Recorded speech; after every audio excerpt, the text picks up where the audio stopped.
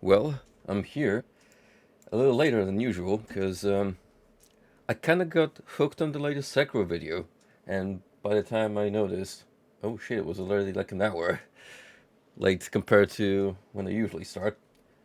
It was a darn good upload though.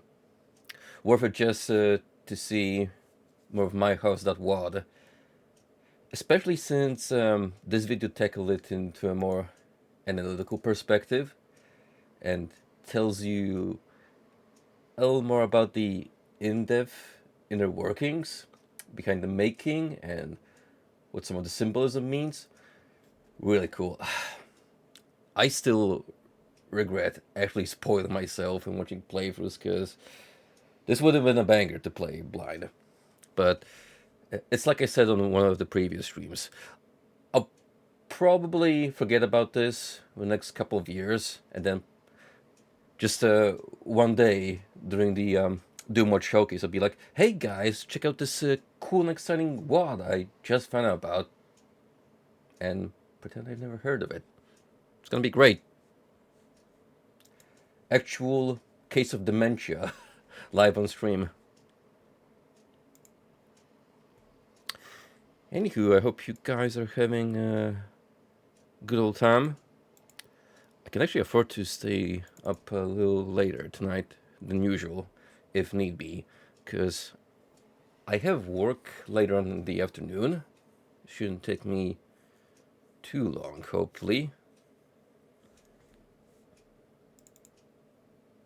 But just in case we need a little bit of extra time to wrap up episode 2, which I would very much like to have this format in one stream per episode kind of deal.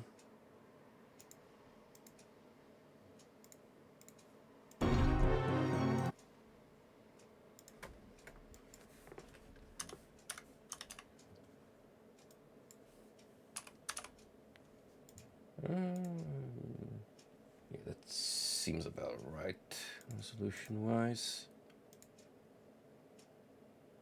Maybe I can expand a little bit. Like so. Just give me a minute.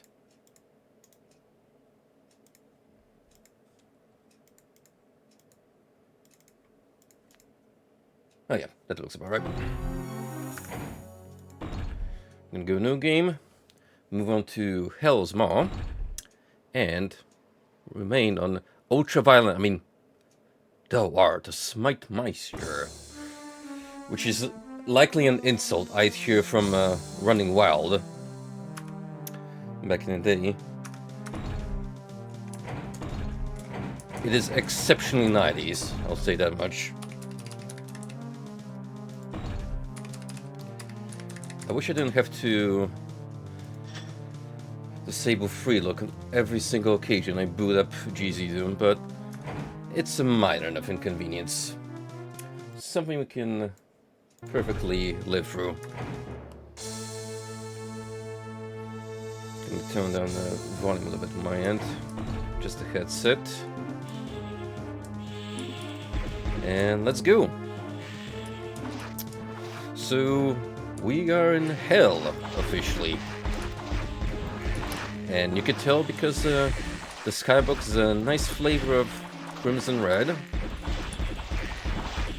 One of those limited choices of colors in the realm below, because they just really like their bright shades of red, orange, yellow. There's a little bit of bias going on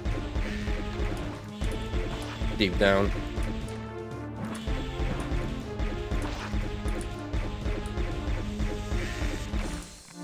Now we're back with our trusty, all reliable base one.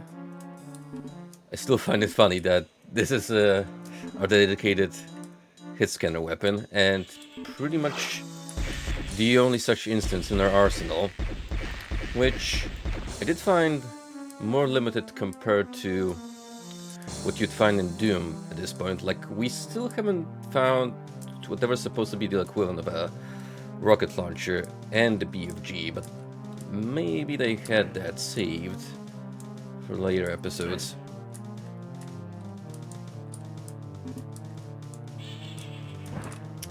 There's the crossbow. Our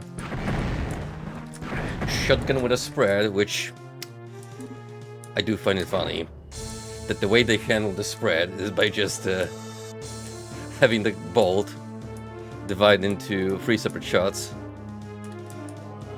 Oh, new enemy. Is that gonna be our Hell Knight stand-in? I mean, we kinda had it already.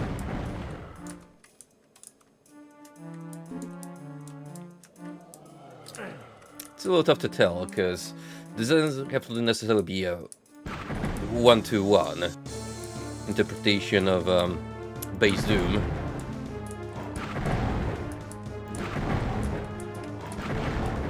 It's kind of where the fun comes in.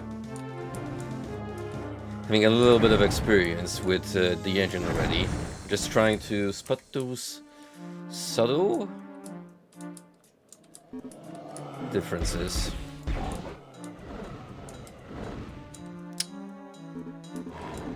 Definitely gonna need more bolts if I am to take down all these guys.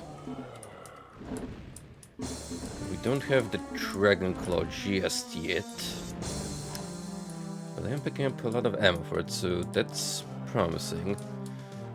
Only 2 secrets on this map. Again, it does seem rather small.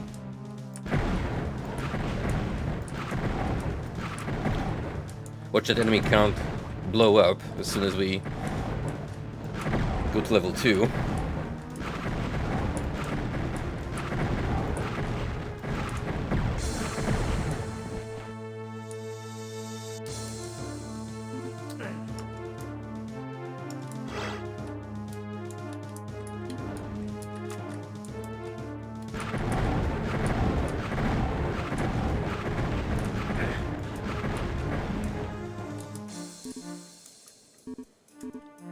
These guys are gonna be more dangerous in close spaces because they're rather slow.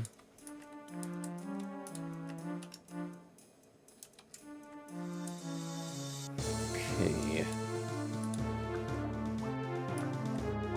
Anywhere we might have a secret.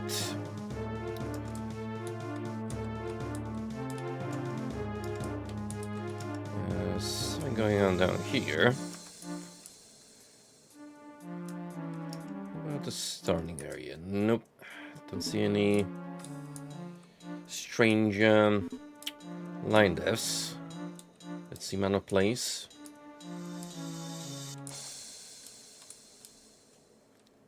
Combo! Got that stream count racked up to 5 and still going.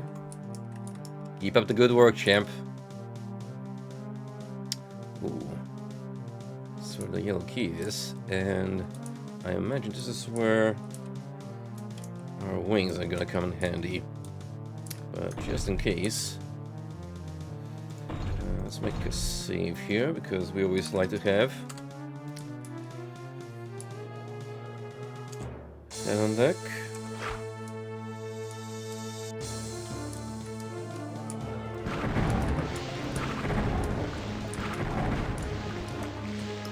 Yeah, imagine flying in base Doom.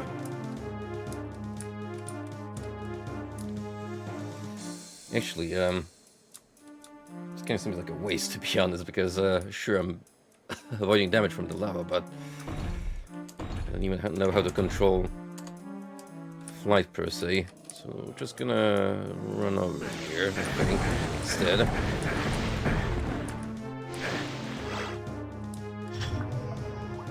Yeah, makes more sense.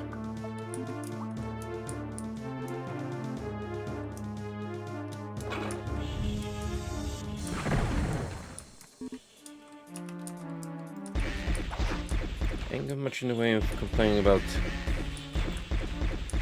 crossbow ammunition. I'm not gonna waste it on such small of a threat. These little pests.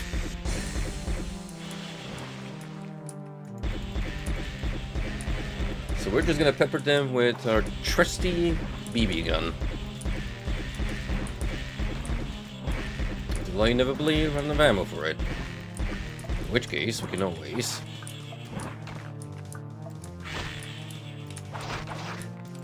swat them like flies.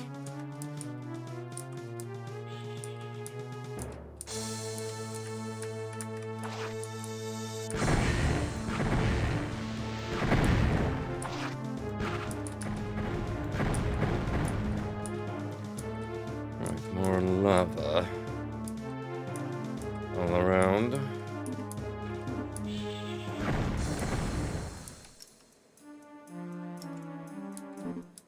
Seems like we're close to the exit.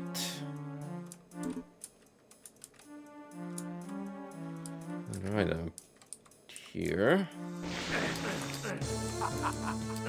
Oh yeah, we definitely want that dragon claw.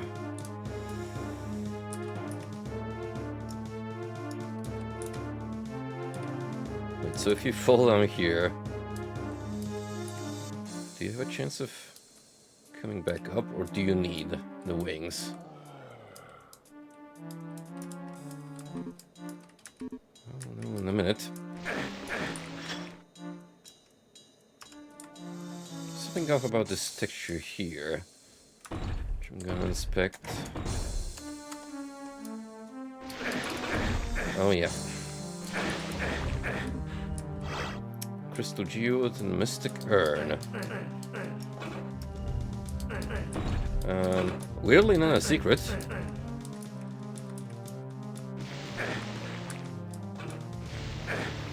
So this lava hurts. It's 10 hit points per tick, which is yikes.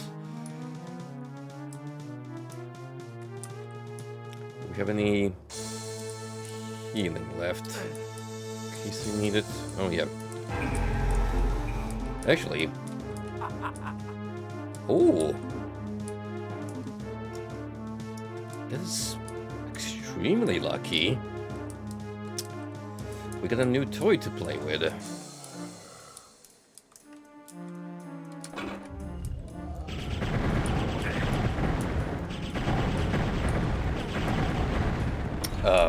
Plasma MK2, anyone?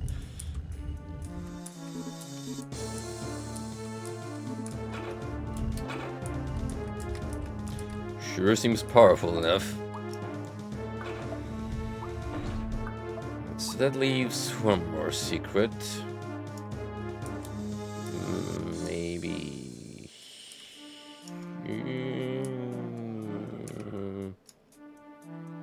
Can actually hear more enemies somehow. Whether or not...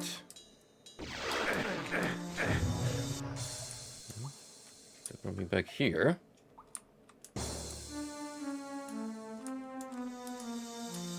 Okay, so where are we missing guys? Which part of the map we haven't explored yet?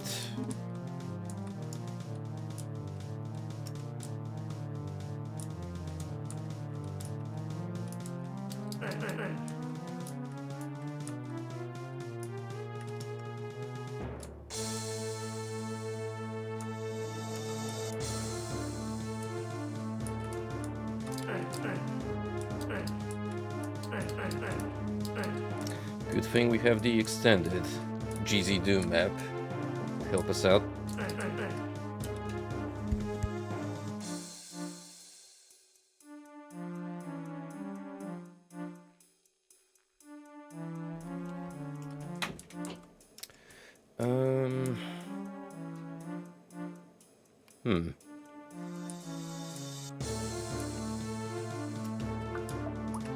But unless there's something down here, I don't know where to potentially look, to be honest.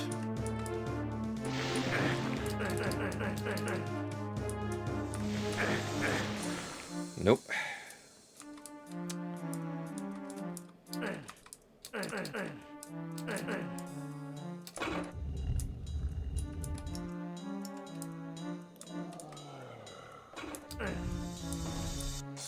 heck is all this wailing coming from?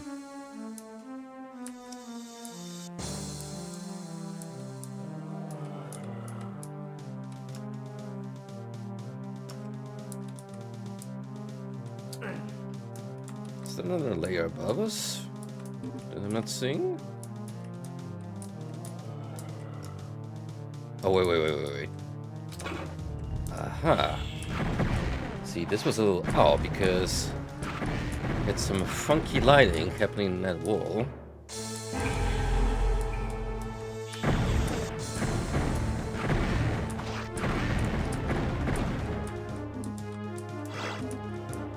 Excellent.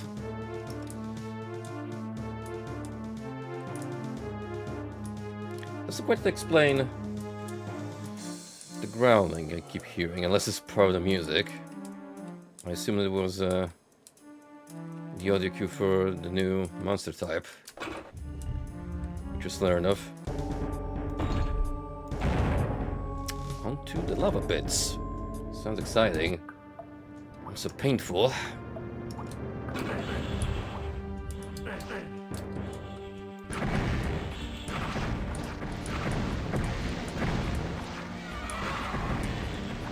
Oh, we got that stuck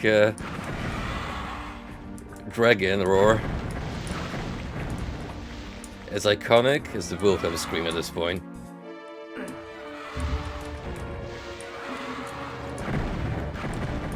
Ooh, these guys are new as well.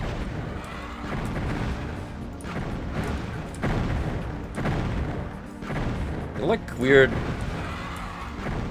scorpion people. With a pair of axes for hands, which is neat. There might as well be one attached to their tail.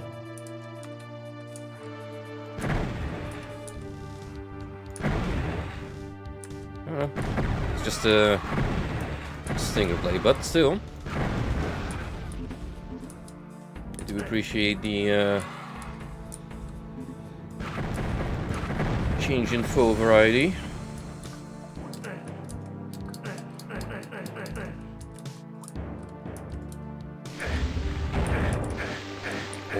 Oh, that's evil.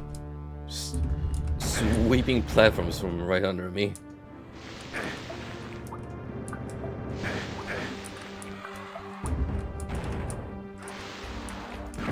I'm under the impression that you take damage from a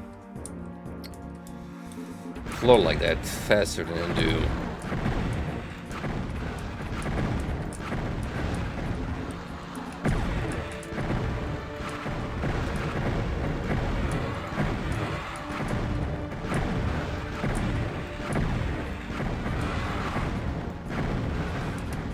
Well, these guys are pure melee, just like golems in the first episode.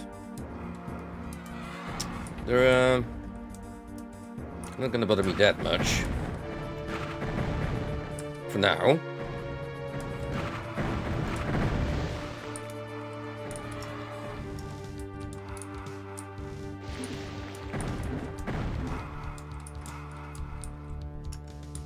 So we got.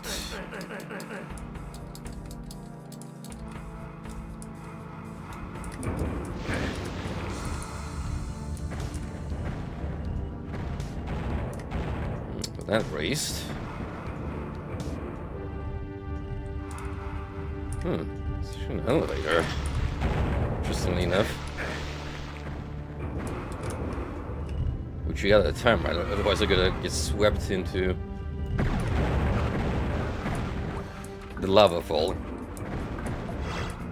I was gonna say lava waterfall, but well, that's semantically not very accurate, is it?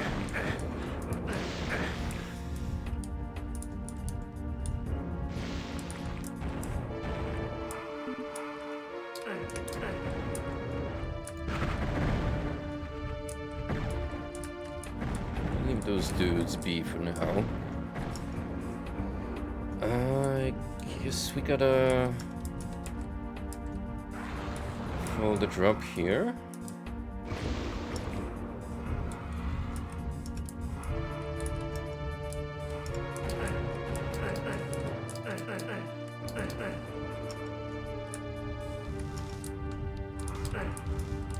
Seems like it. Whoa, whoa, whoa. Ambush.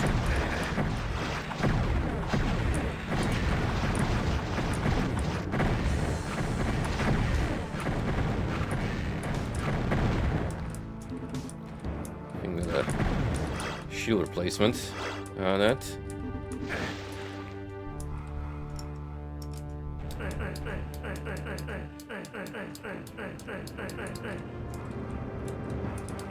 Oh wait, that's optional? Really? No, like wall you can open up and safely leave?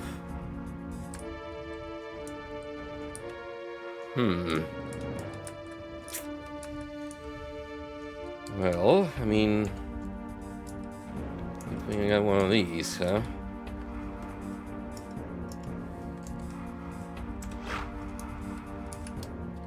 Sucked otherwise.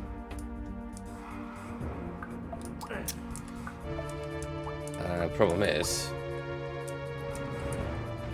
flight controls are not bound.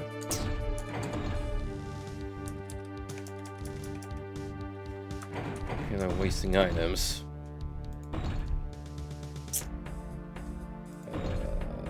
Let's see.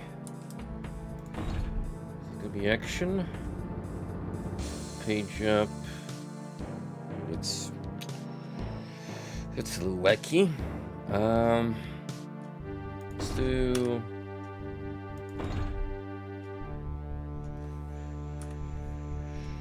Let's clear that up. We can do that. Let's see. It's not ideal, but if you have this many controls to begin with, you can make some compromises.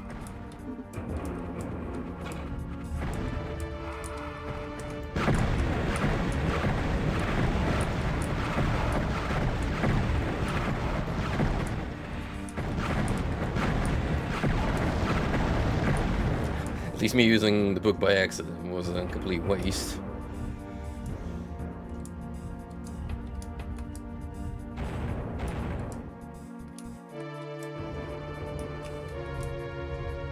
Oh. Just open up for whatever reason.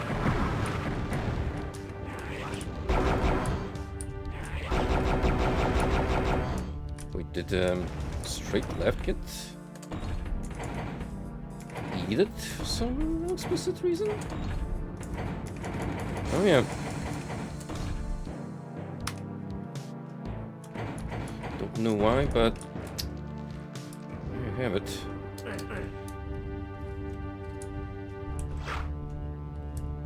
Why do I keep doing that?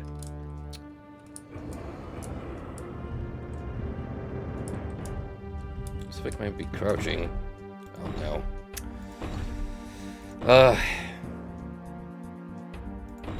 This is why Vanilla Doom is superior, because you don't have any of these newfangled options.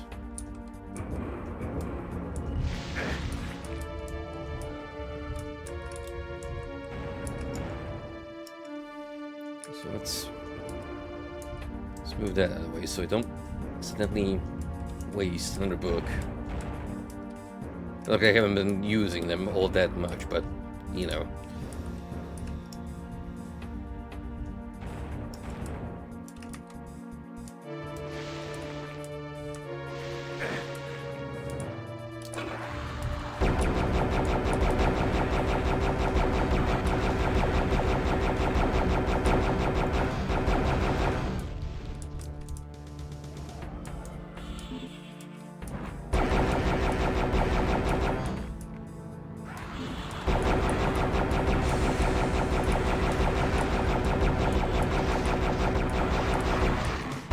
Yay, no flanking.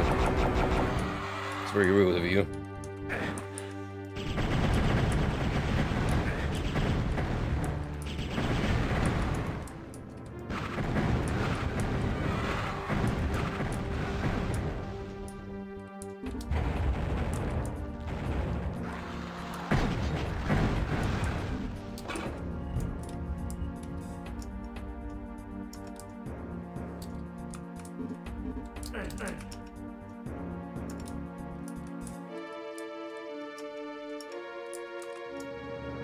You can approach the circuits on both sides, but I was wondering whether there was something more to it than just a fancy design.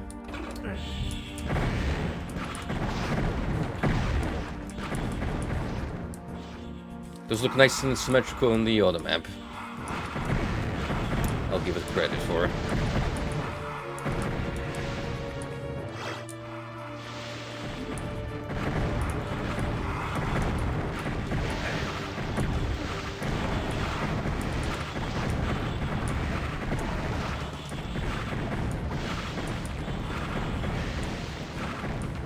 Where the heck are all these little guys coming from?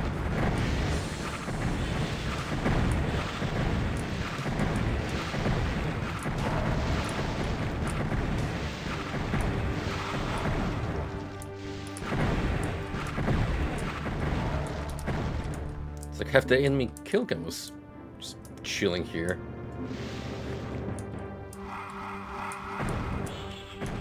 Actually, might be.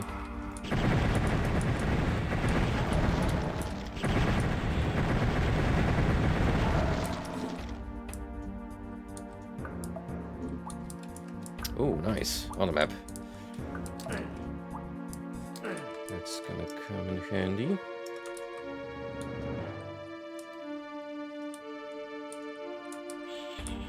Can't open up this tomb just yet. Something beyond here as well.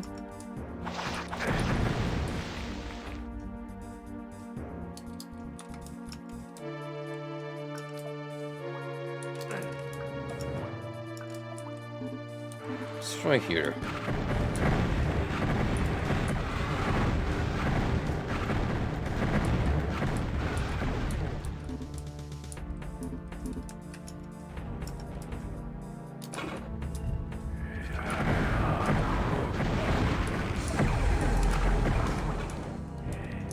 If you're gonna give me free ammo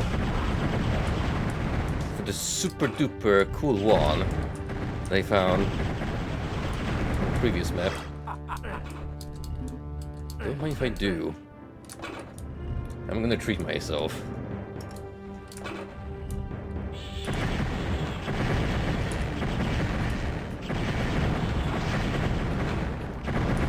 Look how it turns our gargoyle friends into mush.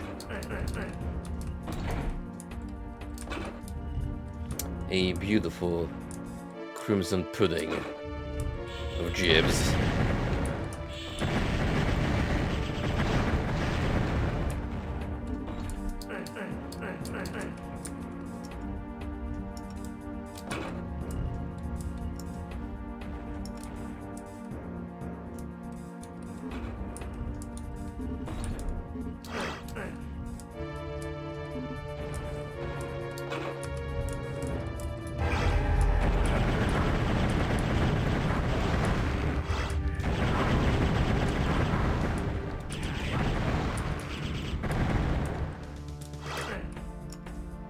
Nice. Appreciate the double-layered secret.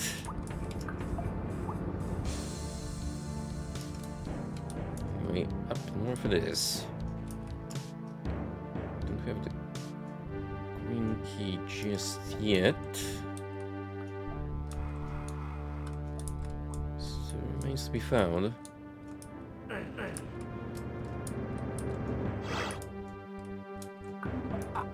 Getting plenty of new items I don't recognize, like this chaos device.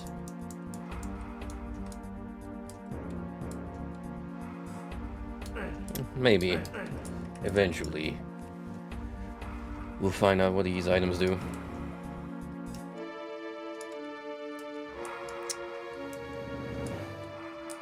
So, how would you get to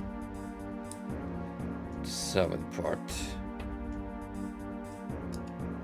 Well, then I want to open up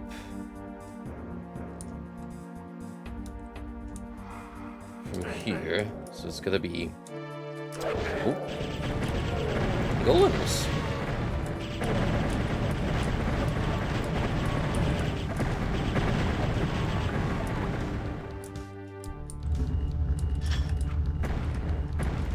I'll wager me flipping the switch. Open this place up. Got the goblins back. Pretty much, meaning we've already recovered our full arsenal. Plus a new fancy one to boot.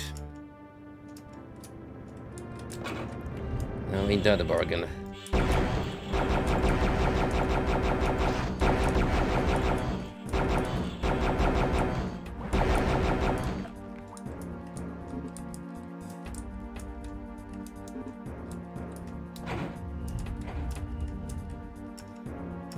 Exit has been found. On top of another secret.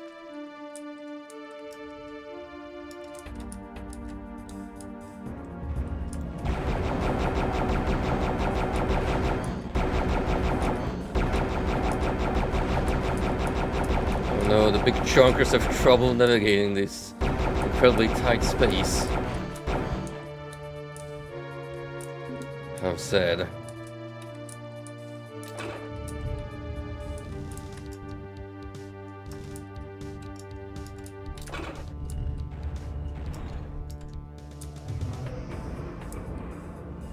Okay. I mean, I don't really have to be here, but thank you for the option. Actually, I do need to be here. Because... Ooh, shoot. I don't think I can get back up anymore.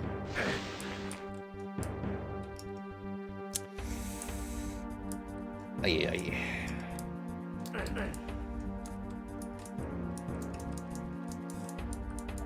Yep. Don't have a pair of wings on me. Ooh. It's gonna be a mess secret, I'm afraid.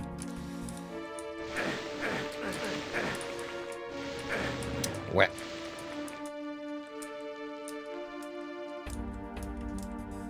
Unless I were to reload and redo the map again. How far does that set me back? Pretty much the entire level. Oh well. At least we know, right? It's not a particularly large map, so I can afford a smaller version.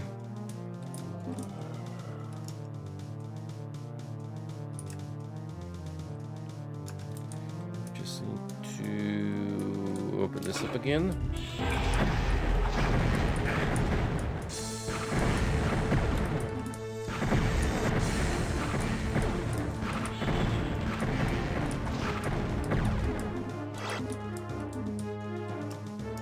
The other thing, and let's blaze through.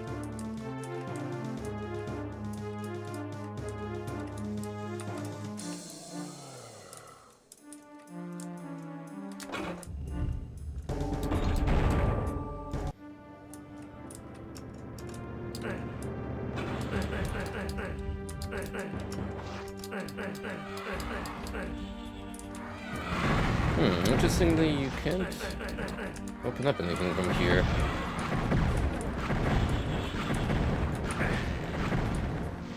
But who knows? I might need to save the wings regardless when I obtain them.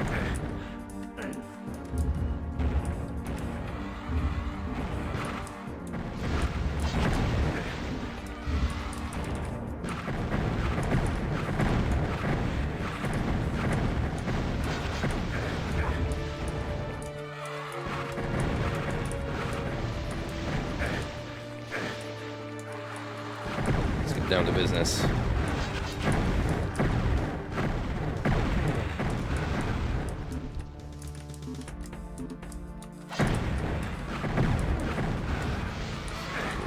Here.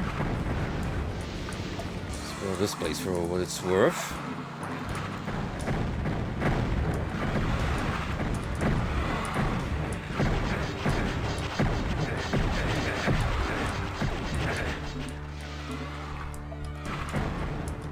The real danger comes when these guys just swarm over you in larger numbers.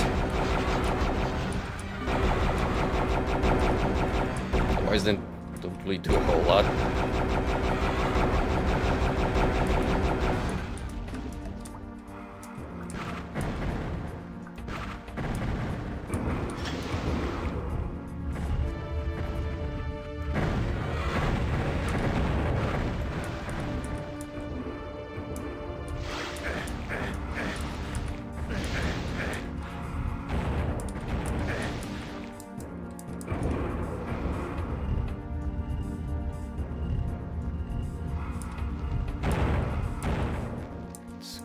Grab all the items.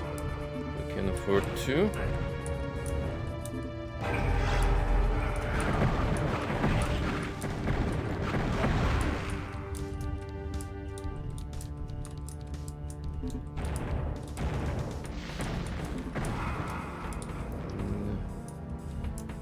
Run up this way.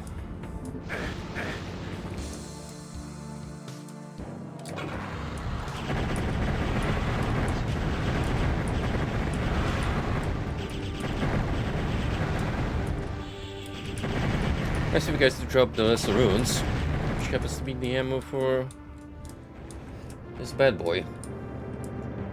I was gonna call it a gun, but is it really? Technically, we wield it like it were one.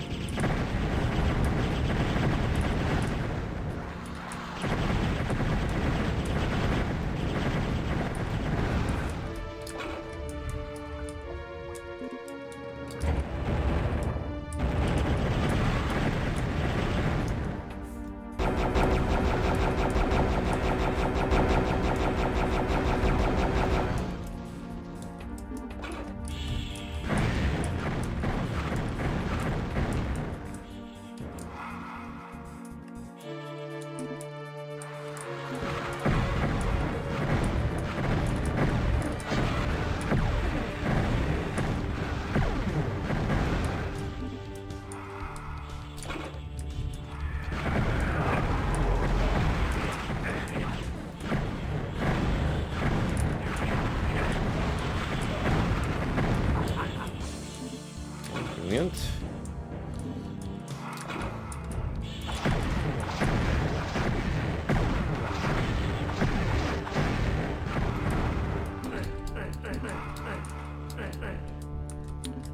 See, that's the beauty of playing retro shooters. If you know what you're doing, you can actually just speed through less complex maps like it's nothing. All we need to know is just be familiar with the layout. That's it.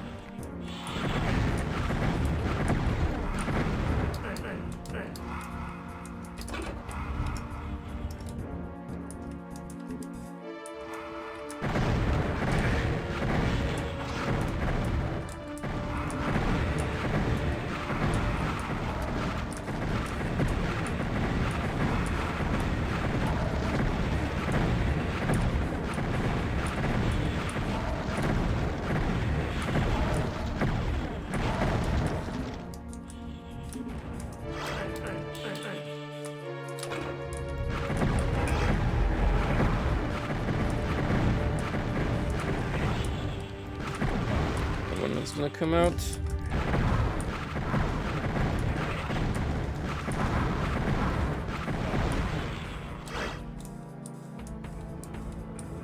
Hey, didn't know they drop tomes of power. It's actually pretty neat.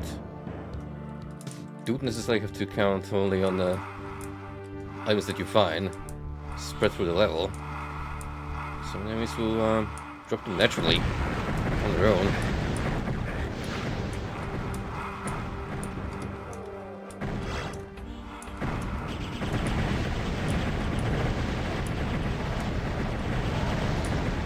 I think this is a good enough place to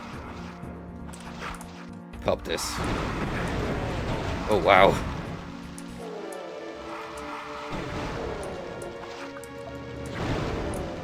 It actually causes a rain effect, as in AoE, On top of the projectile.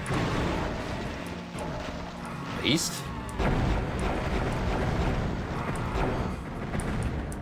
That's a spread shot that sends out spike balls.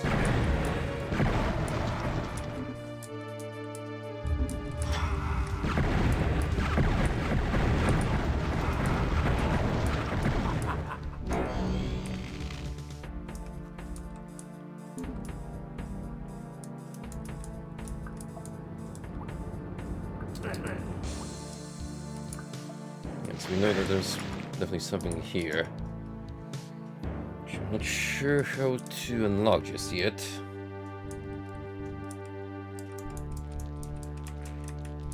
Didn't I have wings, or did they use that somewhere? Maybe gotta find another instance of it.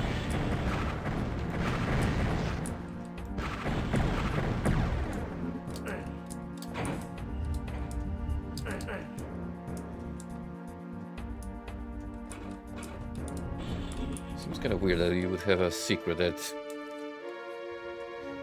you can easily miss if you don't have the according item. But back then, game devs didn't care as much. If you missed it, too bad. That's on you. It's your fault.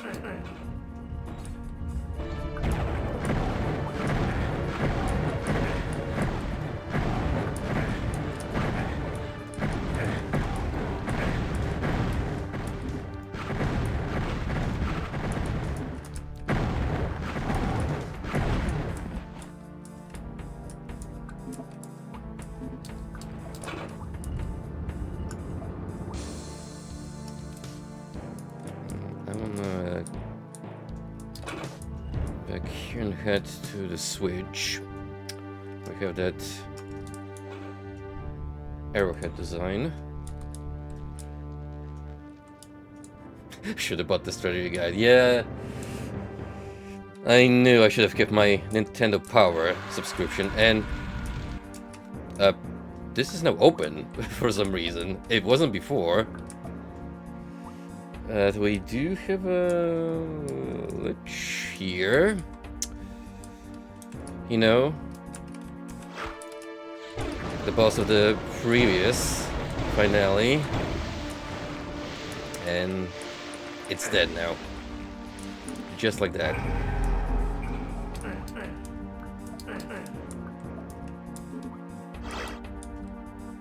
And that sends you back to the beginning. Funny enough. Which really just leaves that little alcove below. Right here.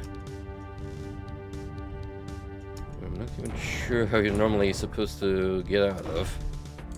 Let's see.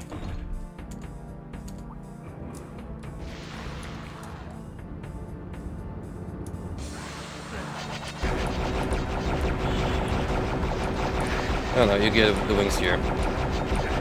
Right. That's your ticket.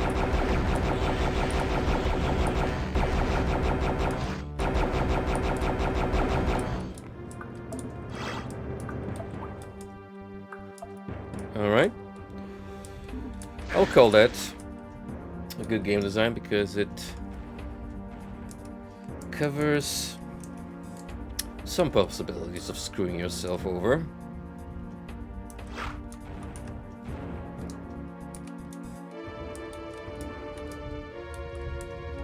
Okay, so I'm gonna take these two just to heal myself up a little bit. And I'm gonna mosey on here towards the exit.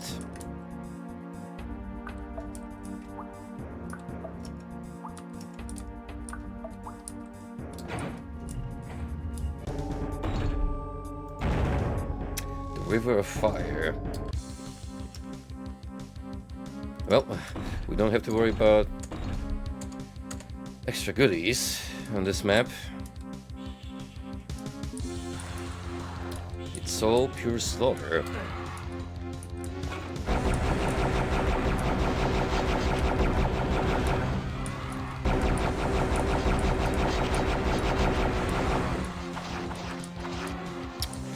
This reminds me of one map from Witchhaven, not gonna lie. I think it's from the sequel.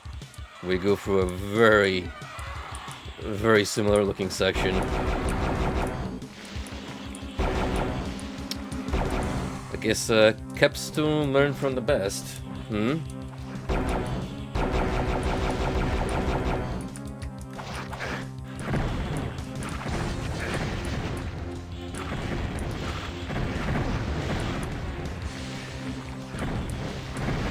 Can you believe that they truly peaked with Witchhaven? I mean, I can, but what else do they have in their catalog? Tech War and Corridor 7 plus 8, which are very subpar looking Wolfenstein clones. Which I'll still have to play at some point, because, yeah, I'm that guy.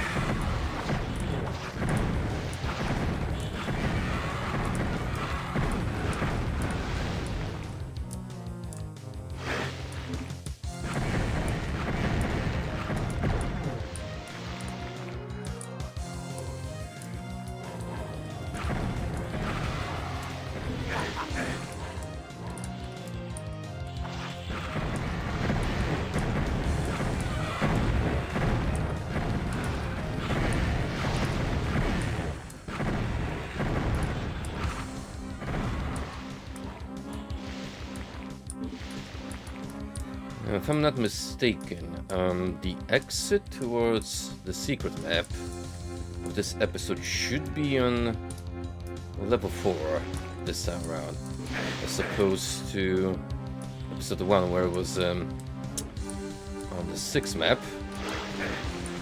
As long as we keep an eye out, it's all good.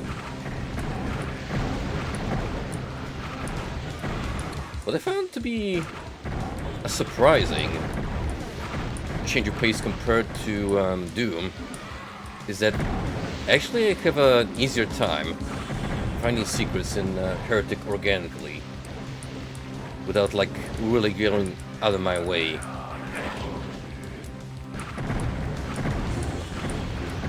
I want to say they're just marked out better.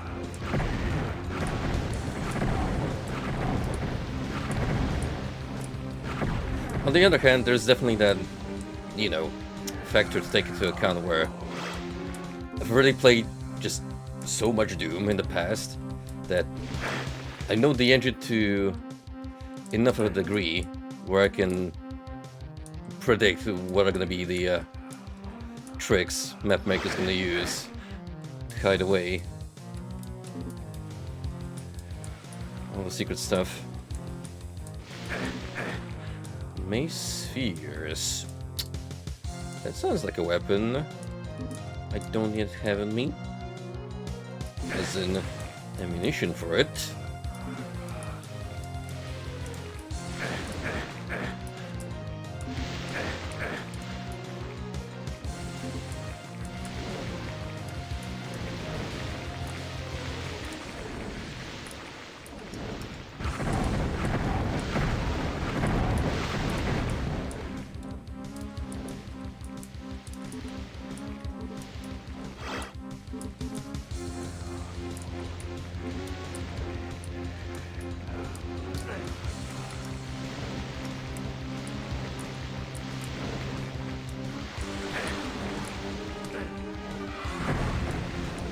Let's lure you over here.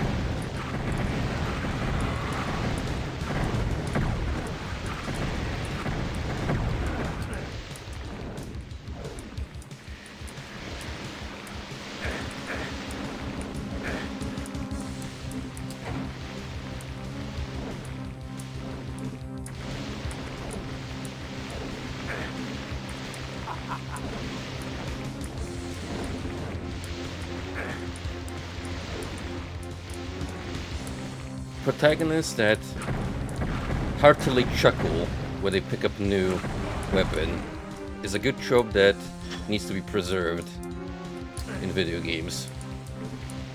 I too would be very excited if I found a new tool of mass destruction.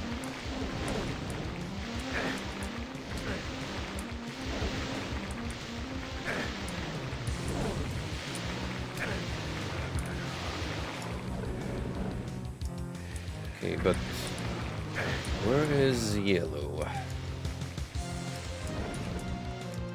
Oh, down there.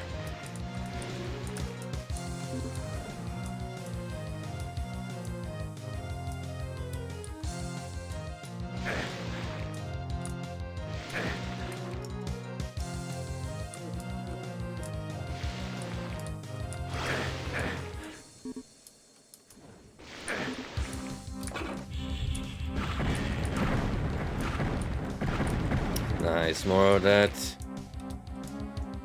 Oh, I thought it was painted glass, but it's just actually just very cool for banners. Still, I respect the extra bit of color. You know, if you're gonna have a evil lair built into your Hayscape, might as well, you know, freshen up a little bit.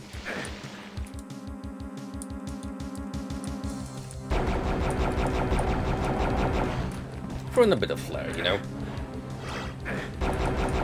Just to have everyone know that, yes, you are an evil overlord, but you have good taste.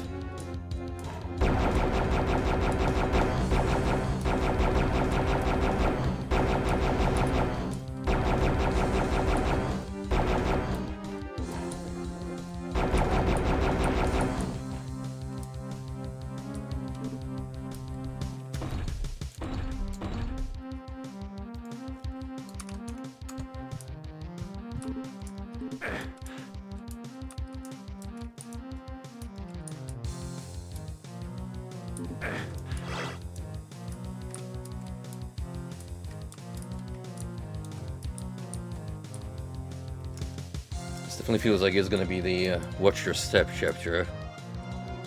Just because take so much damage.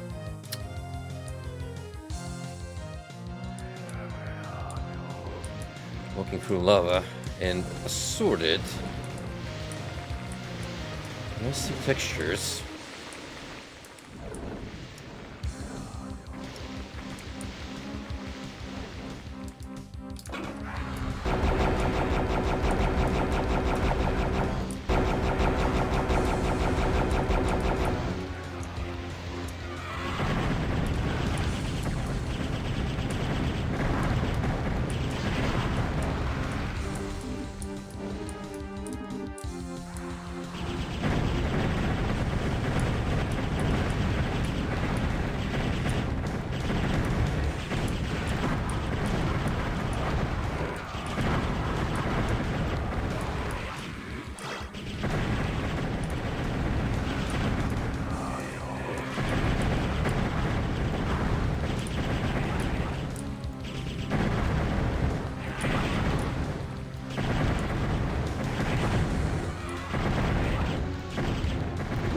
Hurt you guys, or just wasting my time here?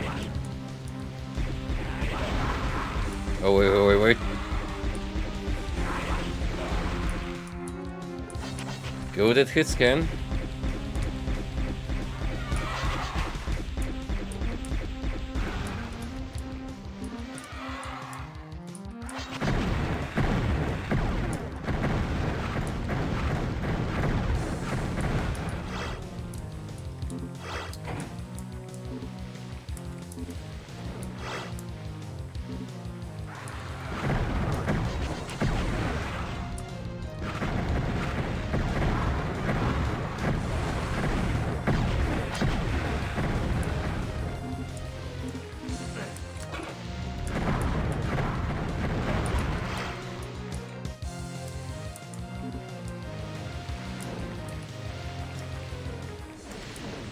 Okay, we're pretty far in already.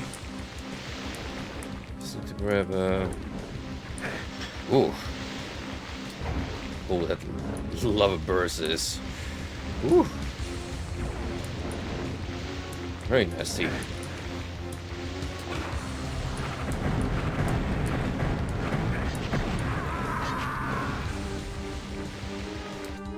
We a were dragon. That's what we're calling them. Okay, I mean, sure. There's werewolves, were-tigers. Why not go scaly? Oh no. Oh no.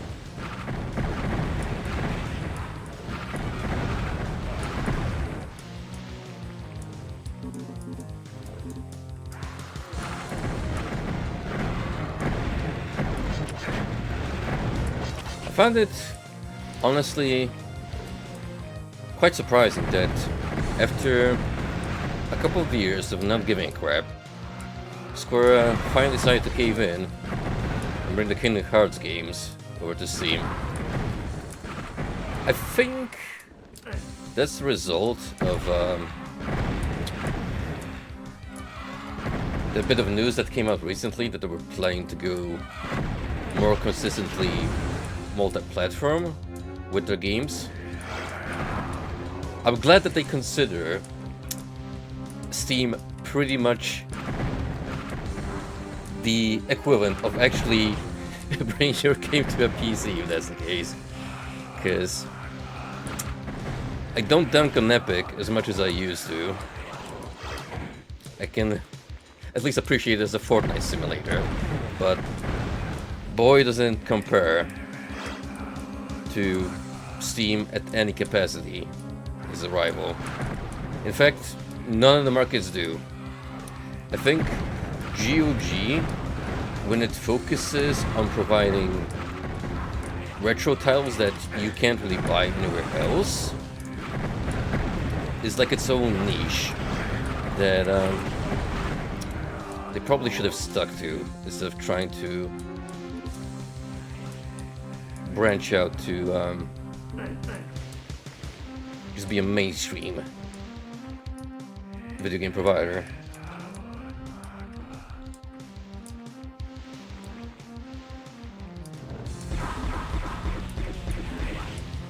It was definitely for the upfront payment. Just like how SNK first put Samshu 7 on Stadia. Yeah, remember Stadia when that was a thing? Oof. And then they went on Epic. Fast forward several years, they finally brought it to Steam because they realized, you know, those exclusivity deals, they didn't really give them anything in return.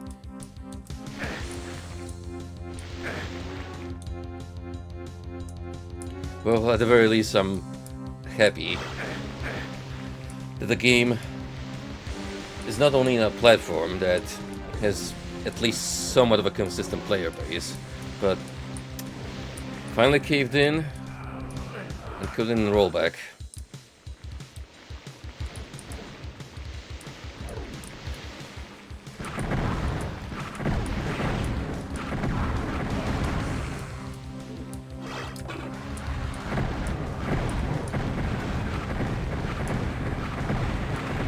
Now that being said, Kingdom Hearts, I don't know, I wouldn't mind checking it out, but it's not exactly a priority. If anything, I always found it funny to never play any of those games and simply rely on the other context cutscenes to tell me all that I need to know. Because boy, if you just watch a clip of any of those games without any knowledge of the series prior, it makes it infinitely funnier.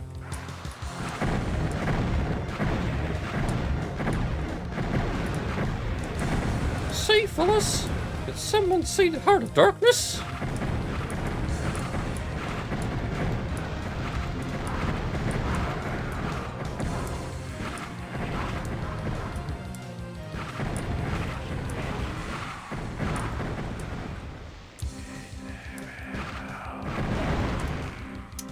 See, here's a counterpoint. How the fuck am I supposed to seriously take a game that has Mickey Mouse and Donald Duck as companions?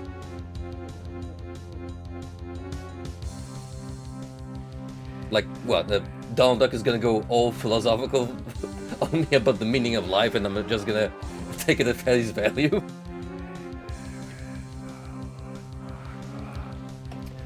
By the way, I love that meme about him being supposedly, canonically, one of the strongest protagonists in Square canon because he has access to one of the most powerful spells.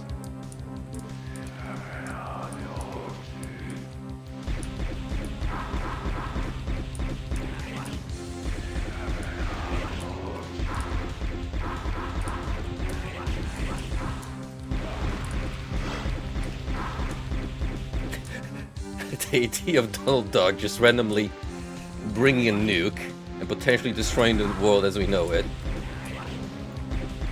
That's hilarious.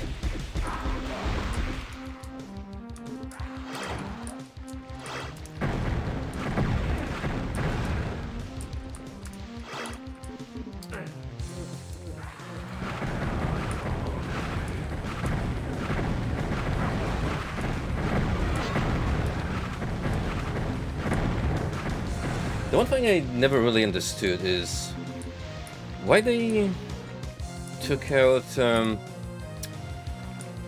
Final Fantasy crossover aspect at one point. If I recall right, it was supposedly Disney that pushed towards making it more their side oriented, but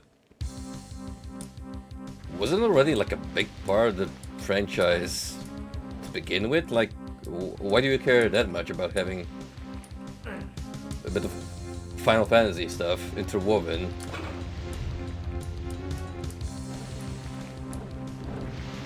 If anything, it makes it more interesting.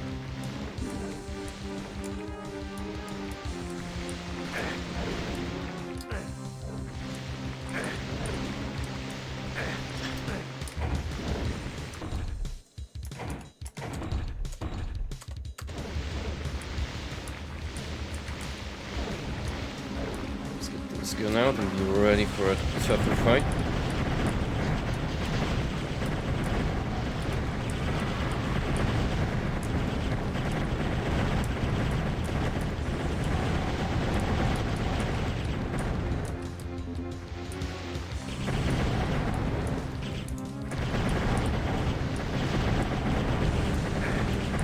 See, this is a good use of the were dragons, because I actually have to let me watch my footing, but be wary of these small rooms where I can easily get stuck and eat a fireball in the face.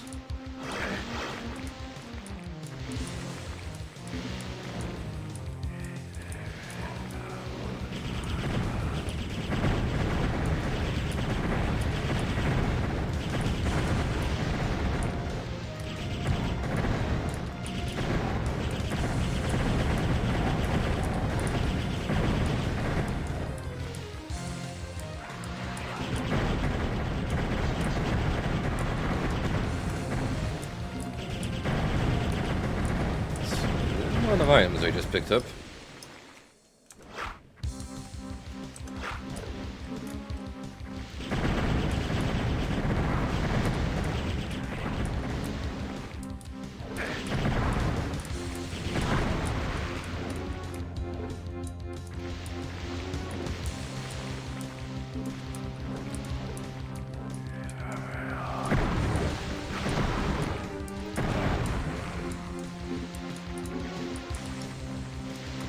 Not quite. 7 enemies left.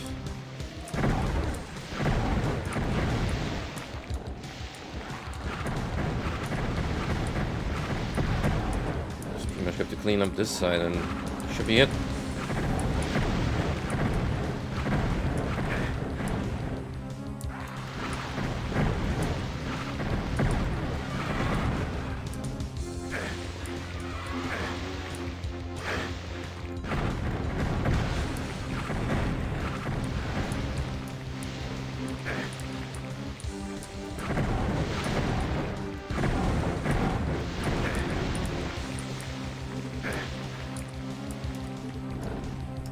There we go.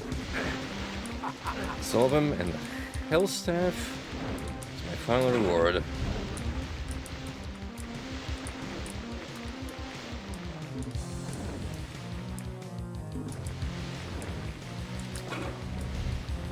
Neat map. More of a combat focused breather.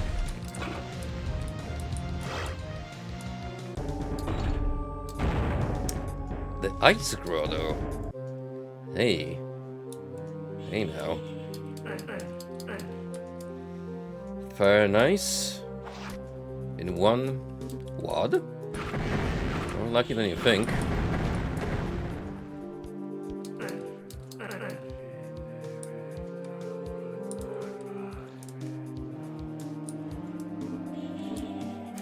The ice being just a still texture of water. Hey, if it works.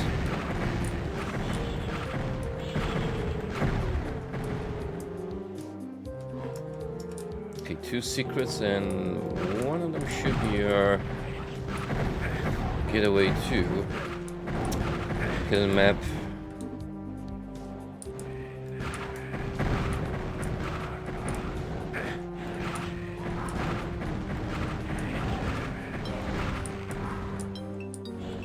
Disney being Disney, yeah, I can definitely get behind that.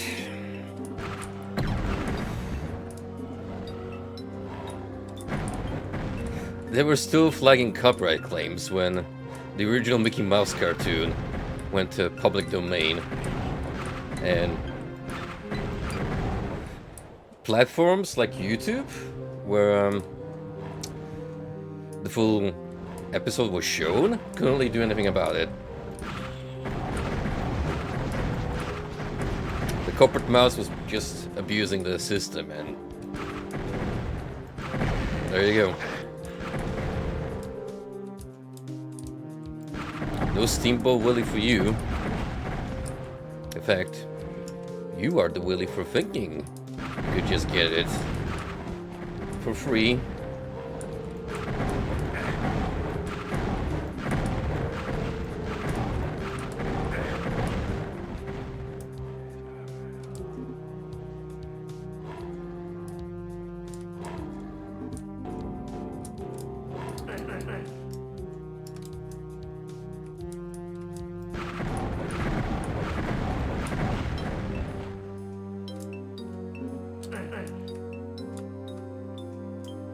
Make sure I explore this towards the area fully.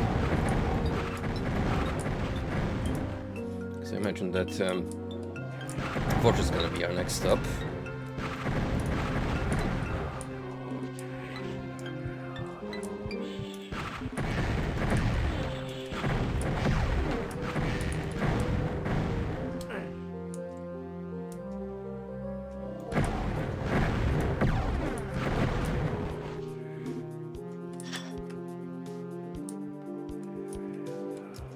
In fact, we couldn't have even entered.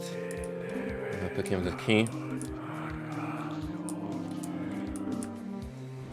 One of these is gonna be. Oh. And orb, I reckon.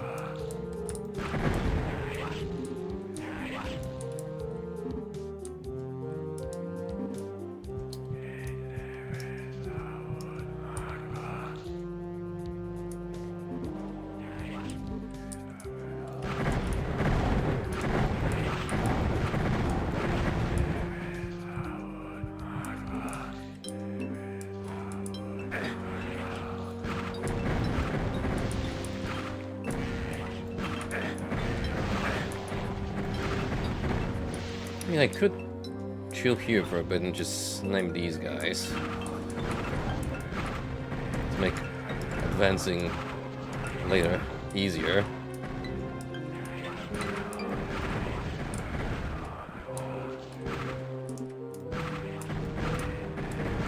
Crossbow bolts are fairly accurate in that regard.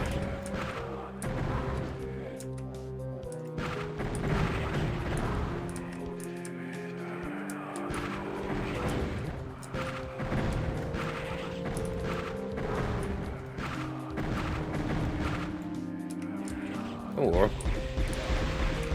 it could be even more precise.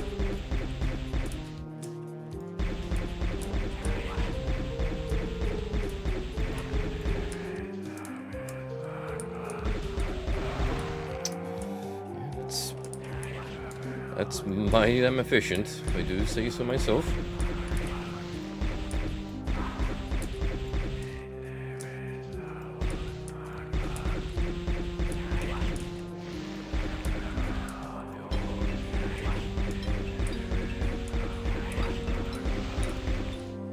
What's up with this guy who refuses to die? What about you?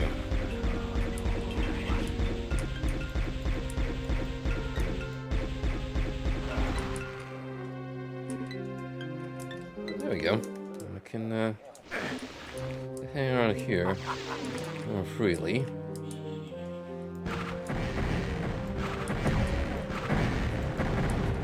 Don't have to worry about all these snipers. Okay, that's one secret.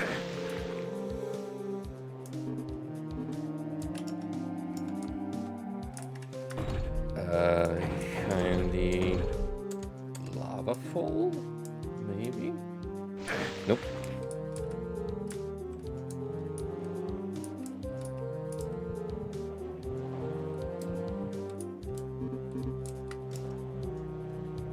I think I've pretty much seen all there is to this outside area.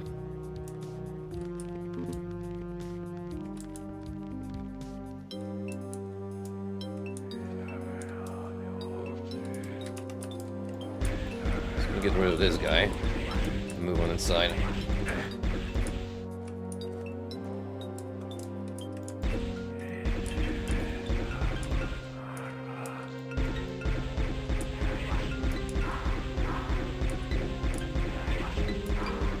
Go, hit scan.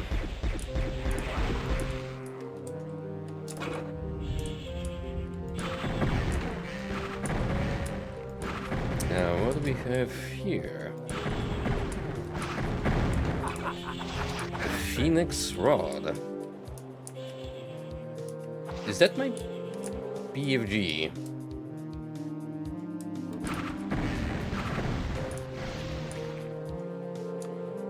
And I'm not gonna waste any shots on these petty imps. Instead, we'll wait for a fine opportunity.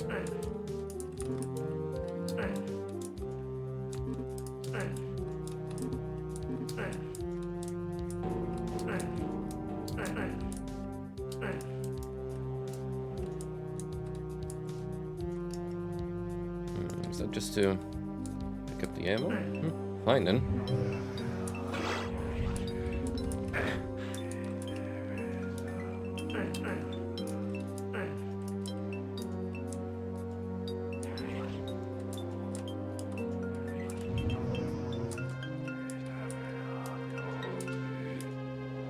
Okay, what about this side then? How would you get help from here? Is there another teleporter? Yep. And the key.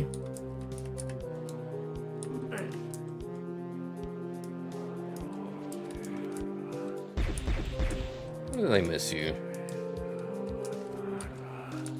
Where have you been hiding all this time, mister? Both of you, in fact. Or did you just decide to join the party? Oh, don't slide into the lava. Bad idea.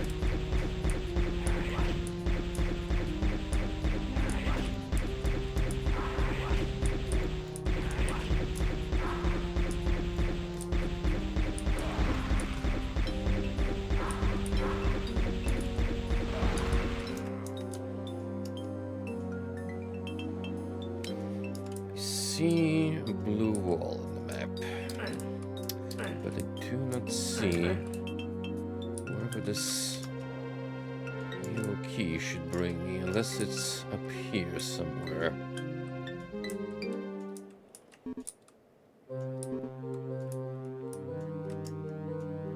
Right? It's way back in the beginning. Really forgot about this door.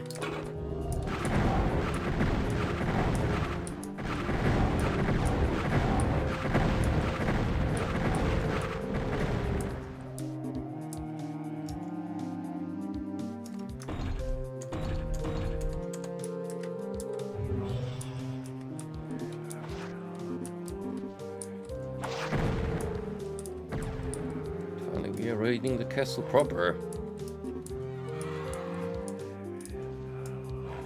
This is why it paid off to clear this area on the outside.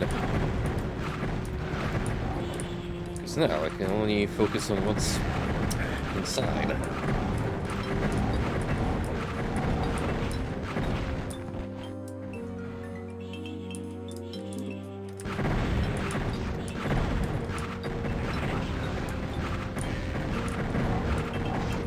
It's more like a town. Well, so, it's got good fortifications. Too bad you can skip all that by just using a teleporter. Wham. Major flaw in design detected.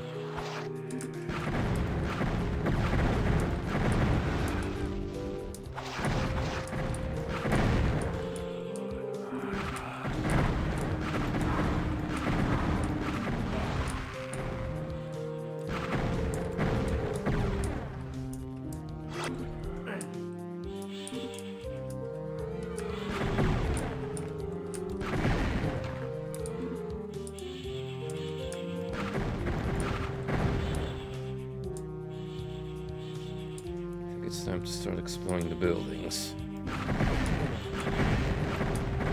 Also, I don't know why, but this section in particular makes me think of Minecraft. It's probably the way it's shaped.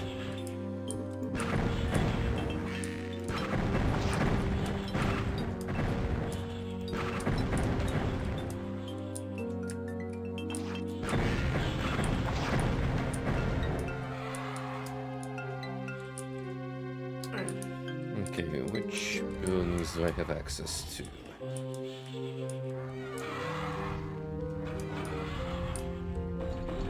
I hear some doors being opened. Is it here?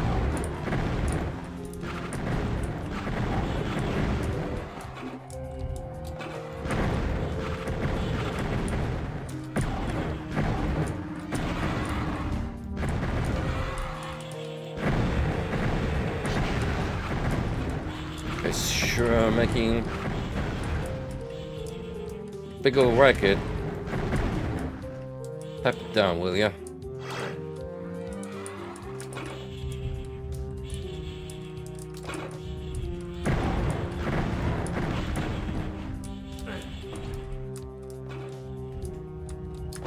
So, Frosty, how far did you make it into Dread Delusion? On top of that, how are you liking the game? Did it meet up to your expectations?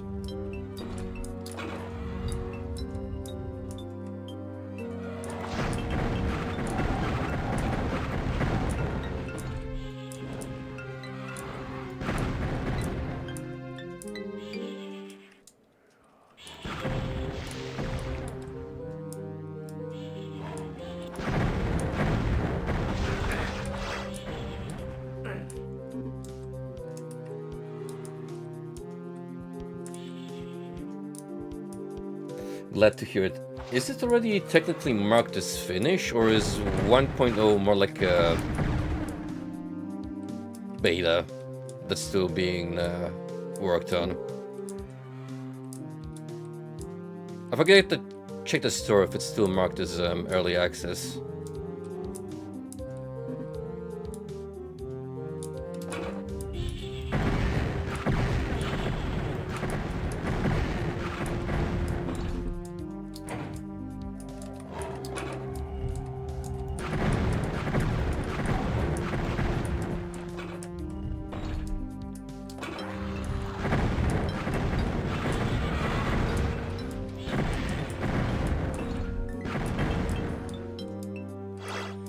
nice. I mean, it did take them a fair while to get to the point they already are now, so kudos to the team for all their hard work. What I really hate about some parts of modern game design is where you just slap the early access tag and keep it forever. I think... was it the first ARC game or the second one that's already many years into development? I think it's even already out, playable, but it's still labeled as early access. And I just think that some devs use it as a clutch to say, oh well, this ain't the complete product. So you can't really blame us for all the shortcomings. Yes, I can. If you fucked up, it's on you.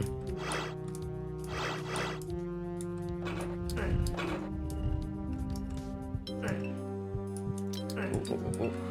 I saw a little room back here on the map.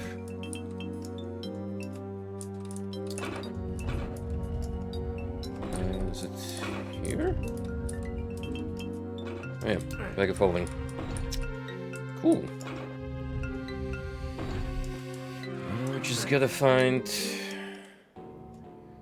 the last remaining enemies, and wherever the secret teleporter is tucked away. So how do we get into this building? That's what I want to know. There's some wings up here.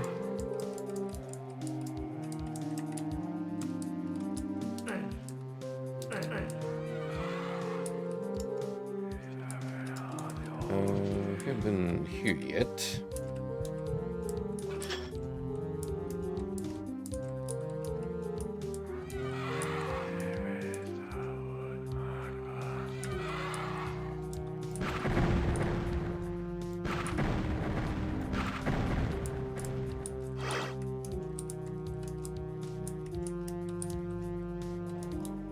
And that's gonna lead me out to the normal exit, I think.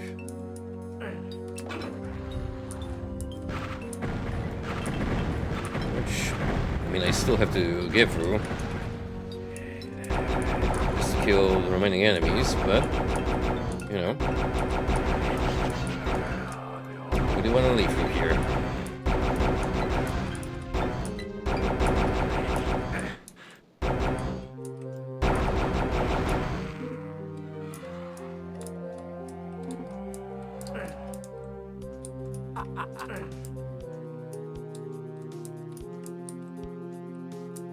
We'll tackle this in a moment. Actually, this, I think, is lowered a little bit through some means.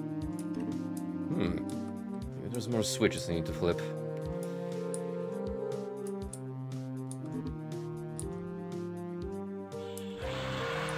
Oh, shit. Alright. Crank out the Sum of Power.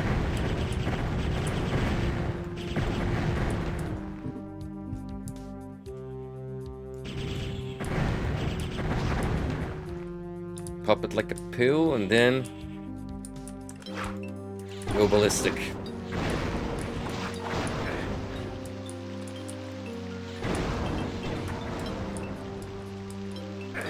And there you have it. Destroyed. Oh. Hell's your problem? Stupid tornado won't leave me alone.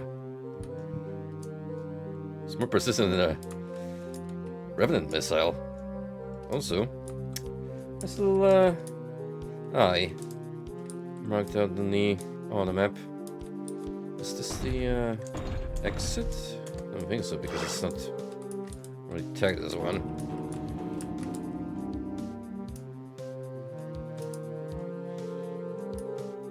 This is the exit.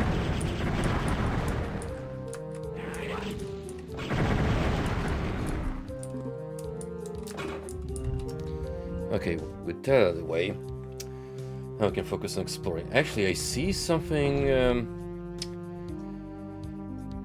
in the chapel where we picked up the Phoenix Rod. This might be one of those layered secrets where we gotta do something from here in order to trigger a reaction outside.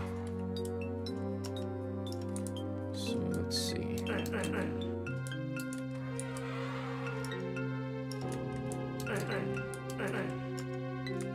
It's here. This room.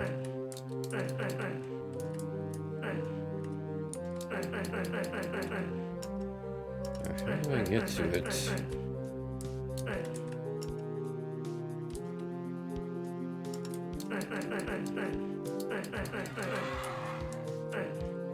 This has opened up.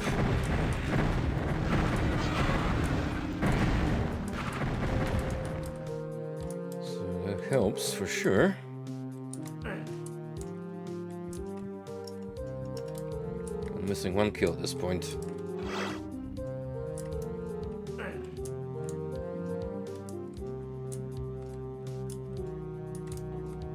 Whatever I did over there,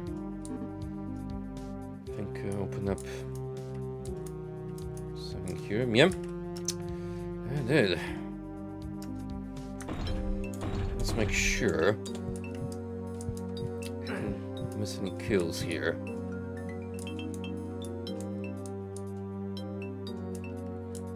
I'm gonna assume that we got one guy hanging around the secret exit. Not really hurt for me to double check.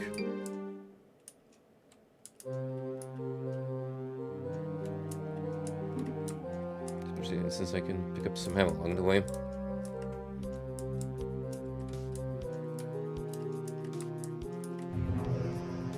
Oh yeah, this brings me back outside, which is nice. Nice and cool.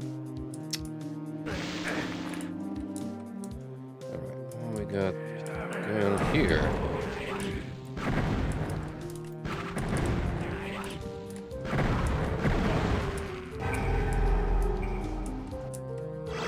Oh, there you go.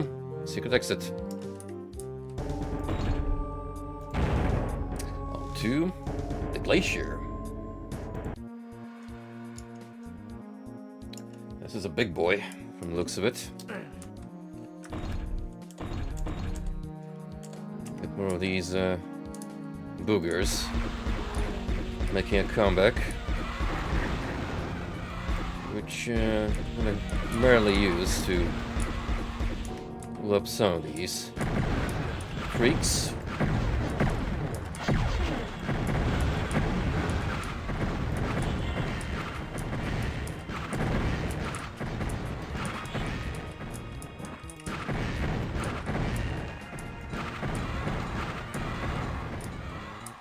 Feels like I'm going through this episode way faster than for the first one. I want to say it's a mixture of me already getting the hang of the game, and these maps being a little more straightforward up to this point. They don't feel as intricate thus far.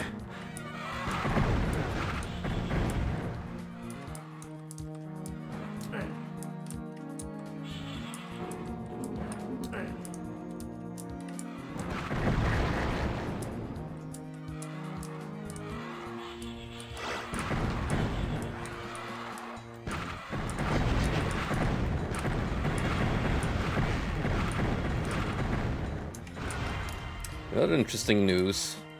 Larian Studios opened up a new division in Poland, and I was actually surprised to learn that's their 7th branch that they managed to extend to at this point, which, I mean, good for them. That Baldur's Gate 3 money sure spiked their budget. Apparently it has to do with them having 2 new projects underway. I mean, look, I'm only still in the process of playing through Divinity Original Sin 1, the Enhanced Edition. I already said my part about the writing, so I'm gonna really repeat myself. But these guys certainly have a good grasp of how to make a fun gameplay system, so I wish them all the best. Just maybe get a few extra writers, you know, make more interesting stories.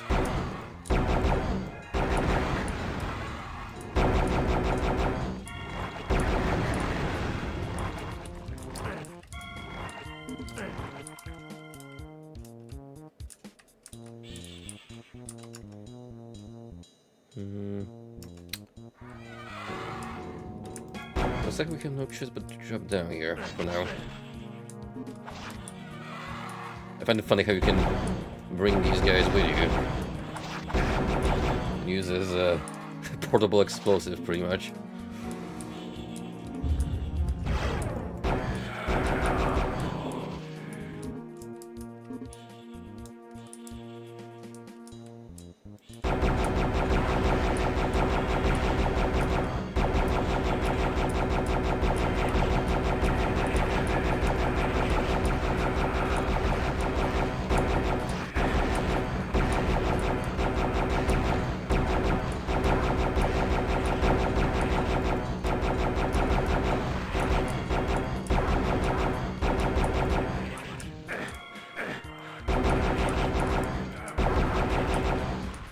So in fact the game has confirmed that these enemies are called wizards. I would have rather named them warlocks, just because of very evident implications as to what kind of magic they dabble in, but my call to make.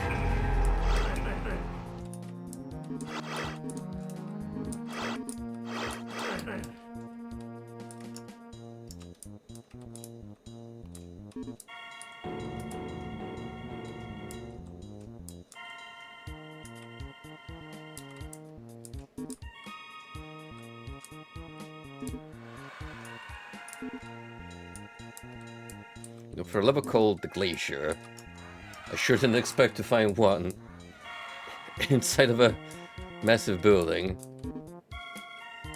It's definitely looking out for something more outdoorsy. But hey, I don't mind this kind of setup.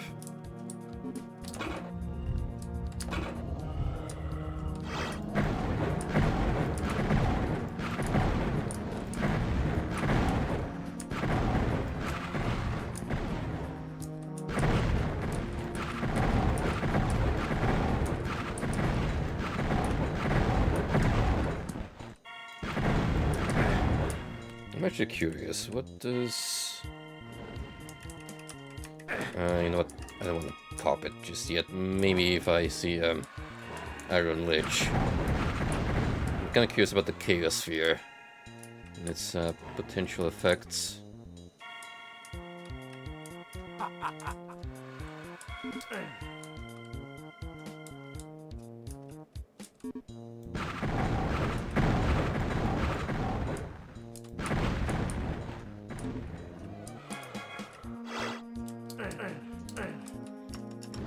Oh,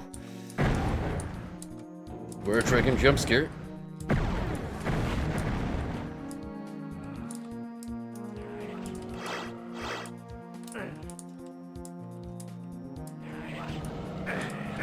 Also, a reminder for myself to try out the Phoenix Rod whenever I see either a large stack of tough enemies or an Iron Lich.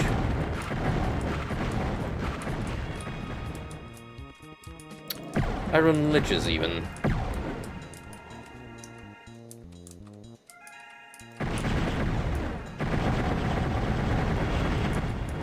Just thinking some kick-ass. It's done.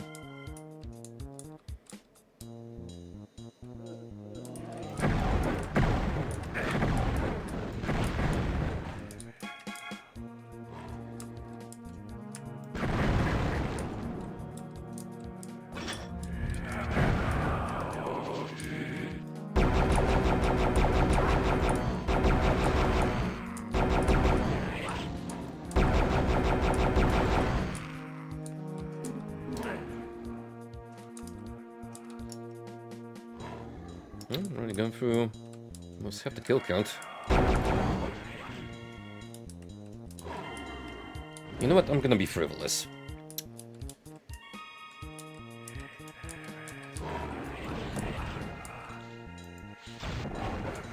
It's actually the rocket launcher function.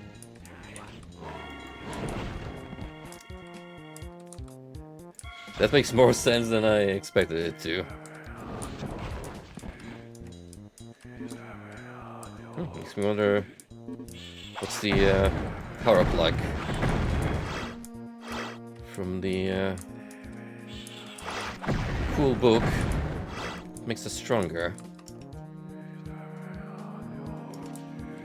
One would call it the good book, if it weren't for the fact that its cover makes it look like the Necronomicon, and that's no good. You don't want to be potentially opening up a portal to hell and beyond.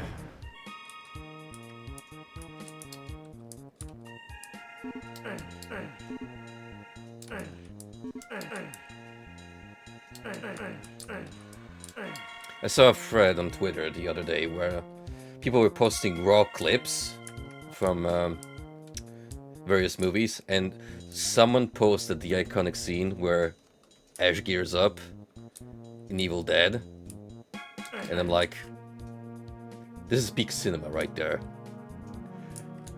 Like the moment he cuts off the double shotty barrel and it just flips it gratuitously. Badass. That's how you make an iconic scene that sticks.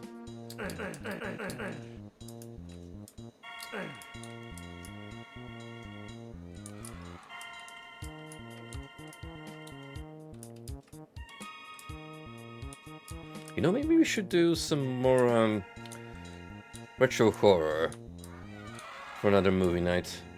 I did have Frosty suggest Puppet Master, and I never seen those movies, so that's definitely up there on the list.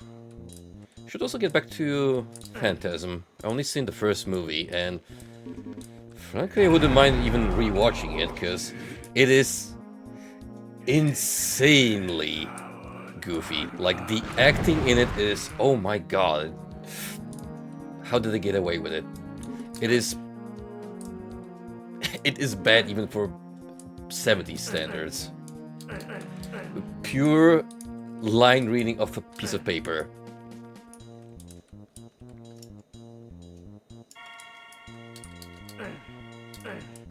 But we love the tall man, so all is forgiven.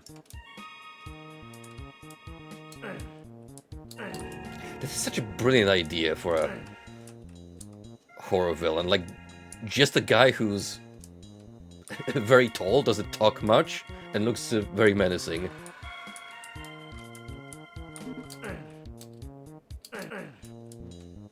Okay, eventually you learn that he's more than just a giant of a man, but let's not get too much into spoilers.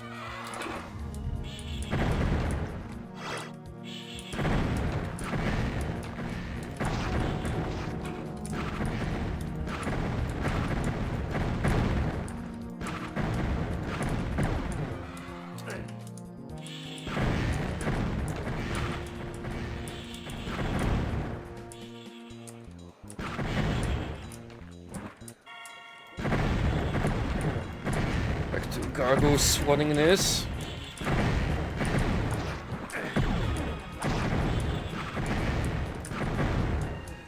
Sometimes when pest control is unavailable, you gotta take up the mantle. Speaking of which, we've actually been having a mouse problem in the apartment, which is a first in like the 10 years I've lived here. That's never been a thing. I'm gonna blame new people moving in for having bad maintenance habits and just make a mess in their own places, because trust me, I've seen how people live through all my years of work as a self-employed contractor, and brother, I'm gonna be real. I have not seen a live cockroach until I moved to the UK and went to some filthy ass apartments. How do you not clean up an oven? Why do you let it rot in filth and grease? You're just basically begging for those little fuckers to show up. And they suck. Like, they are disgusting.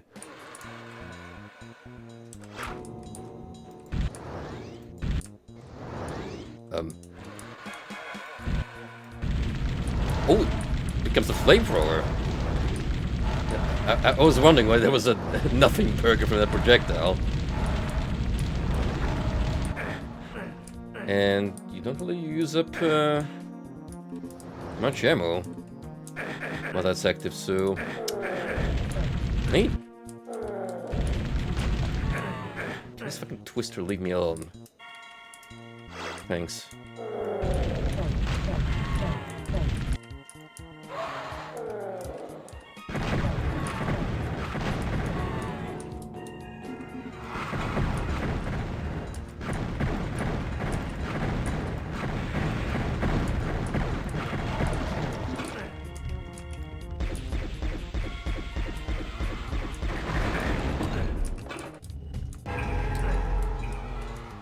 Already have that, but thank you for the option. So that's 3 out of 9. So we've got plenty to go about, but we do know that there's an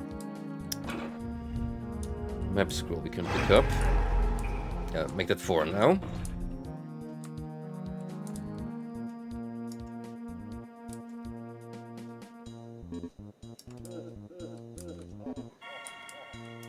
Haven't here yet.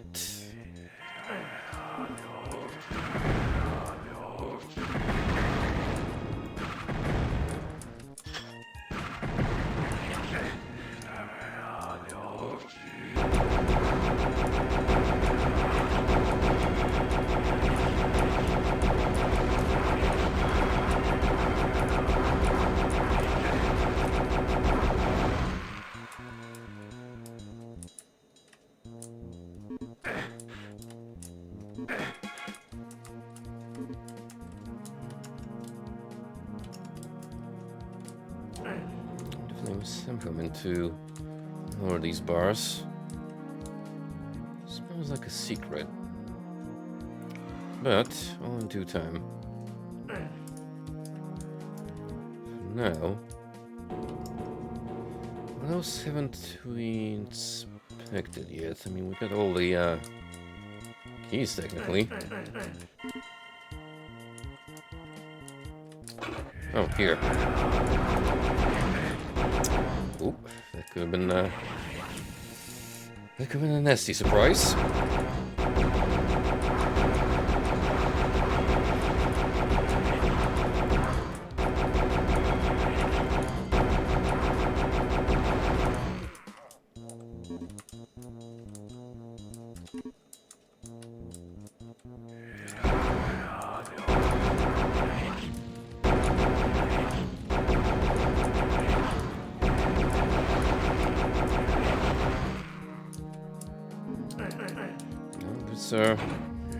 Let's our ticket out, apparently. Which I don't really want to use, because, as you can see, we got options.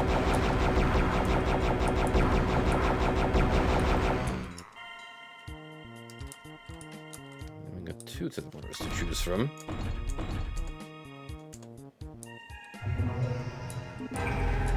Ah. Just what I needed.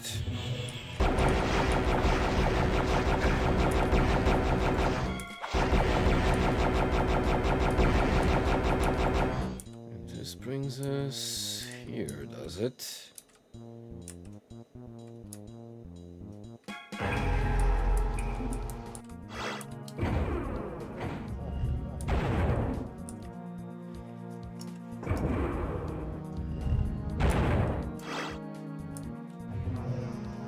Well, secret count just boosted up to 6, which is great. And we got something happening here.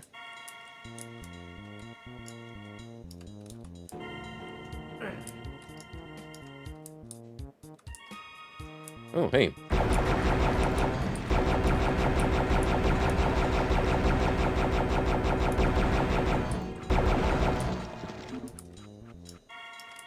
Some place opened up.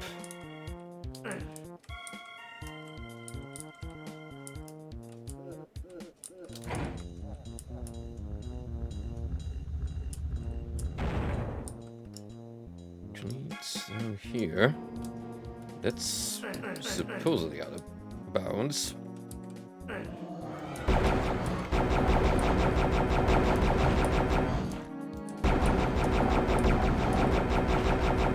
Wow, actually scary to see these guys in the dark. Like that.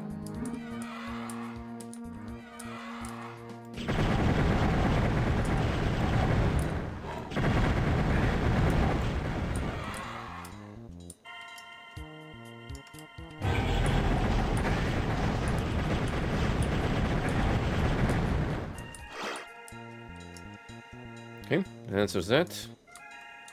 2 more mobs left. I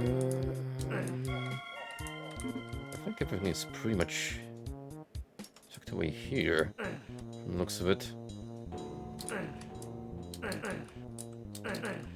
What's the deal with these 2 torches?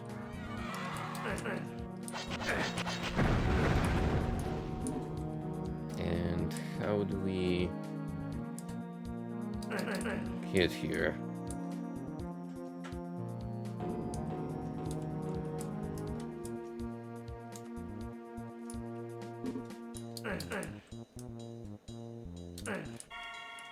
We gotta go to this area first. Seems like I can jump down here.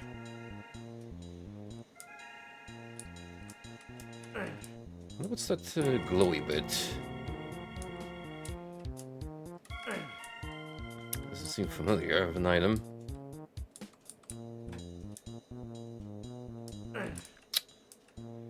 I mean, I could just use flight. I think I have the item for it. Sure can.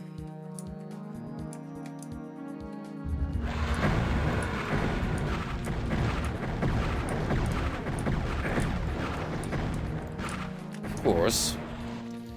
This move we just had to... Weird ugly mug. A morph over fire mace.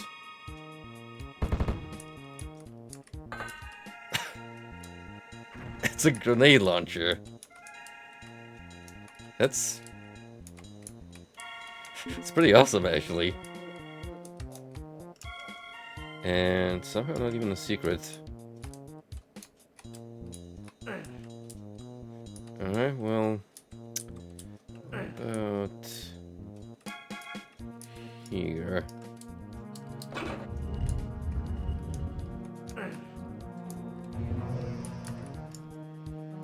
Oh, it's actually brought me where I need to be.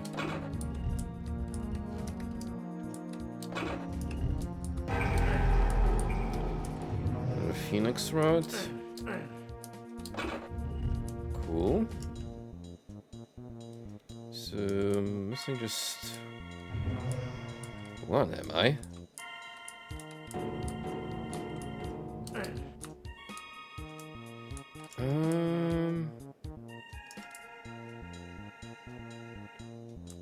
Weird, did this one not count for some reason? Or is there something else I should be aware of?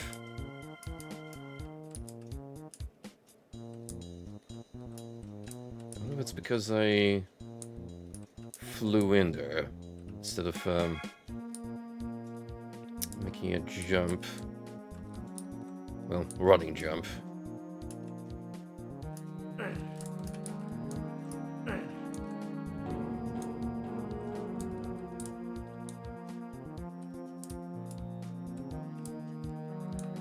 Wouldn't be even surprised if I skipped that line there because of it.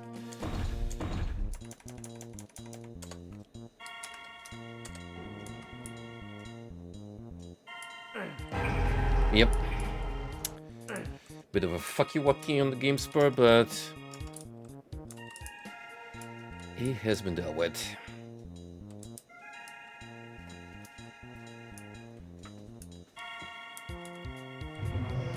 So that's it for the secret map. And then we can move on back to the main course.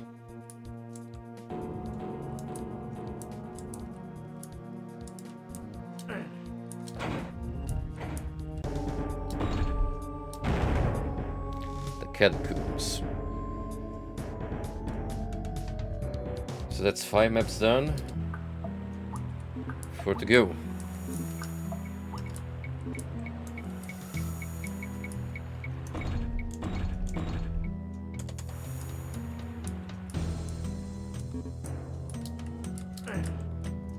Get the yellow key up here. Conveniently out of reach. Hold up. Hold up. I see a button here.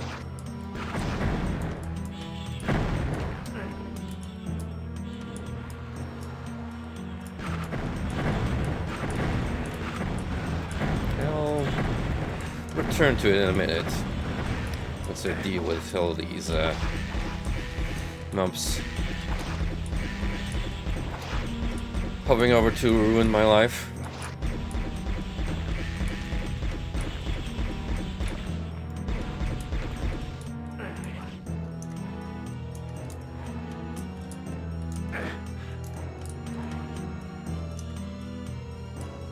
Sure.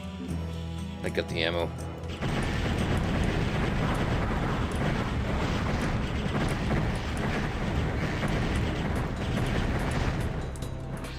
There haven't really been instances where I was starving for resources in this game to this point.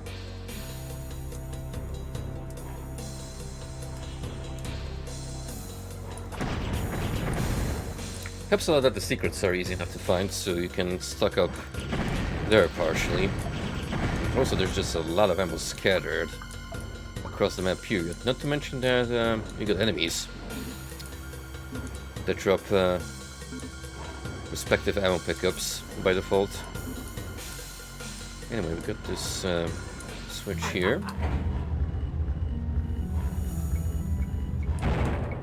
Not really a secret, but it is a Dragon Claw, in case you're pistol starting, or one starting as we call it in Heretic terms.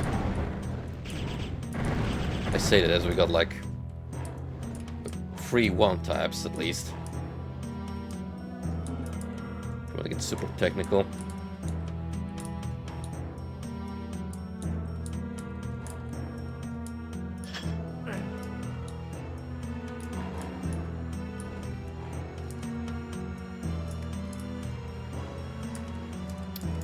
As far as items go, let's keep a heal in deck.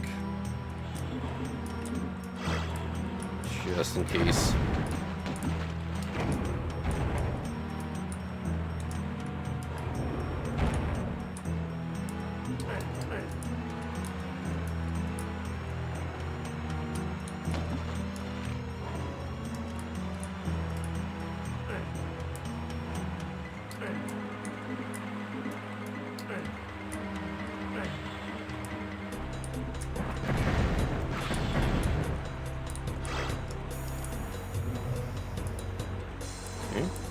Teleporter to bring me back. I need to.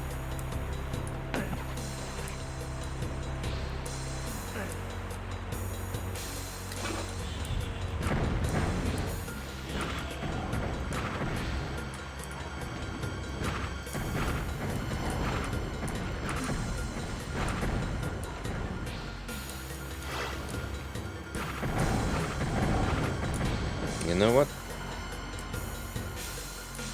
Phoenix rod upon ye. That's right. Get jibbed. With enormous fireballs.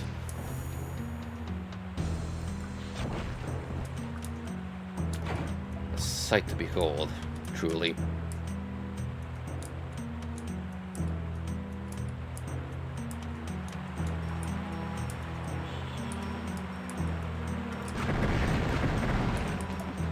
Now, I'm kind of curious, because we can lower stream this way and... Oh! That's very unpleasant.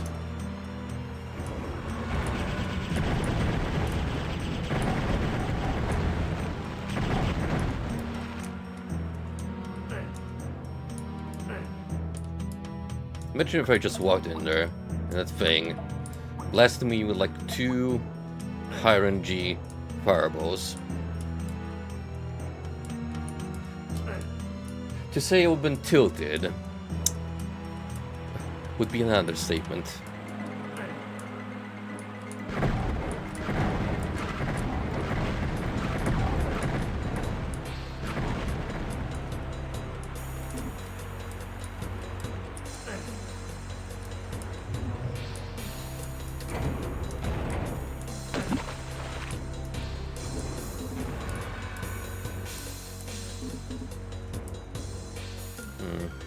So the effort just to guard a bag of holding.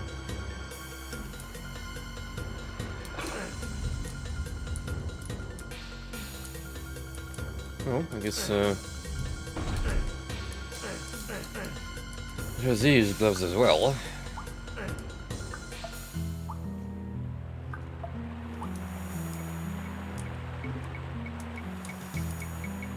Okay. Let's go down.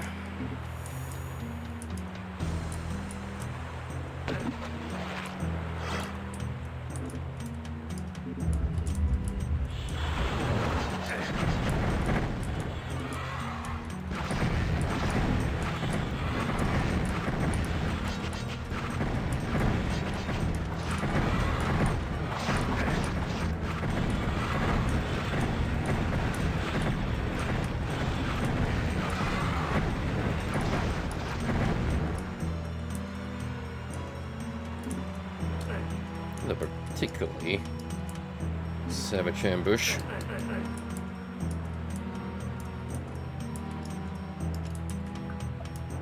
Should probably look up the names of these enemies on stream so I can refer to them more properly.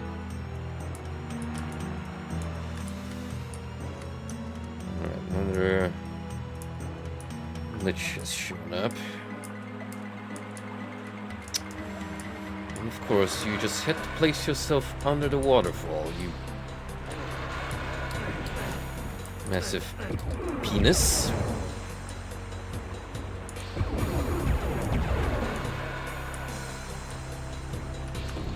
That's exactly why I'm gonna rush forward.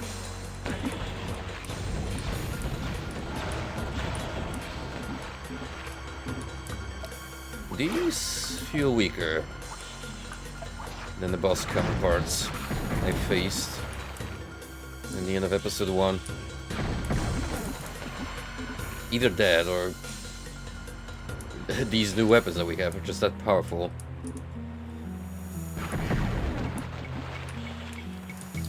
We got plenty of pearls here to choose from. However,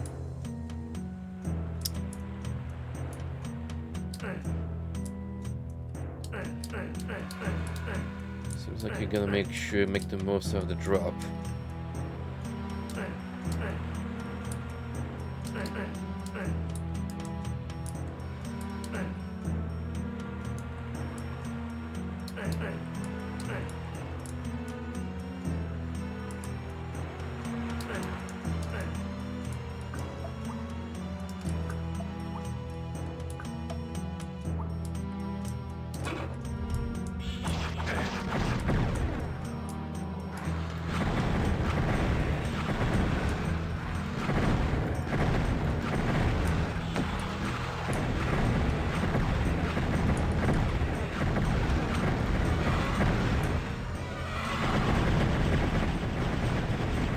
if I am to stand still and continuously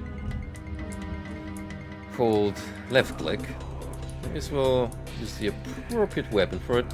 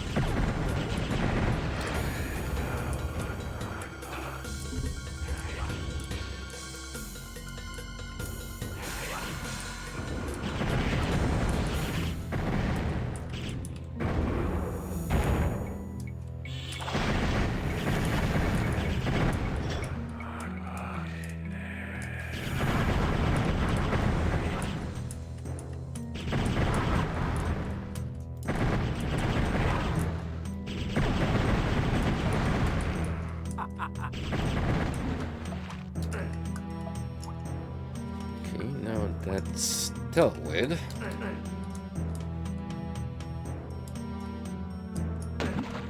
Don't find any secrets, which is kind of shocking, you could say, but then again, I got a feeling that the teleporter room we saw earlier will have to do with maybe even most of them.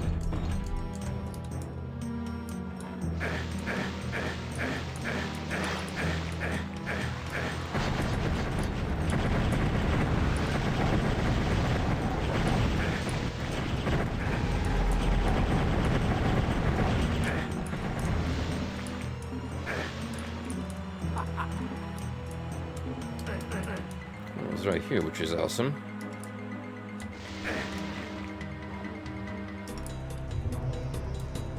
This brought me all the way back here. Interesting.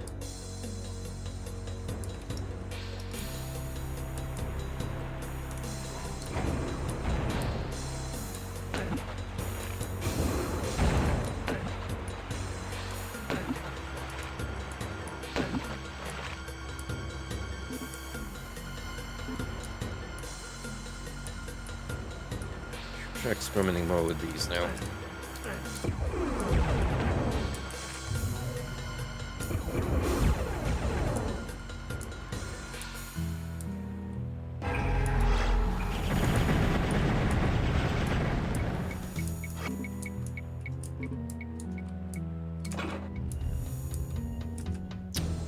Oh yeah, that's definitely worthwhile.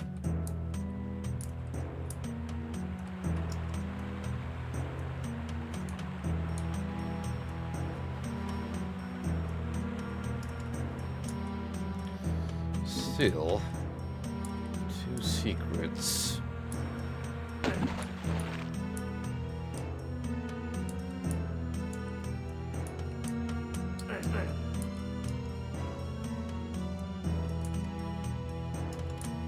I'm gonna have to look for the other map, it would seem.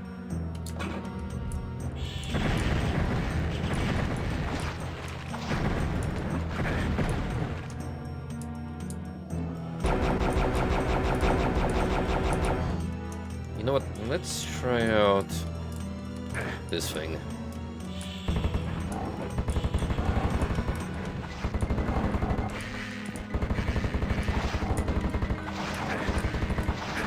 I love the fact that it makes machine gun sounds.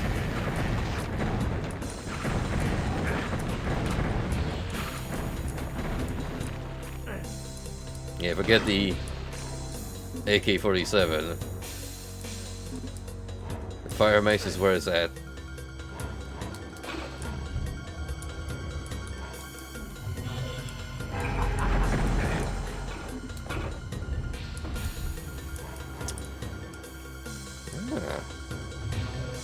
Alright. That's pretty clever.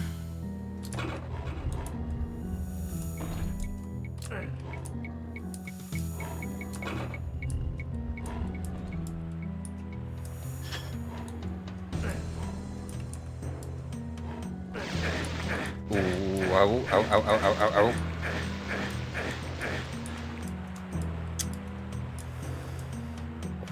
Horrible timing on that.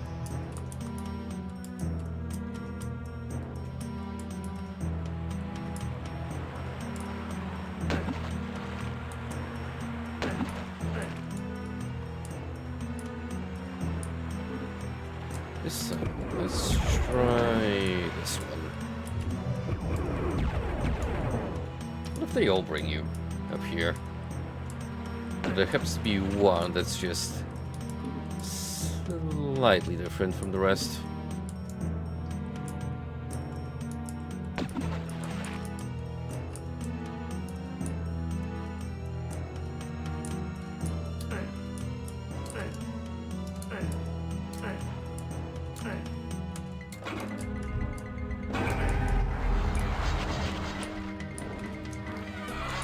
Nice ambush.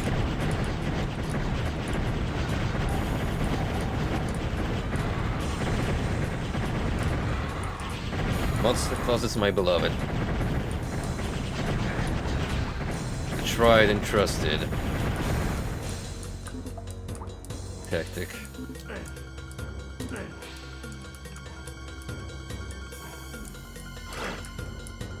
Hey, we did get the other map out of it, so I ain't complaining.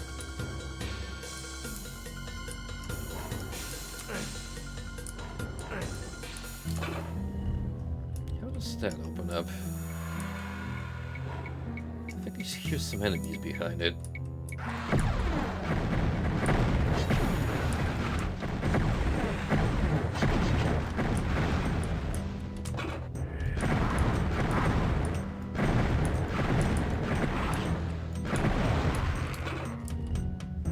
Always gotta have one dude watching over the exit.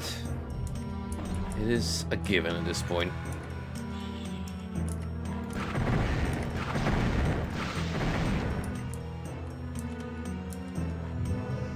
Okay, so that takes us back to the beginning, as I would have anticipated anyway.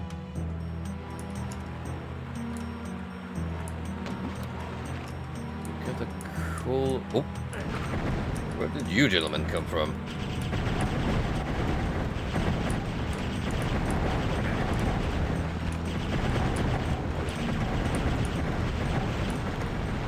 Where did we open up?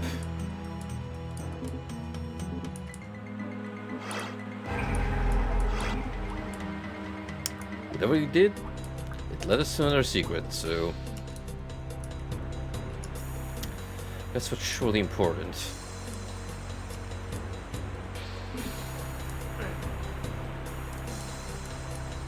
So that leaves one guy in a secret. I think that alcove over there, where you picked up one of the keys, is gonna be what we're looking for.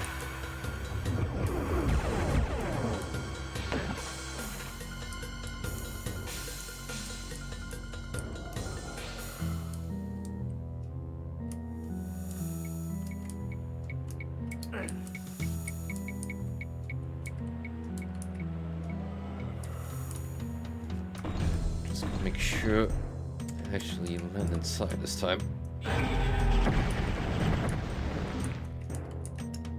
Okay, right. Easy enough.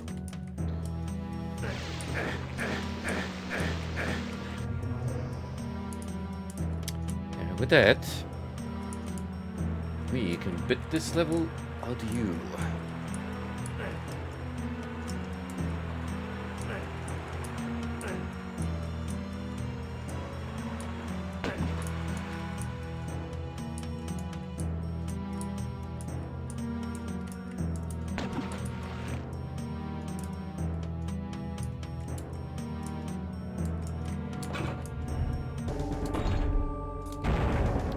Onto the labyrinth.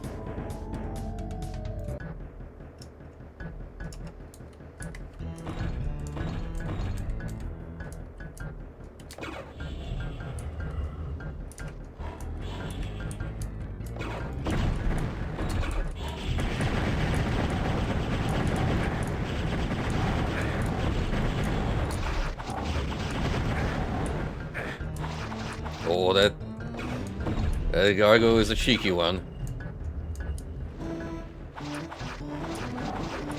Get him. Sickin' boy. You can totally take down the Word Dragon. What's it to you?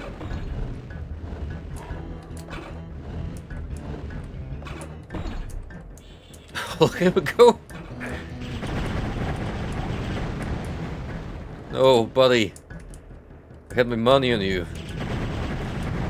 Supposed to be the chosen one.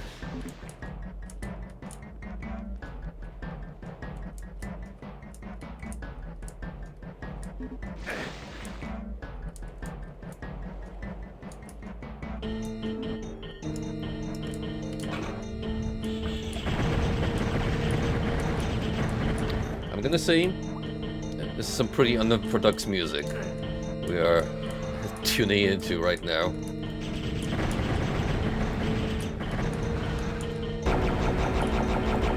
That Casio keyboard is gonna...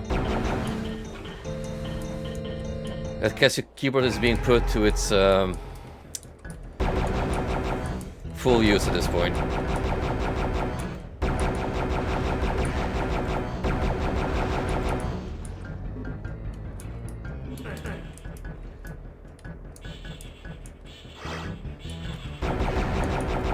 I say that half jokingly, but so many amazing retro soundtracks have been composed on electronic keyboards.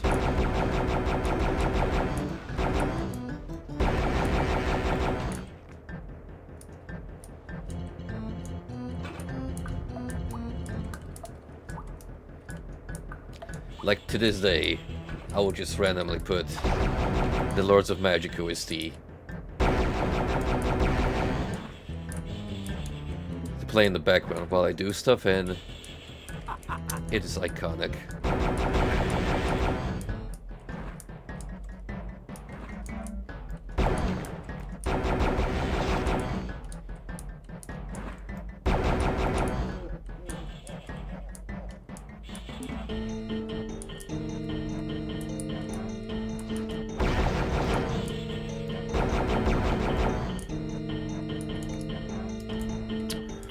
See, when I saw the map name, I thought to myself, sure, we're gonna get a maze, but I didn't actually expect various degrees of verticality to be a part of it. Quite clever, I'll give it that.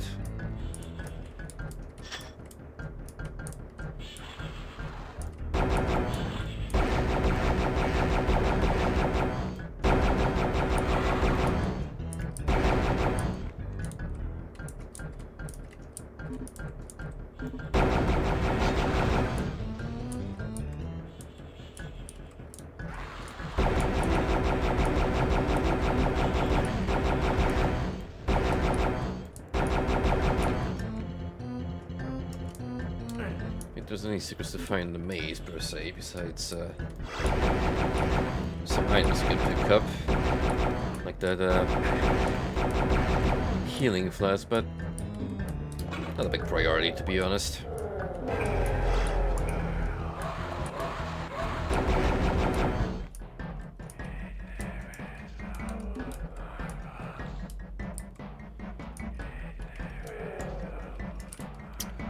To go through here.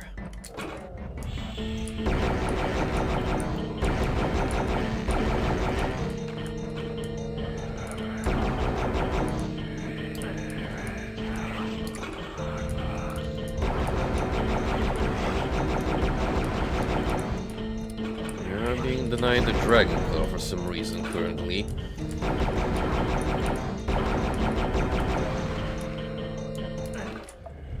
I'm not sure, but it would appear it's probably one of the secrets.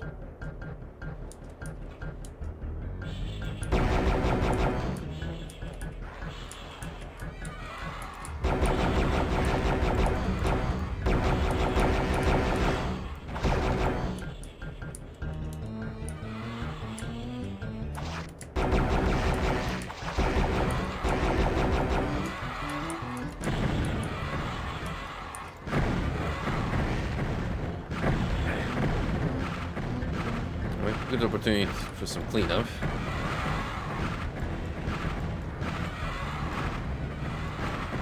Don't get just get a vantage point that often.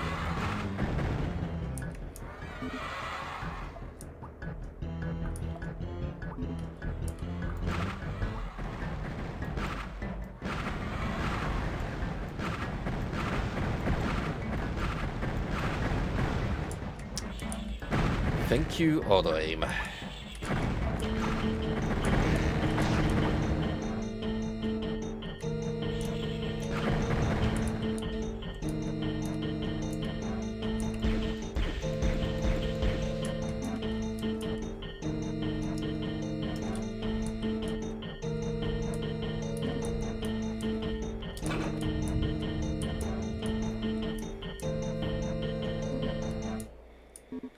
So really good check with the kill count.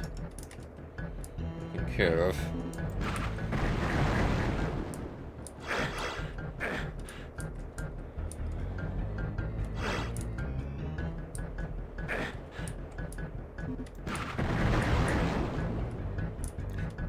That is a very, shall we say, endearing representation of a tree. I respect the effort. Ooh, we got our telefrag. Nice. See, that's another feature that carried over from Doom. And I'm all about it. Now, if we could do that, to say an Iron Lich at some point, that'd be pretty sick, actually.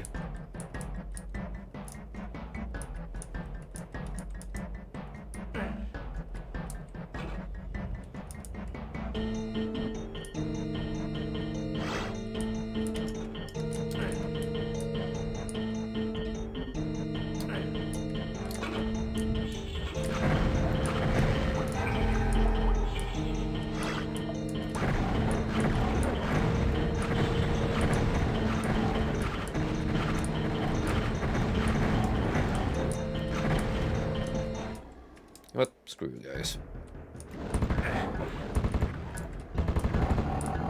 Eat nade. That 3D render is beautiful. I can count all the pixels, and you know what? I wouldn't have it any other way.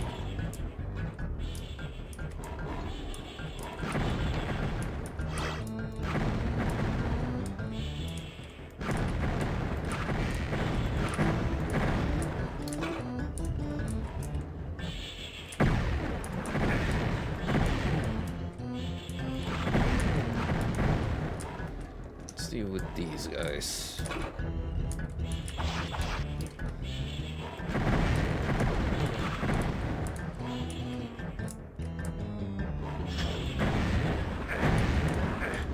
Like, sure. Dragos are plenty annoying. These can actually kill me.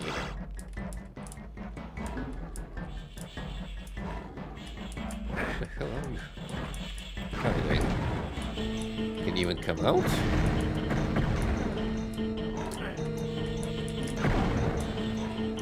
Huh, not sure about that. Anyway. It'll be easier for me.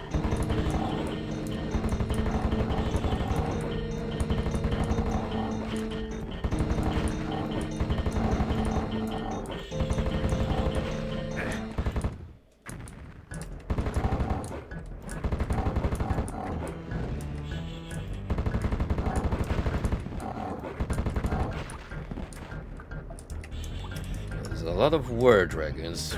We just killed effortlessly.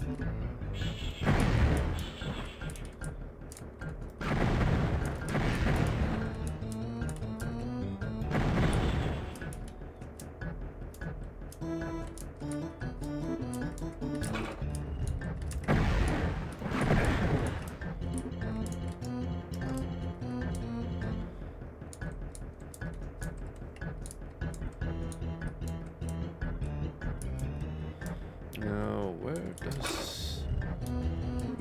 Oh.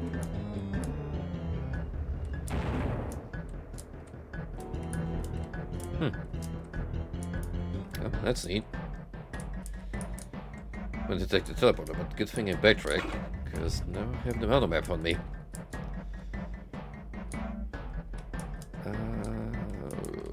Here we go.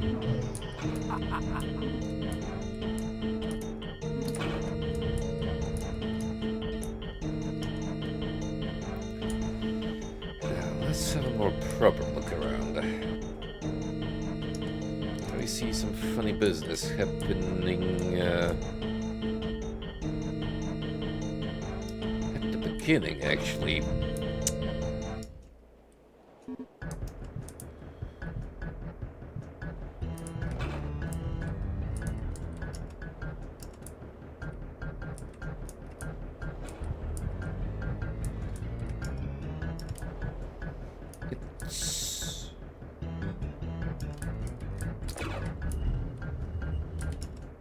Exactly.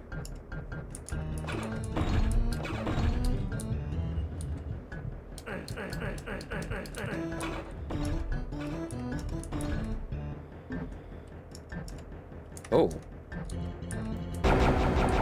This wasn't open before.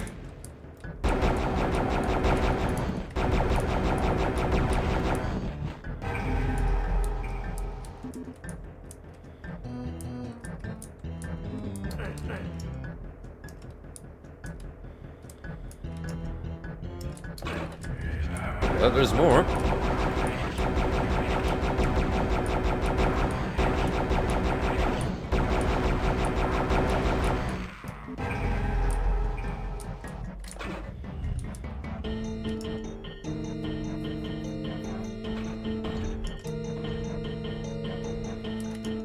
And that leaves us with 2 more.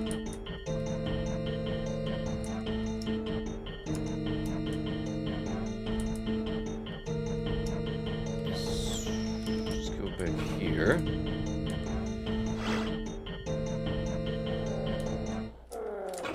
Yeah, how about we progress towards the exit and see what that leaves us with.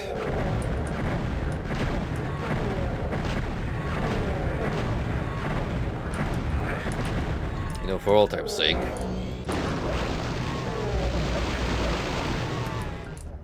Hell yeah.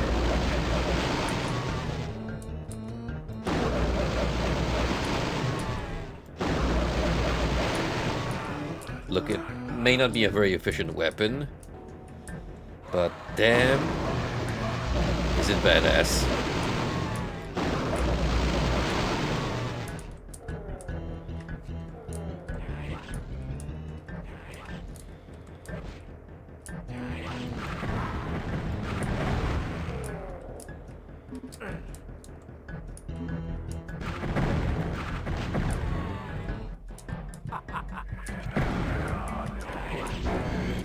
Limited power. Who is a supreme spellcaster now?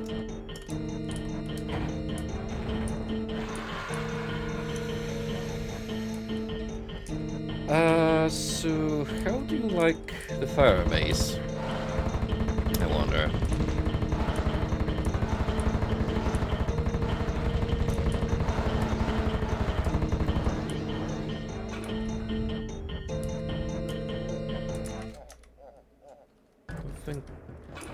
The guy cares much, so there we go. Okay, we got our exit.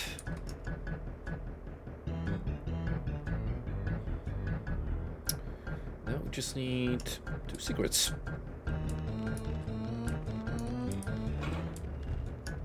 There appears to be another room in the corner, which surprise, surprise. It's like a tradition at this point. And I think here as well. Somehow we missed trigger. Even though it's pretty much guaranteed. Through and through.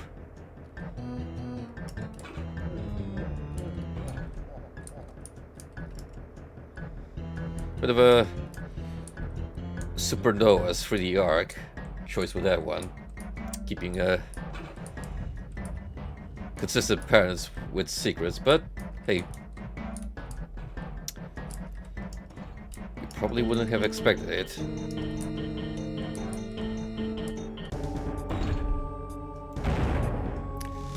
The Great Hole beckons.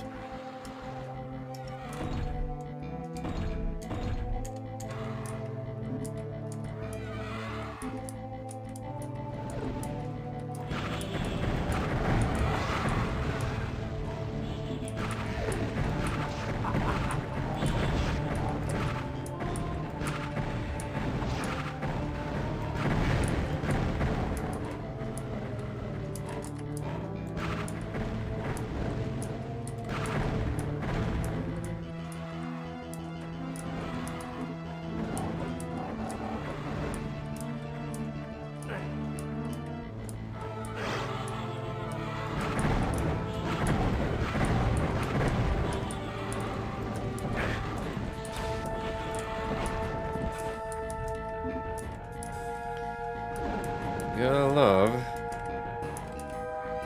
how the Phoenix Rod pretty much just it's the one-shots War Dragons.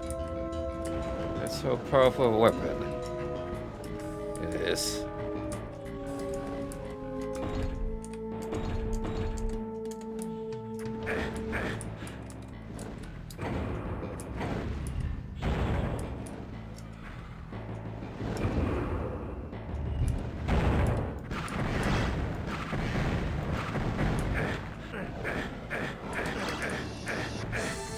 Something back there, but I don't have access to it just yet. I'm gonna assume it's teleporter related for now. If not, I don't have the wings, so never mind that thought.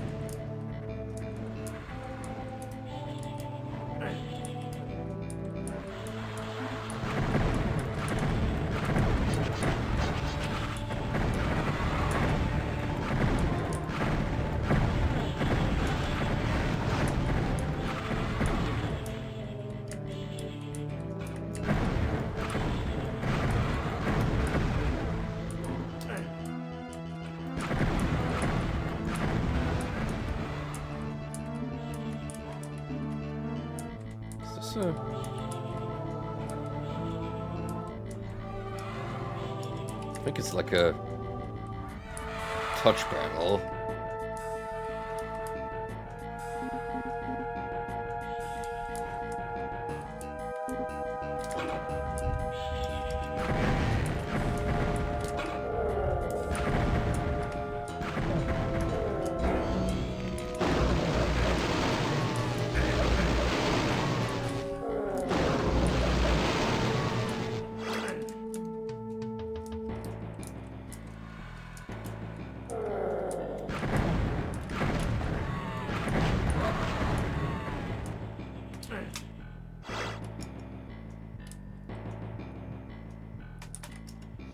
Okay, so far so good. Pretty straightforward. The little key here.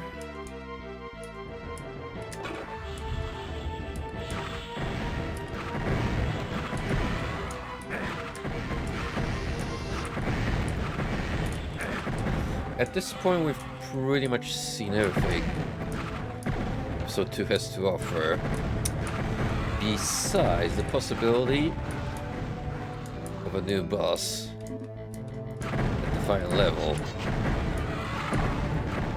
which I'm gonna guess is gonna happen, because that's how the Iron Ledge was introduced.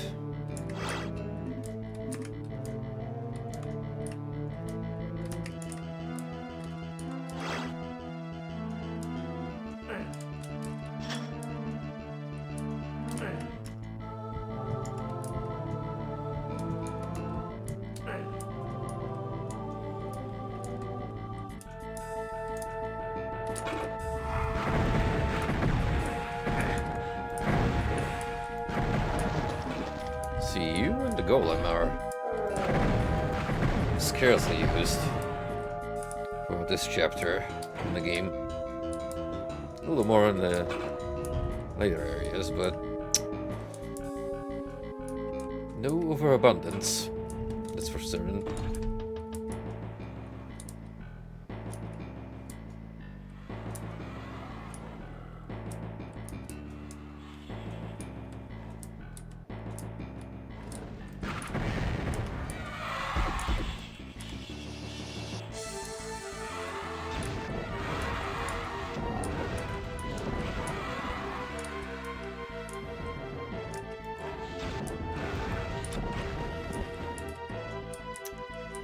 Yes, sir, we're getting a little frivolous.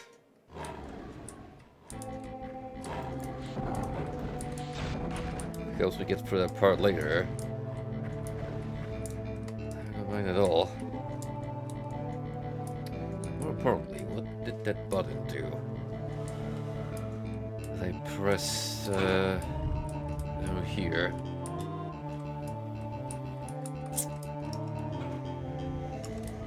He activated something in the beginning area.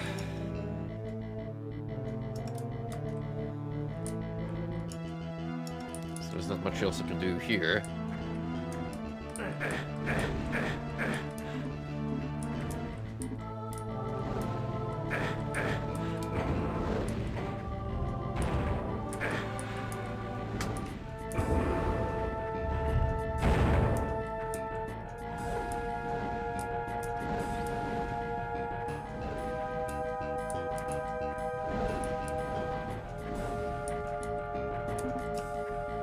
I don't think so. That area seems to be connected to this place overall. There's something behind this corner as well. Let's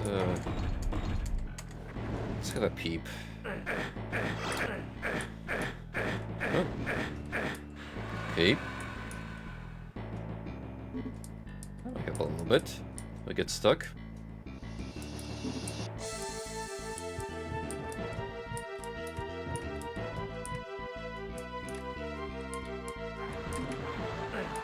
Oh. Check here.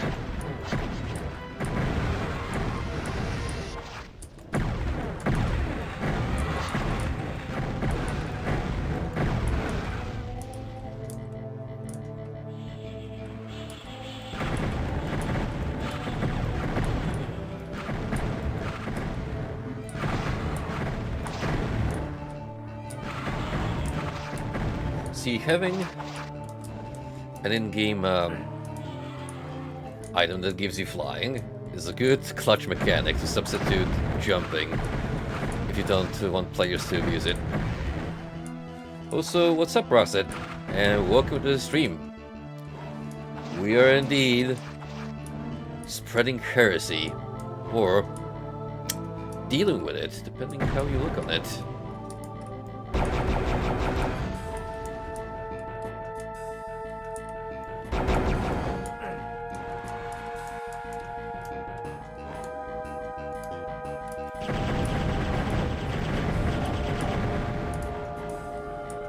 Well, concerning some of the arsenal at my disposal, we're definitely leaning towards the latter.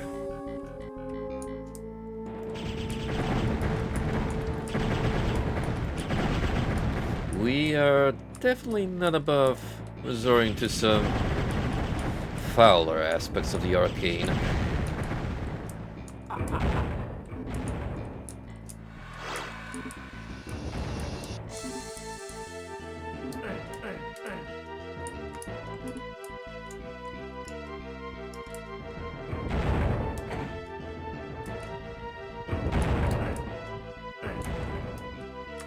For our favorite game, what did the button do?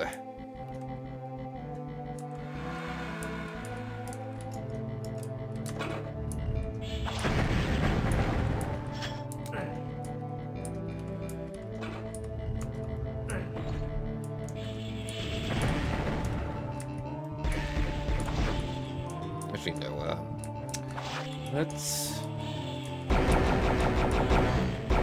give guys with this. As for you, you can do the one-hit kill with the Phoenix Rod.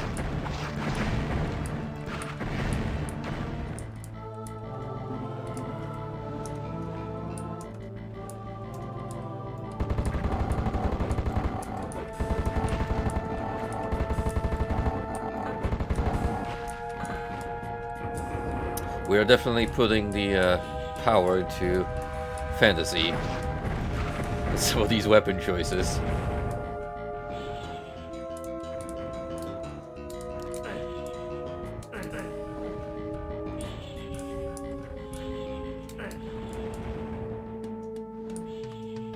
Yeah, this is actually my first playthrough, and I'm glad I finally got around to it, because it is very much a Doom clone, but I think it perfectly holds on its own. It's got a distinct enough identity, which makes it worthwhile checking out.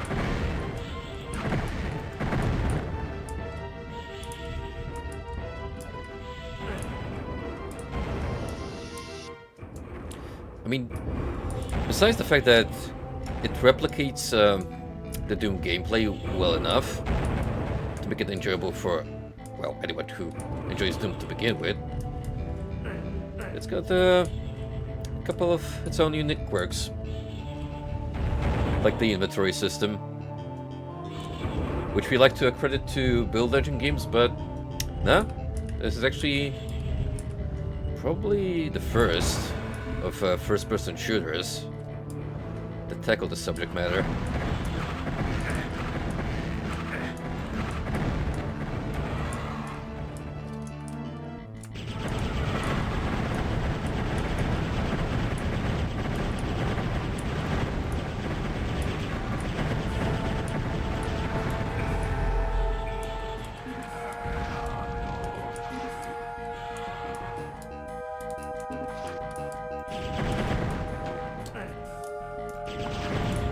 I mean, look, it was developed under the watchful eye of John Romero. They pretty much handed the Doom engine to Raven Software and the Silver Planet. They were like, say, make a Doom clone but fantasy themed.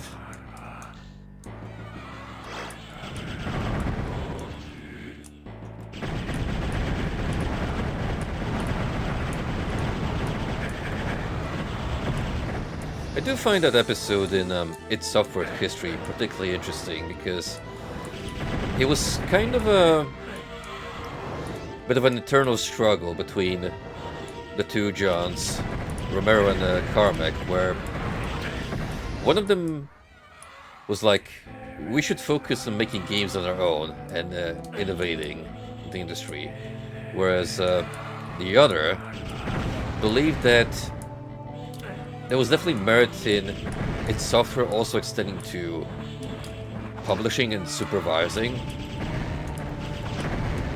games from other developers. And I'm kind of glad they leaned into it. Gave smaller studios a chance to shine. This is pretty much what kicked off Raven's career to begin with. They had like one debut title. Then the guys from it noticed it. And I think they gave them the Wolf engine to experiment with first. We're pleased with the results. I'm kind of blanking out on the name of the video game they developed on it, but I did mention it on the first stream. Well, it's still ingrained in my memory.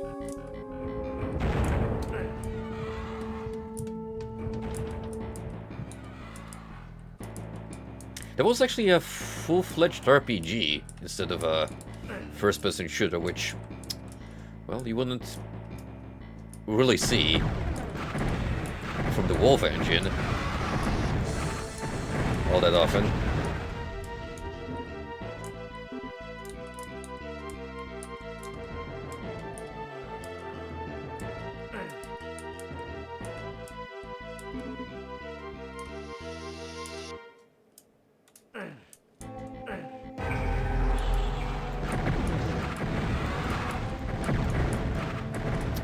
Oh, yes, it was.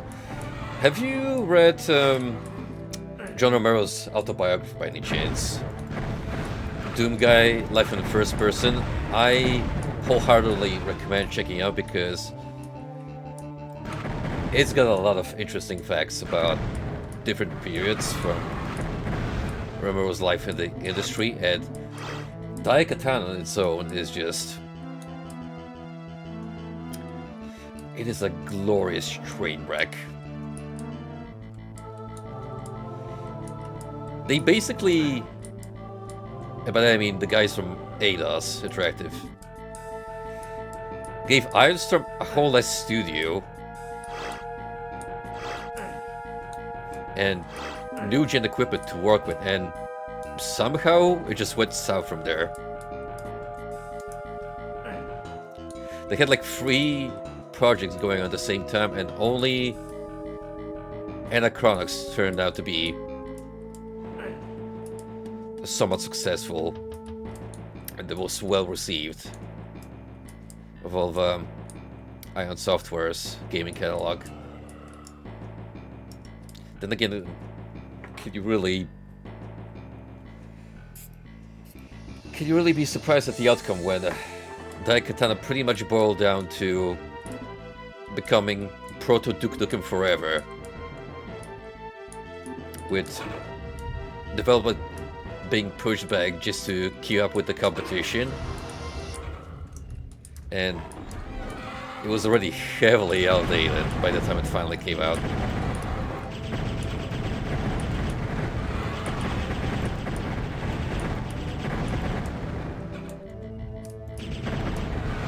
Yep, Shadowcaster. That one actually looks pretty interesting in its own. Kind of like how, as a mechanic, you can switch between different beasts.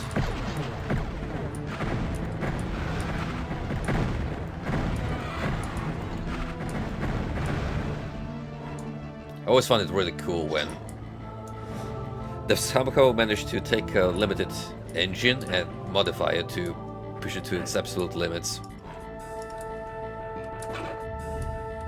And that's with older PCs of the time.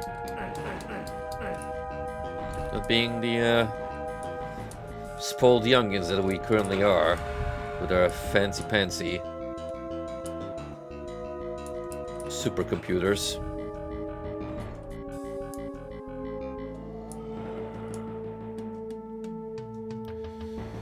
Alright, I'm still missing 2 secrets and a couple of enemies, but we can go through here now. So that's a good thing. I hear them crawling about here.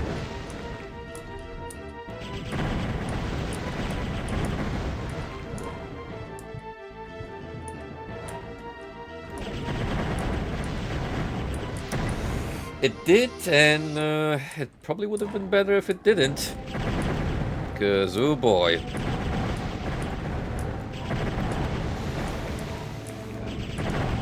The Duke Nukem Forever tried to put up a facade, and it was kind of a parody of itself, with how it shed on new gen first-person shooter design at the time, and yet it managed to follow the same trends. Like, having only 2 weapons on you and regenerating health.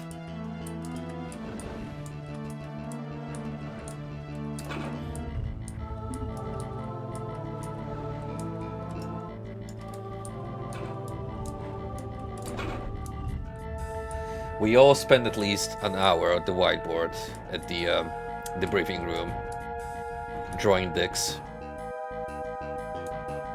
Because, let's face it, that's probably where most of the fun for playing Duke Nukem Forever came from.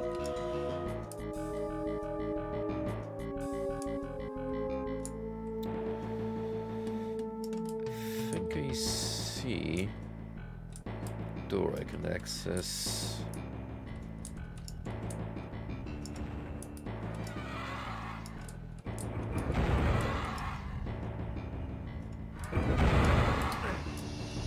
that we need to go here.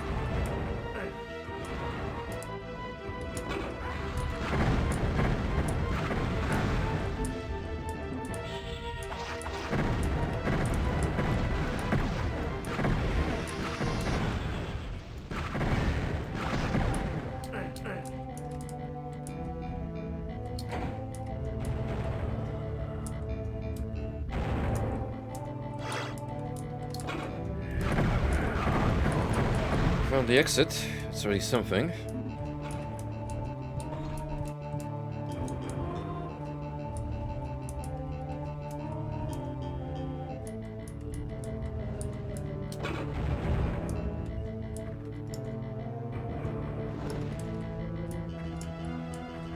Never tried to open up this door. Should probably give it a shot.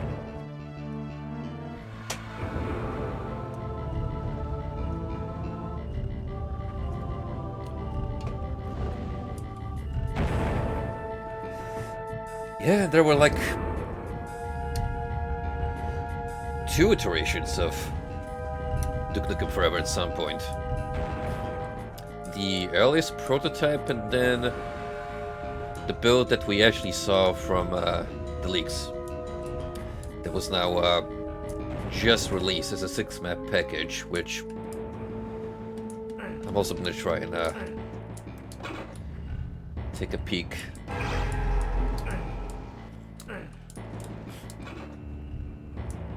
But yeah, like you say, it would have been awesome if it came at the time, because it's actually ridiculous, like how close it is to Deus Ex from a gameplay standpoint.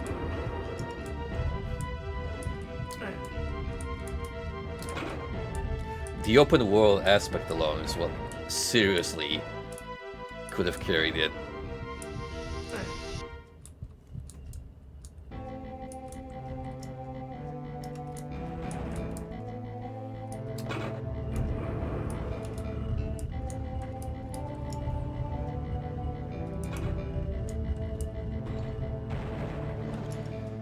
I think that part over there, I shot the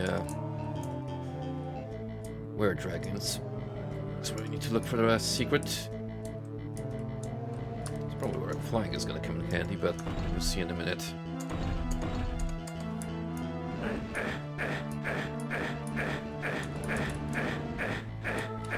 Yep.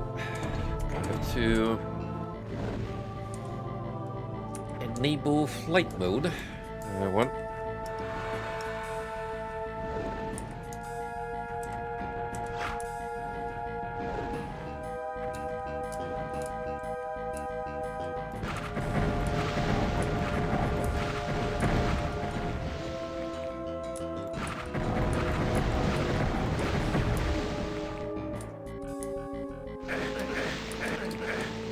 Oh, burns. Burns. Now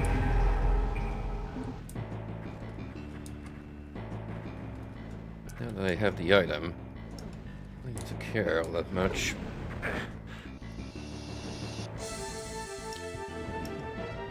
However, somehow 2 kills to elude me. And I'm not actually sure why is that.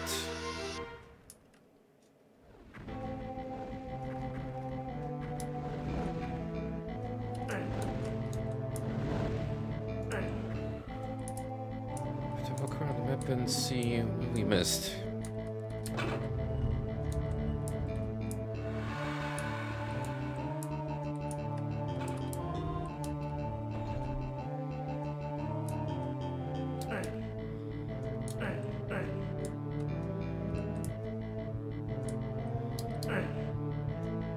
Oh yeah, that's a good question.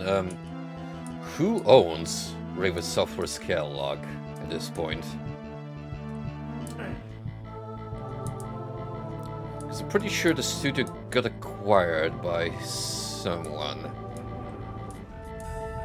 later down their lifespan, but I'm kind of blanking out on which publisher it was.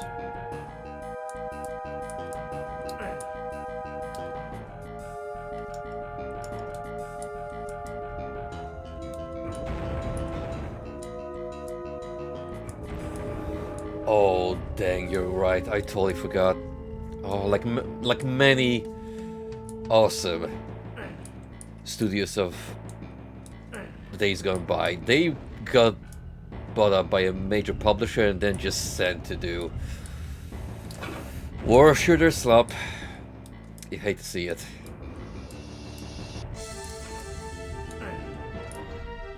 You really hate to see it.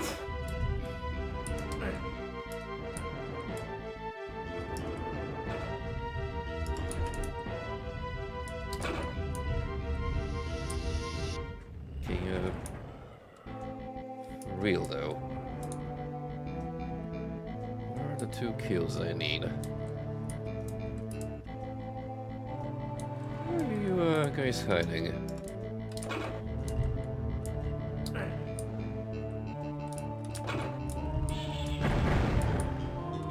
There we go.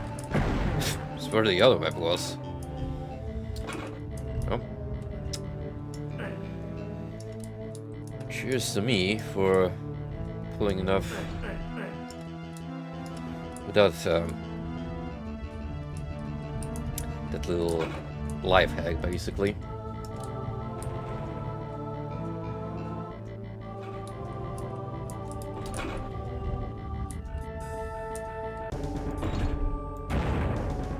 The portals of chaos.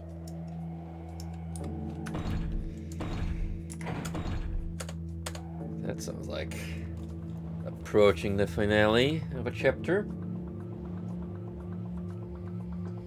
Heretic is in 1, 2, 6 p.m. aid. Heretic is in limbo.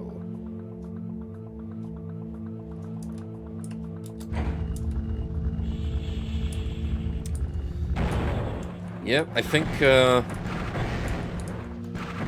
medieval is the closest that we have currently in this day and age. Black Labyrinth will happen on these streams, just to answer the inevitable follow-up question. Just need to get to it in my already packed schedule.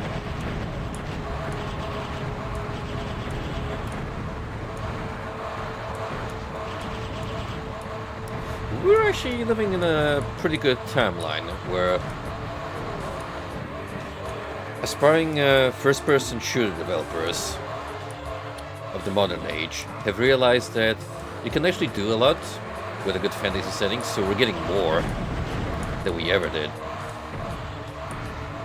I actually still have to stream Arthurian Legends at some point, which is essentially what a build engine would be in this day and age, but it's not crafted on build, even though it looks almost one-to-one.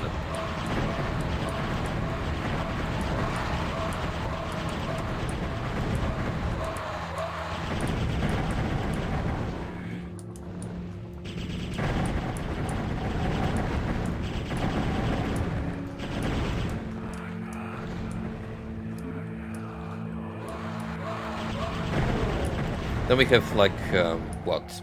Project Warlock, which is kinda Heretic in vibe, but I think with more roguelike elements. I haven't really looked much into it, so I don't remember the specifics.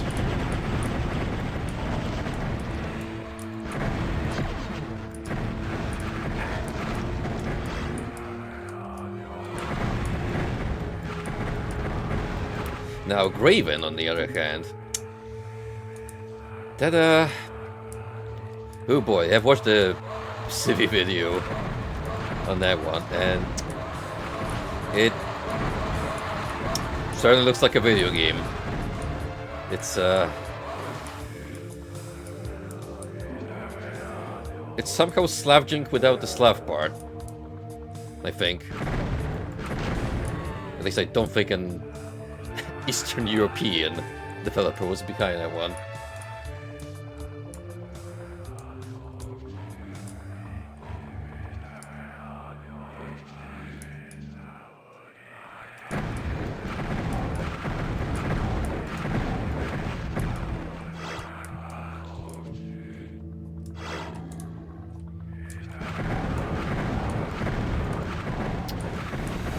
Heathen, I have very mixed feelings about. On the one hand, I like how ambitious of a project it is. There is like a ridiculous amount of effort put into crafting very intricate levels. And it plays solid. It's also got the inventory system, which I think it pretty much carried over from Heretic. It's very similar in terms of how it works. Now, what I really don't like about Heathen, though, is the world that it takes place. It feels too much like the author's gloating about his OCs. And considering the designs of those OCs, he gets a little too attached to them.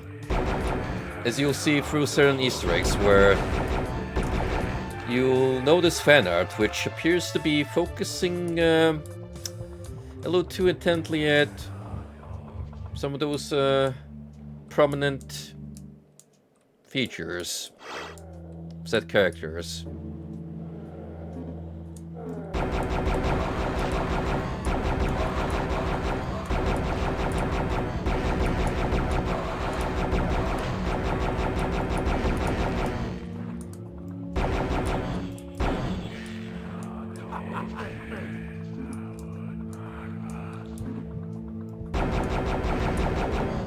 It sure is horny, alright, and I'm not referring to all the horns you can count from those orcs and demons.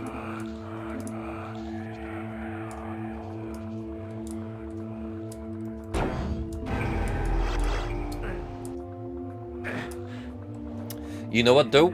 I do respect Zen Healendev, the developer, because he actually replied on one of my VODs that I uploaded to YouTube about a specific problem I had with some of the level design.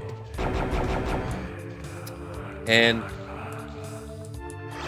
he was pretty chill about me not quite liking some aspects of the game, and I respect that.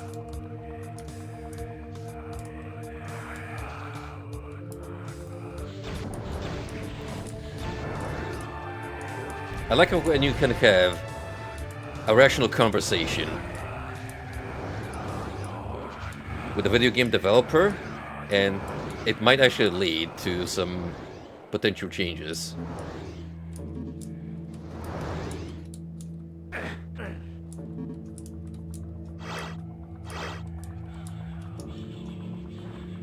Well, we should get a good chunk of the kill gun already taken care of.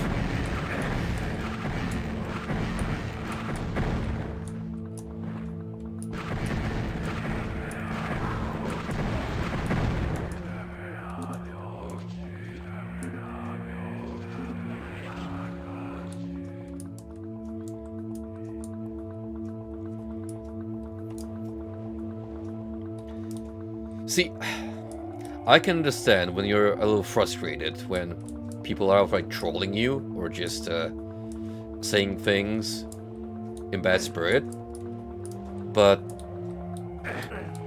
if your response to like actual constructive criticism is throwing a hissy fit, you deserve to be clowned on. That's on you, buddy.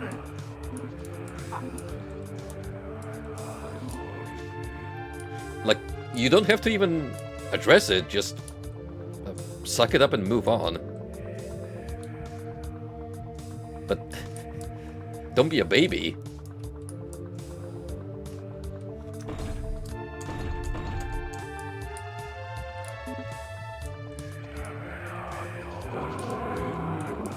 Oh, that sounded ominous.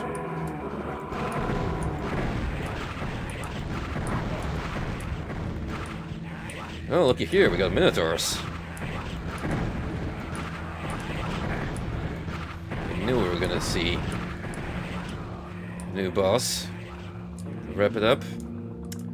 See how vicious these guys can get compared to your own liches.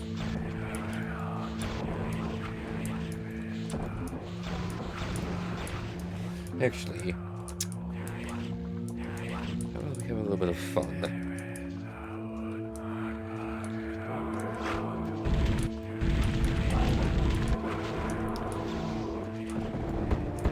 Oh my god, it fires cannonballs. Serious Sam style. That's awesome.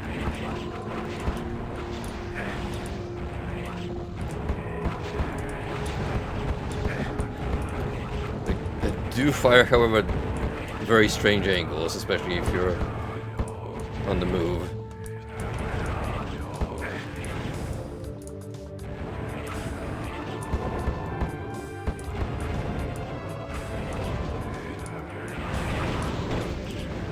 We should make it rain instead.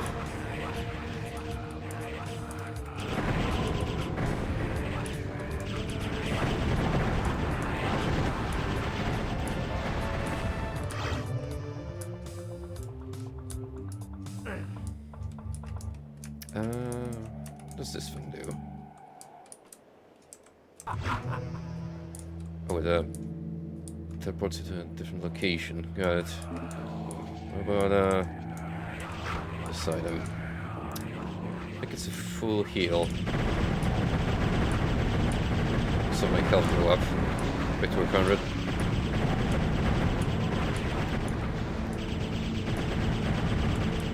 For a Nineveh ring, in case things get really heated.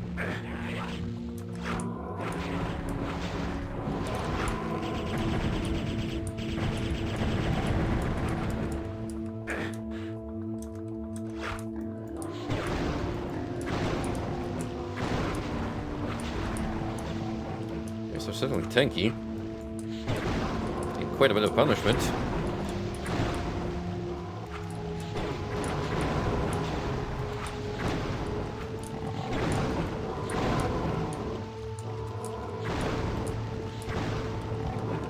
Start of a level, gotcha.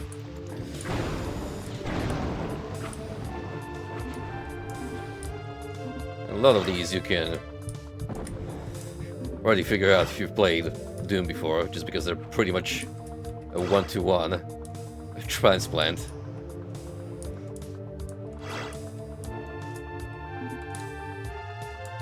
But some a little more specific in the way they tick.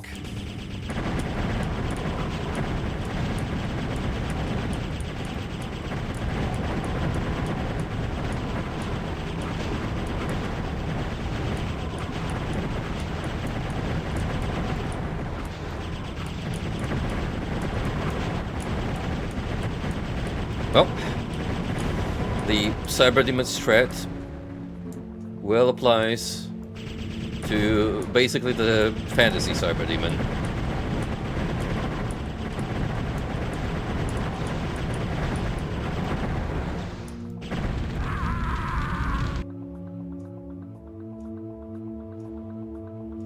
Oh. Oh. My god. It was just straight up an insta-kill.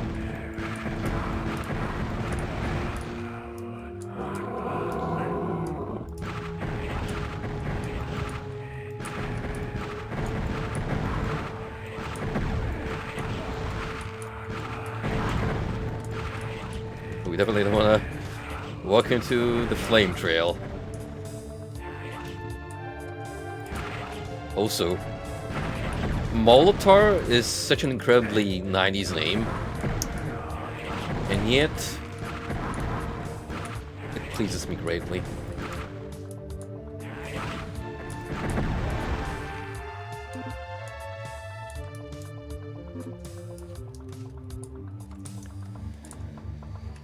I guess we're gonna just stick to this weapon for now.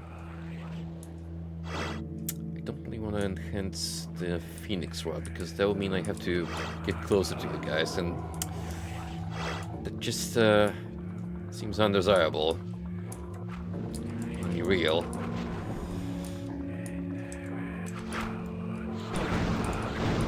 So we'll make it rain instead. Oof.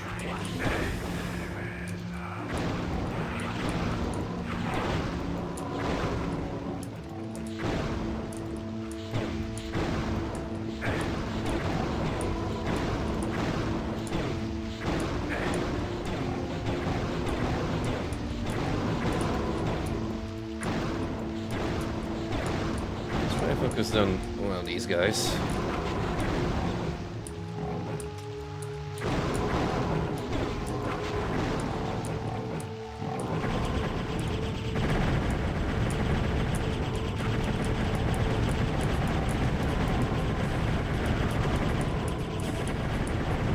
It's incredibly tanky.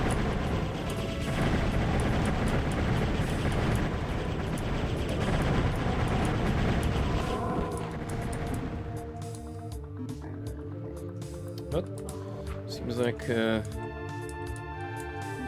health stick here is the way to go. Fun for the fact that it's good at stunning mobs. We've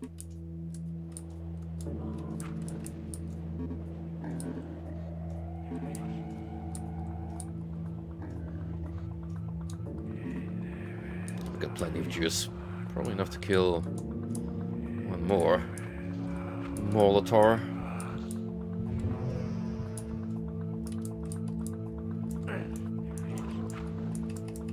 Let's keep that full heal. My humble person.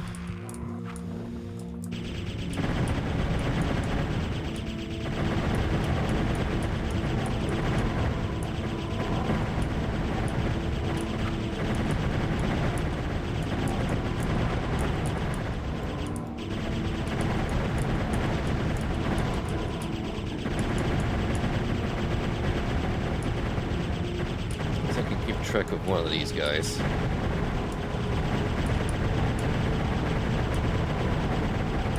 That's what counts. Oof.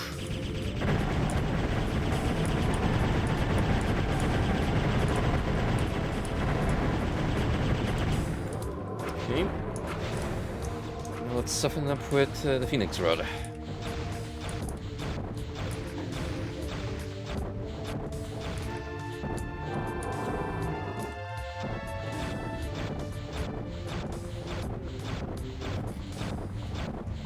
Like the little pushback it has. Just like the rocket launcher. Tried so desperately to bull rush me, but kept getting stunned.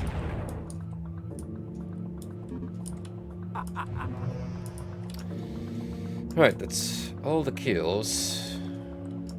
What remains is to find one secret.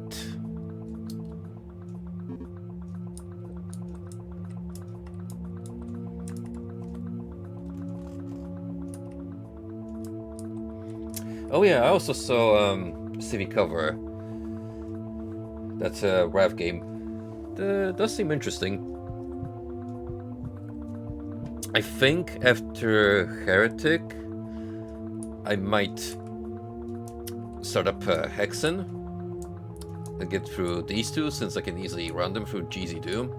Then I'm gonna take a little break and just focus on some of those new gen boomer shooters that have been piling up in my library for a while now.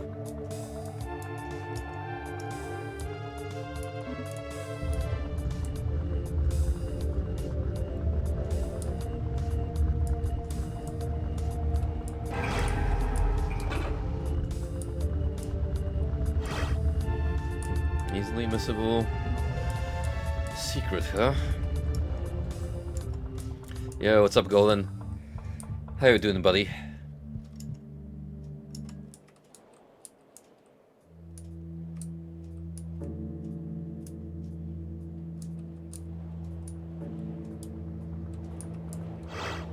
We're pretty much done here. I've been collecting the items since, well, Leaving anyhow.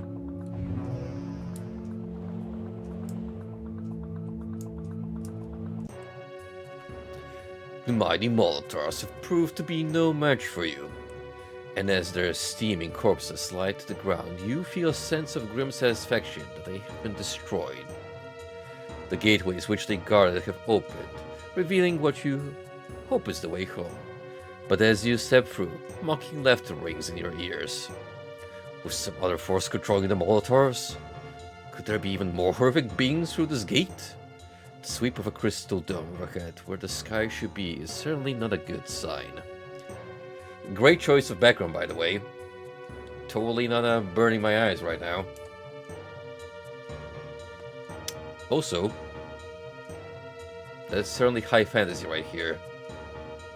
You could have told me that this is a shot of a pre-rendered background from Final Fantasy VII, and I would have believed you if I played the game like this.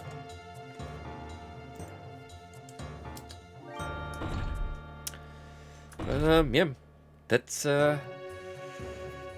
episode 2 of Heretic, and we actually got through it faster in episode 1. So, how about we do a little bit of the dome?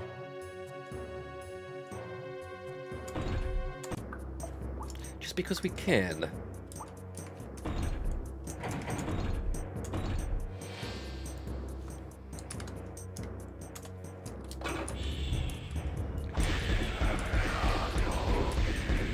Now this is the last episode that came with the shareware version of the game. The other two were released over time as Shadows of the Serpent Riders, and they're pretty much,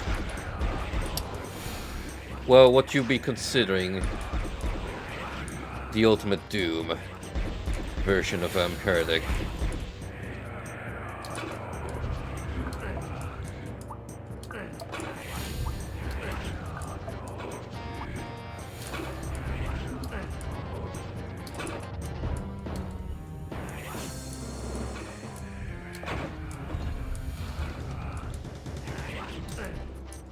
It is.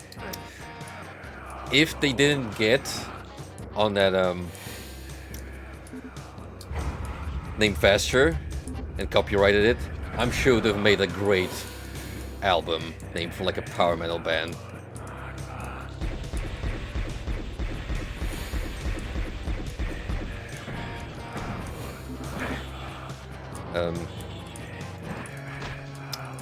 What are the weapons? Nothing of juice here.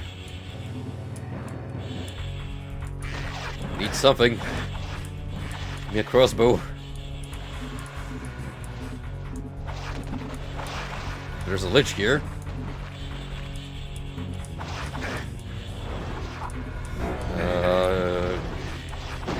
Not ideal.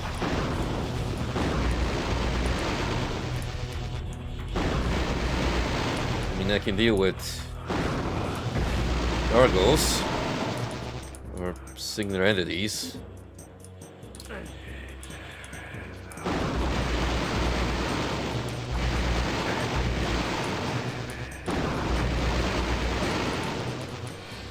Lich is a little too much to ask for at this time.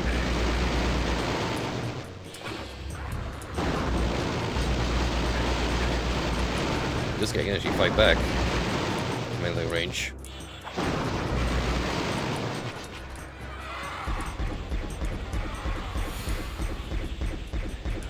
One enemy you can't reliably tackle with the gauntlets. This might beat your ass. In the fisticuffs.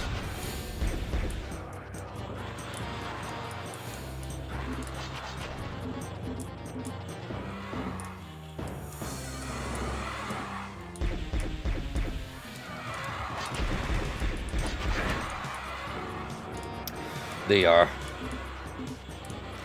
way cooler than the chainsaw.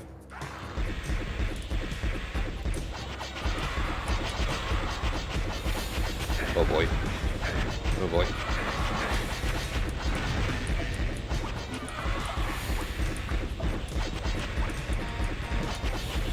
gonna clutch it.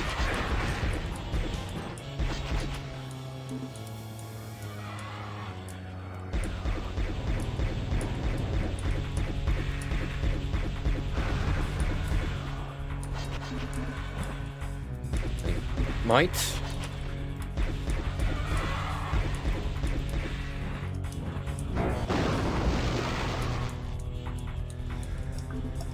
So I'm doing it.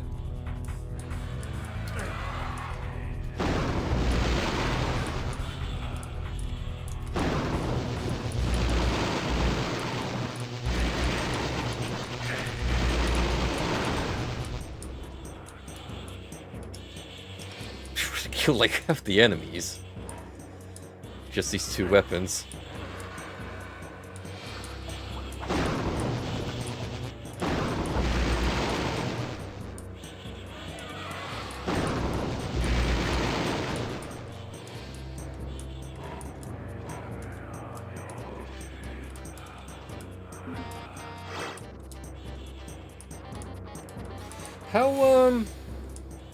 How prominent is the Heretic modding scene compared to Doom?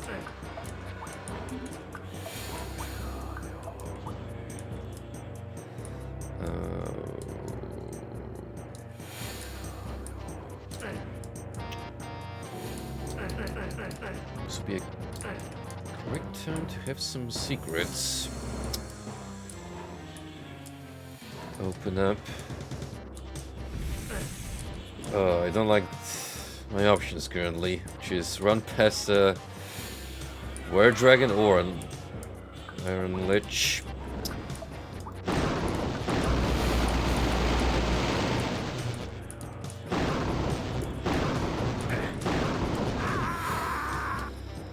Oh.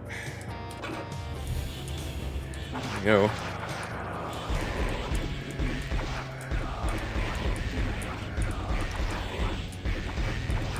Actual major difficulty curve. Bit of a challenge this time around.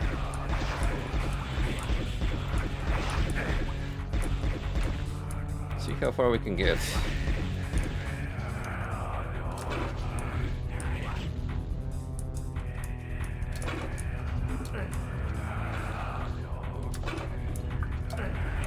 Can certainly stock up on a lot of ammo to start off.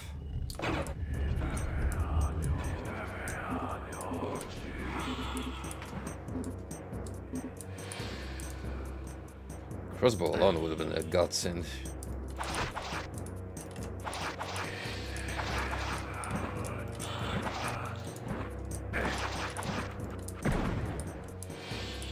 Probably gonna dash in and get the gauntlets ASAP.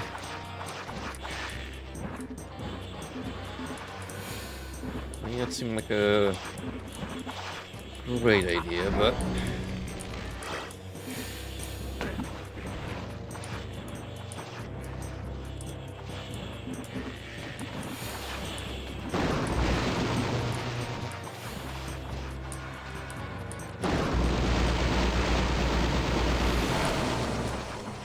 okay. Are you fighting the Lich?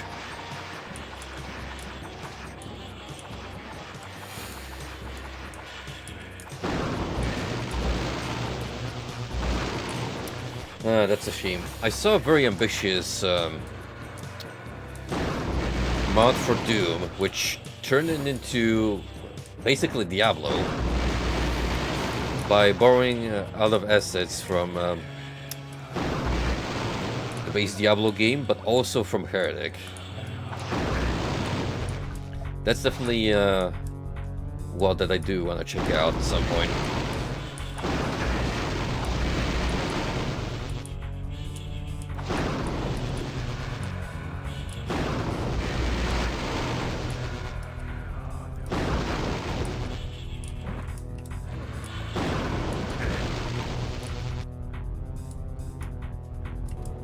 Still well alive, which bothers me immensely.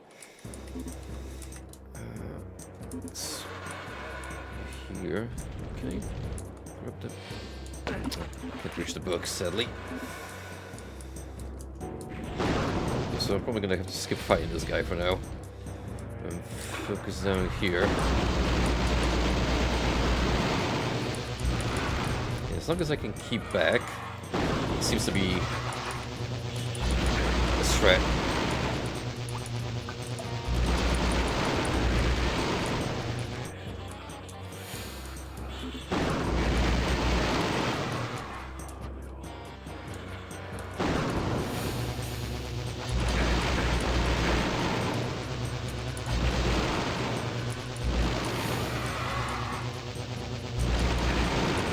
And I actually have to fight these guys up close. That's when it becomes challenging.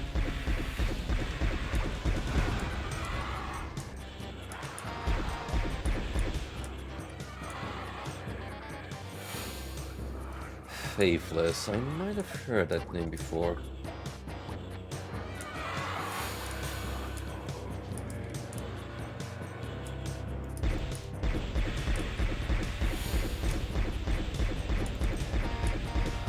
I'll definitely consider it after playing through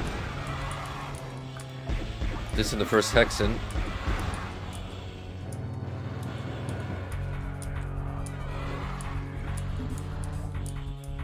How many more there are?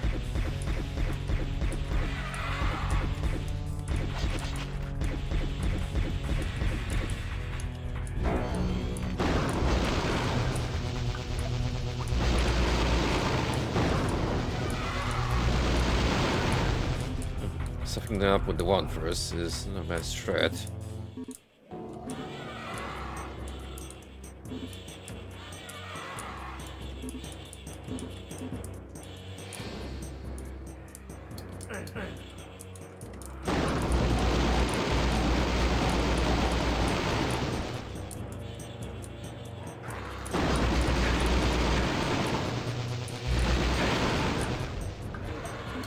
Okay, I was gonna help a lot. Get some damage. Now we need that guy to come a little closer.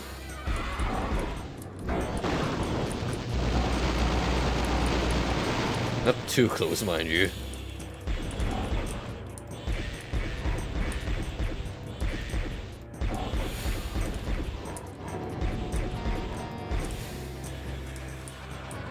There's a lot going on back there, and I don't really like it.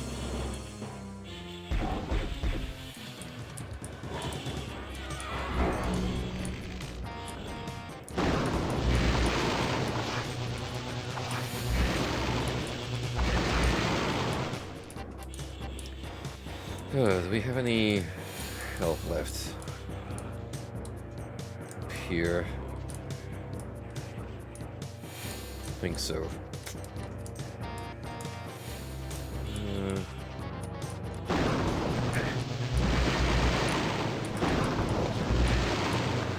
Stinking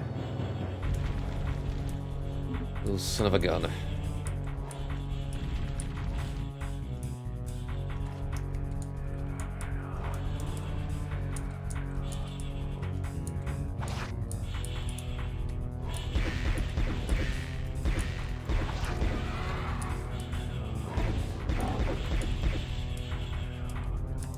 If I could get these guys to infinite, it would have been fantastic.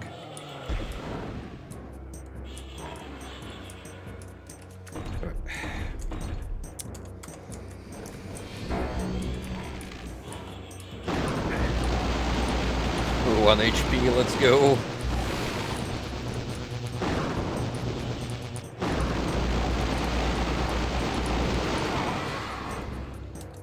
I tried.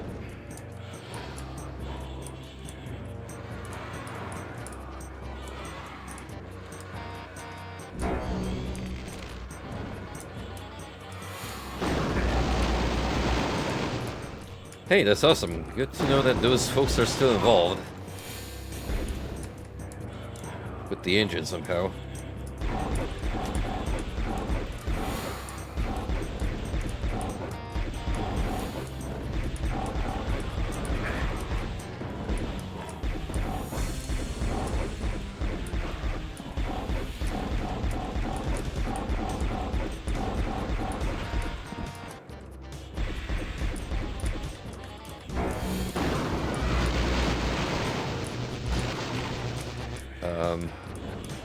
Invite, please. That works.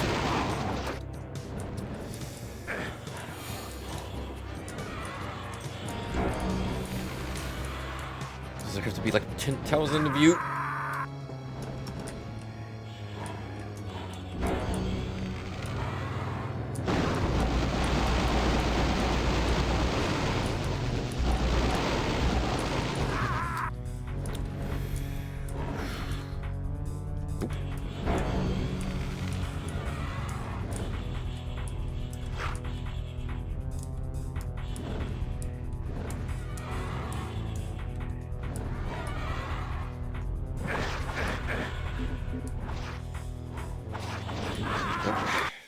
Gonna get me anywhere.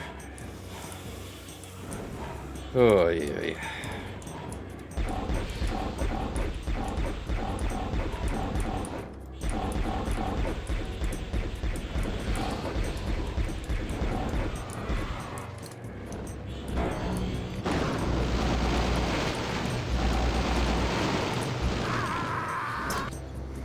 Oh. I'll be stuck here for a little while.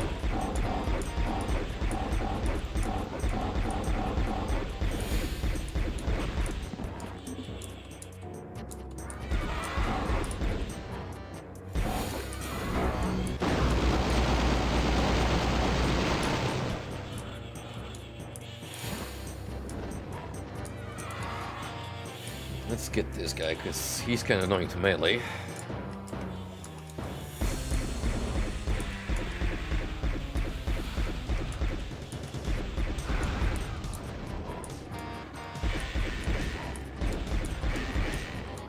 But can I pass you now?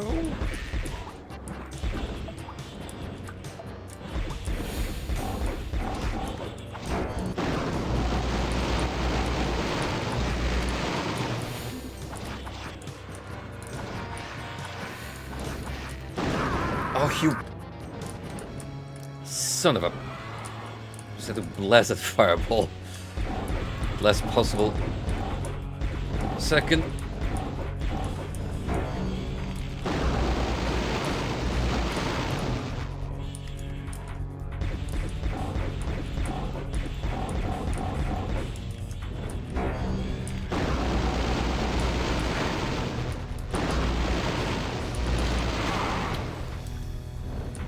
Snake claw. Well,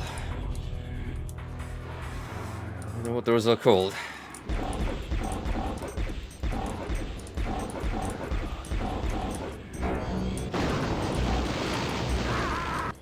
There's definitely a lot of swerving around barrels here involved.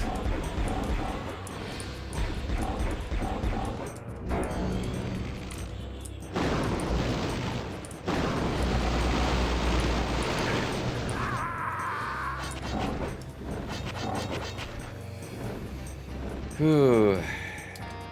Kingdom for an inferior crossbow or something.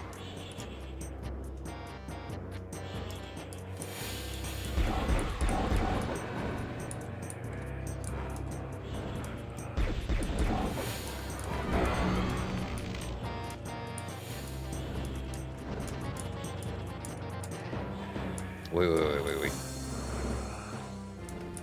One idea. It's a risky one, but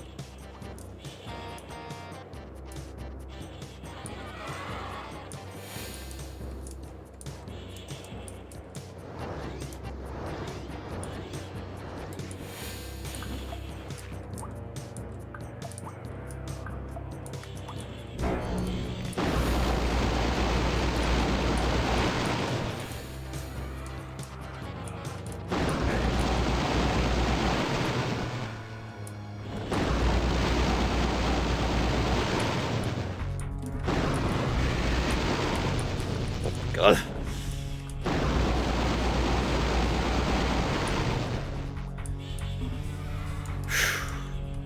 HP. 1 HP.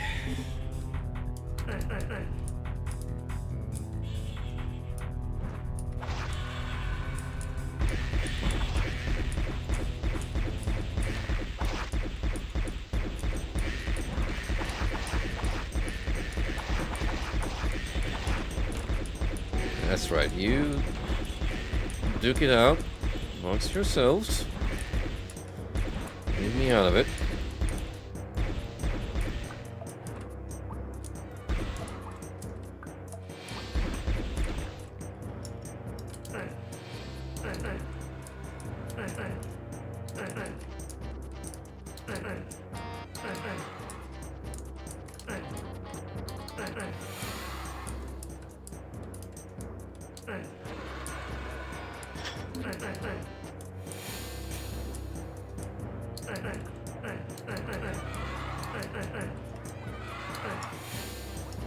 We're still stingy in the weapons, committing to the bit.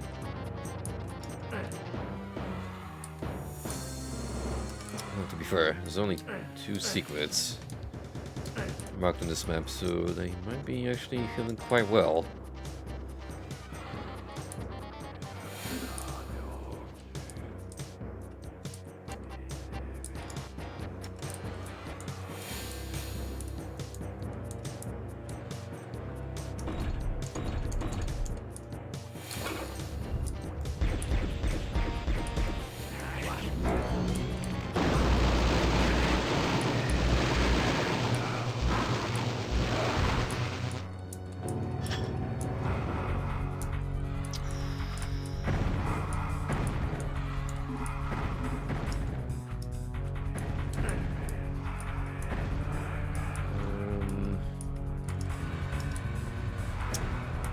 Green door then. Oh, that's a new enemy.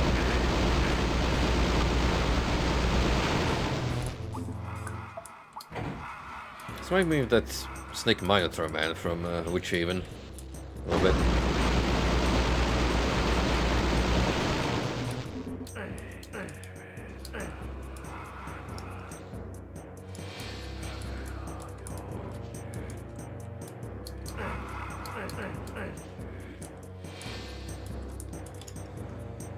Right, have the other map.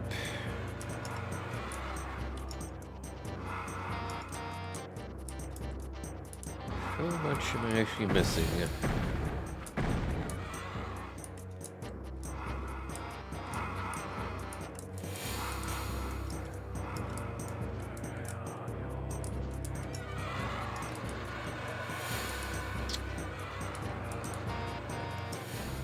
Don't feel very confident in going out there where the Iron Lich is. It's real.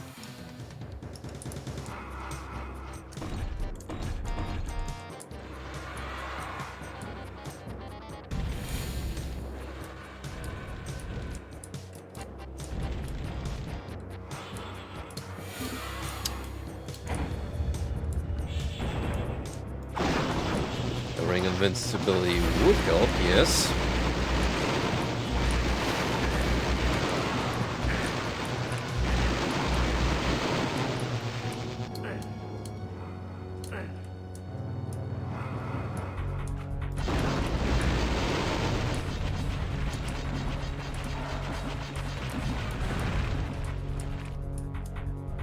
You aggro the lich.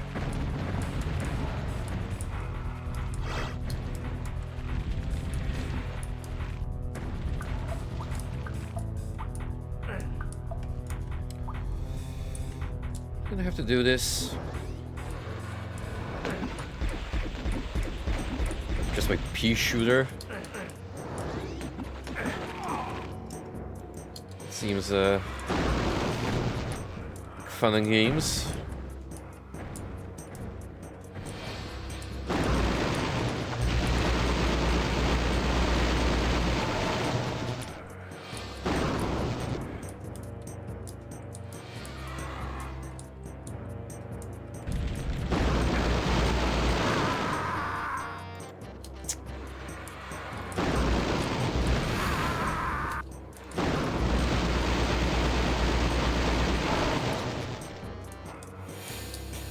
They are so stingy about even giving me like a power book.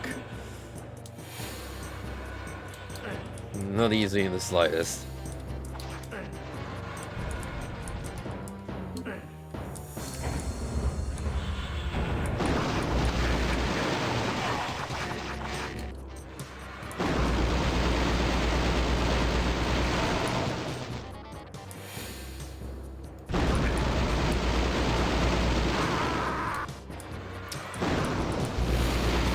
don't think we're maybe with melee this lad.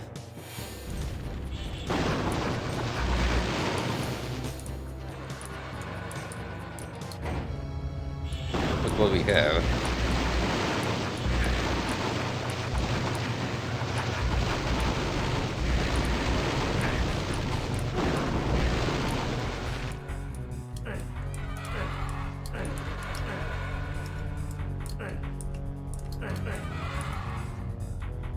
I mean, if I hit the ring, then that'd be pretty darn easy. Unless... Oh. Hang on. Maybe I can get through this somehow.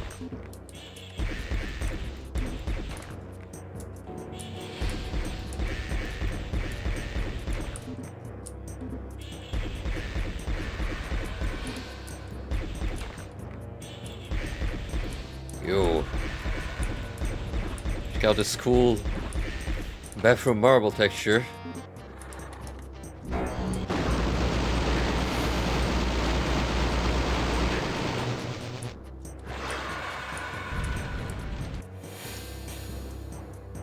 Awesome. Freaking need it. And of course, it's fucking the exit. Alright, finally. Something to work with.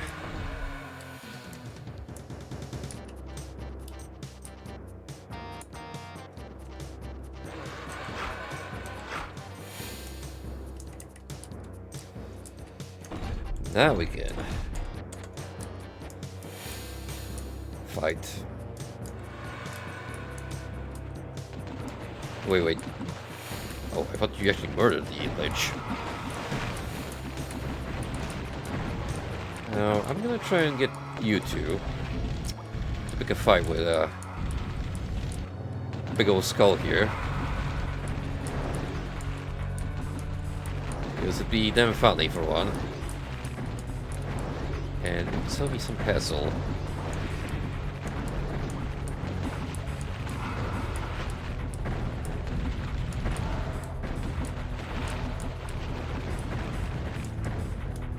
Never underestimate the power of infighting.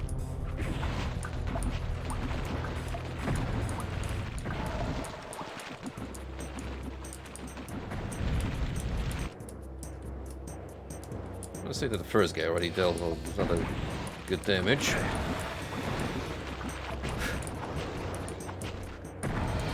Hey! Look at the MVP over here.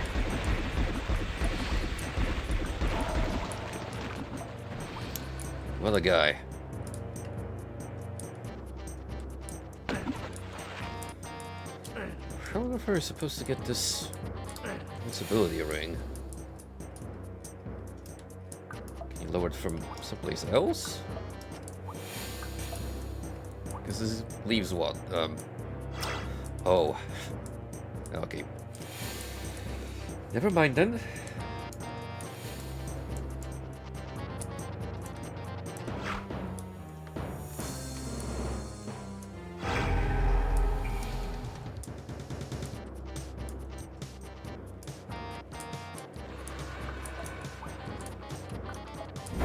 I think we can afford to be a little frivolous after all that.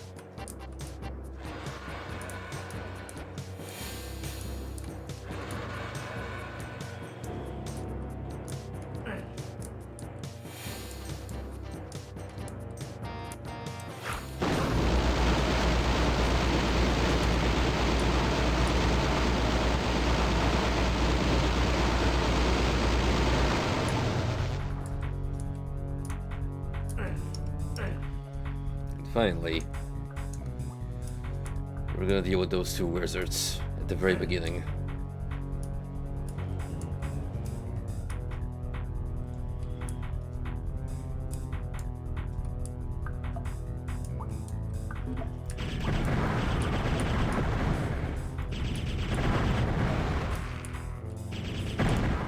Could have totally used that to acquire... Oh yeah, these items. We were fast enough. Frankly, I probably should have done that, but oh well. We'll definitely get the Dragon Claw at some other point. At least we have another wand. That's already a whole lot.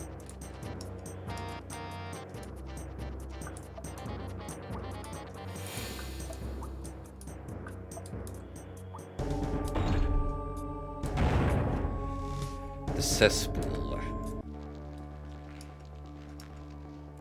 You're not fooling me. It's just the pool rooms.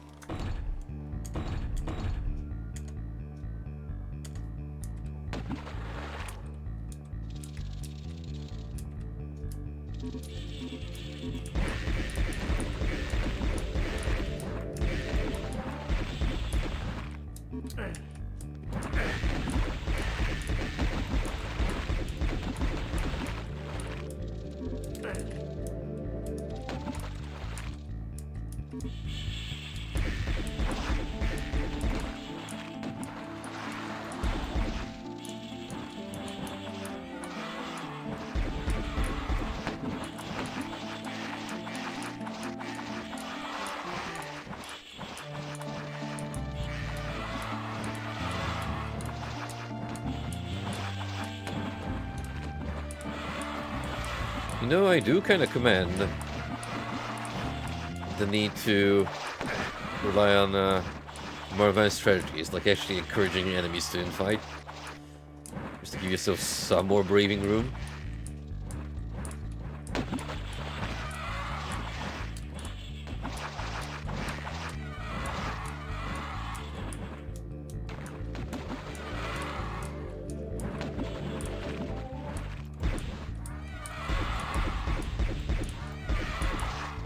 Certainly works on the imps. They seem to be the equivalent of the lost soul in this game, where you totally get them fight amongst themselves.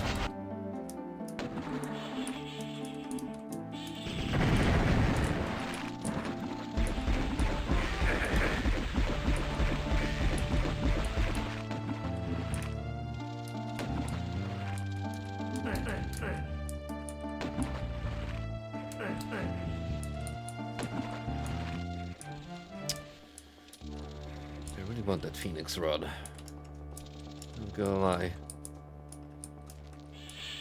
I want it and I want it now.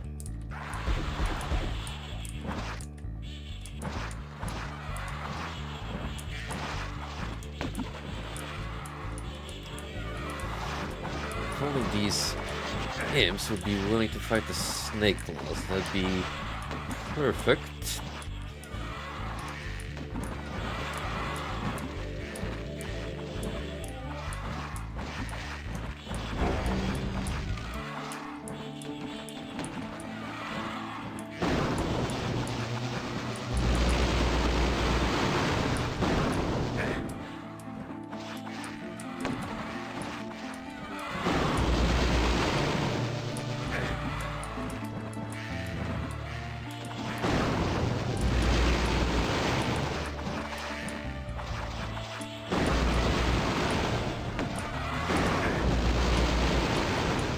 Okay, makes things a little easier.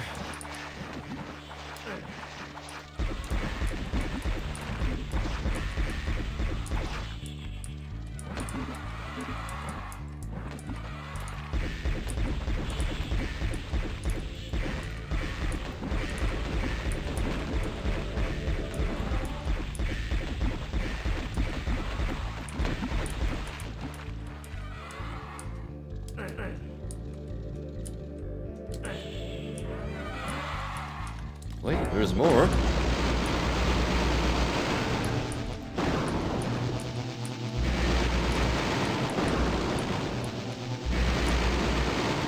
It's like a 1v1 in a hallway. As such, I don't really mind it. Because it is easier to pull off.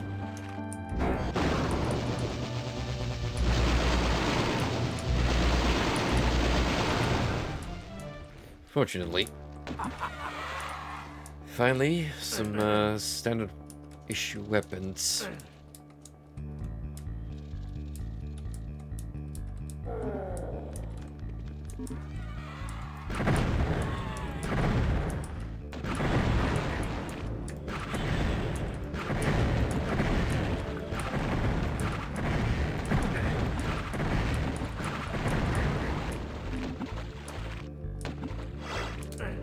As annoying as the struggle was, I kind of appreciate the challenge that it posed.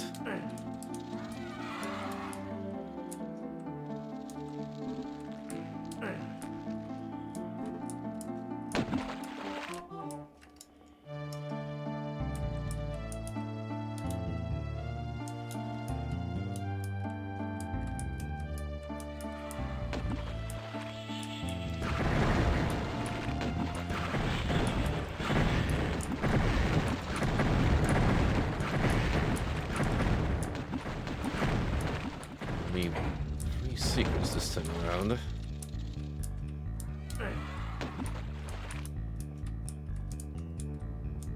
So we're still on the smaller scale levels.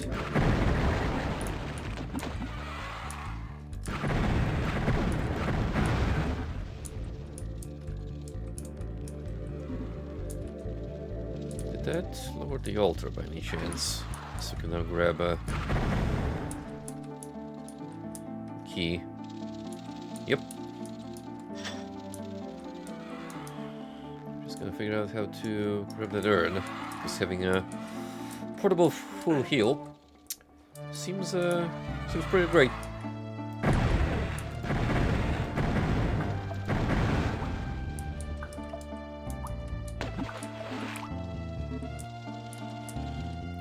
What I'm gonna do is get rid of you guys.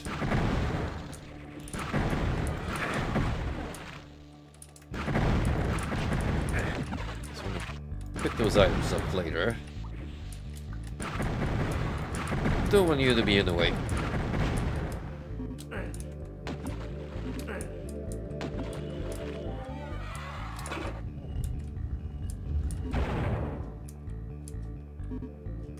He doesn't know.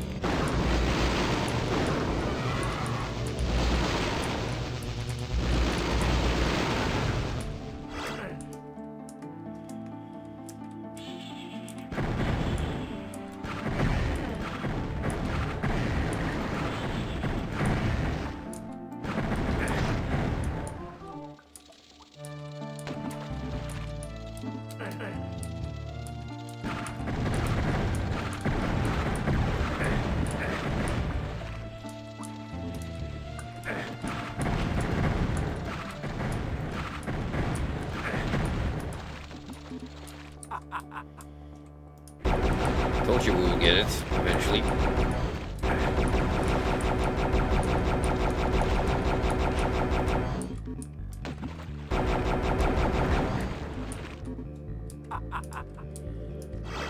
And get a fire base as a bonus.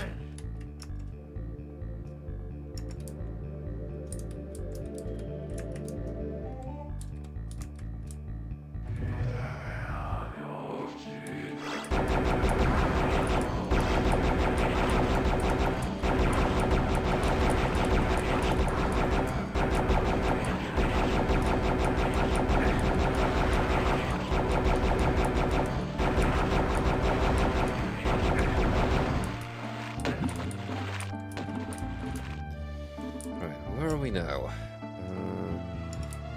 This room. Is there anything adventurous in this room? Doesn't look like it. So here's the key. How do you guys react to the maze?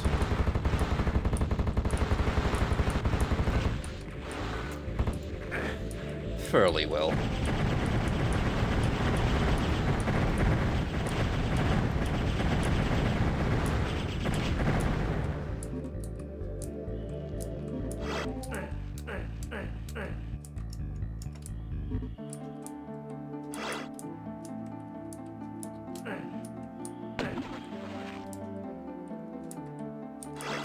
I think that's it, but we do have 2 teleporters we can use.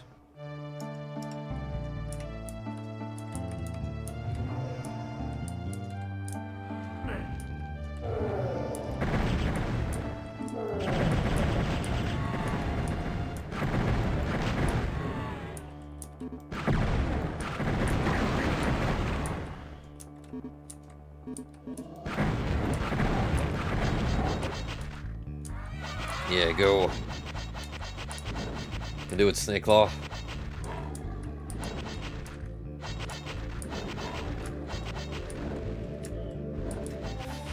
Again, it's fairly easy when the Were Dragon's attention is focused on me.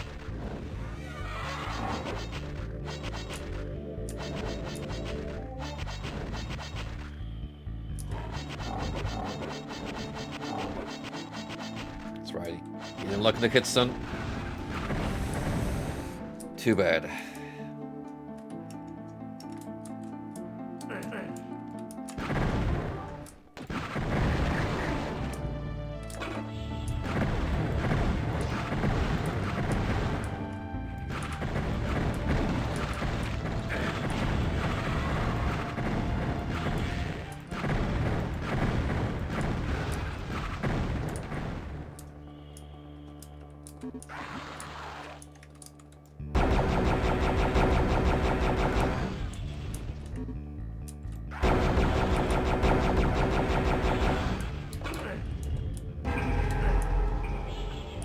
Very nice secret. And it's armor, so that's always good.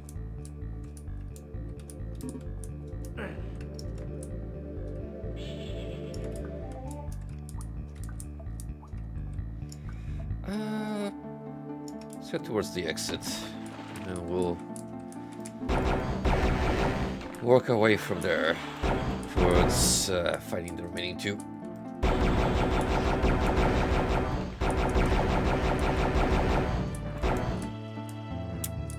It's definitely those alcoves at the beginning. It's just a question of determining how we get inside.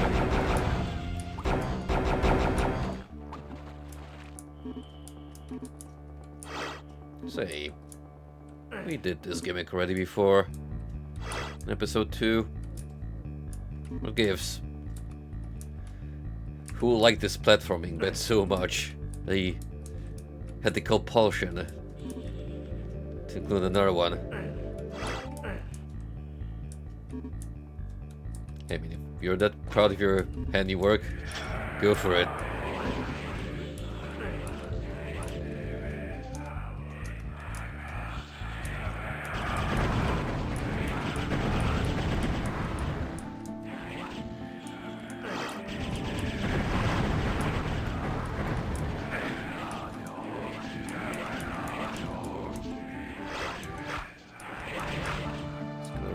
Here. A little more room to dodge, because, oh boy. Some of these guys.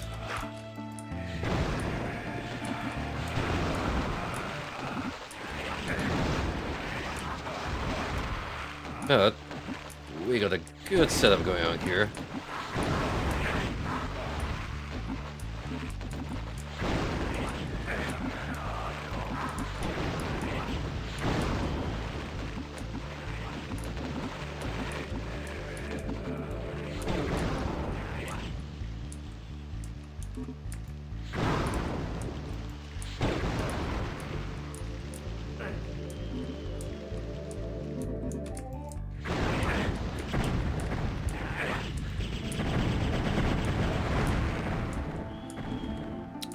There's a lot of wizards.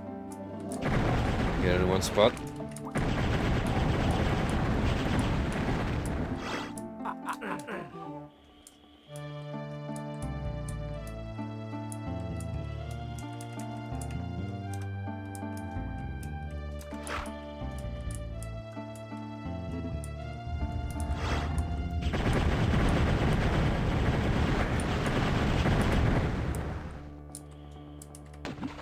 Alright.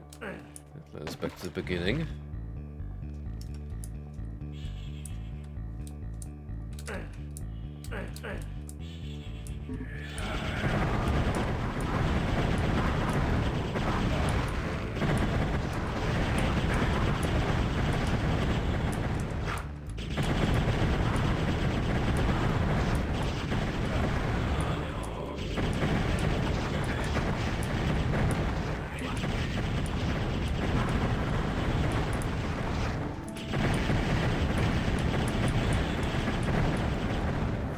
Wizards and their familiars. Name a more iconic duel.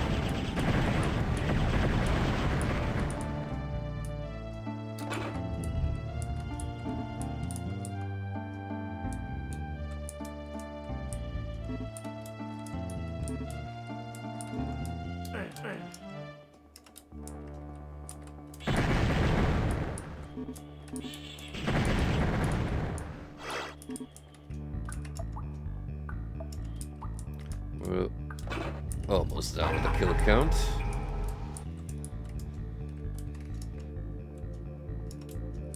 Just a question of... right, we gotta get up here where the other map is. And from that, I'll also be able to enter here.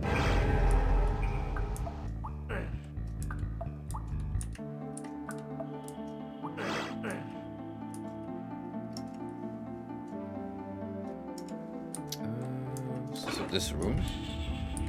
A pair of gauntlets, in case you didn't pick it up, which... I mean... It would have sucked to still come from a level 1 with virtually little to no weapons.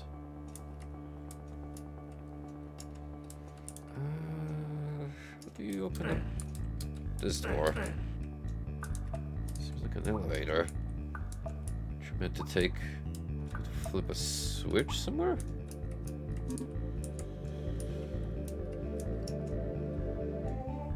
Because I pretty much took care of everything besides what I assume to be is the guardian of the exit.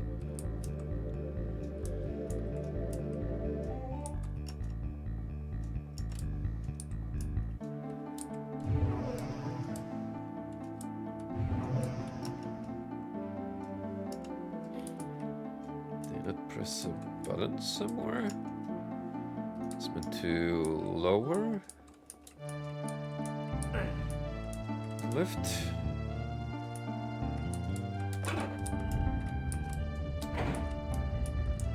Yep, there we go.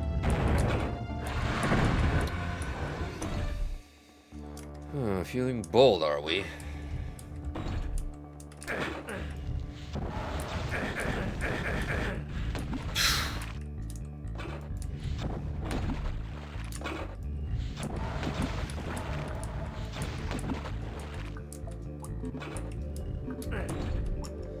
And that's everything.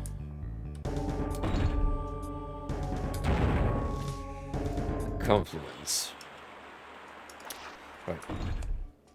Looking at a bigger map here. So, as the gargoyle charges into us, we're gonna call it night here. Good progress has been made. Episode 2 cleared. Made a little bit into next one. And yeah. Still a good game. Not much has changed since last stream.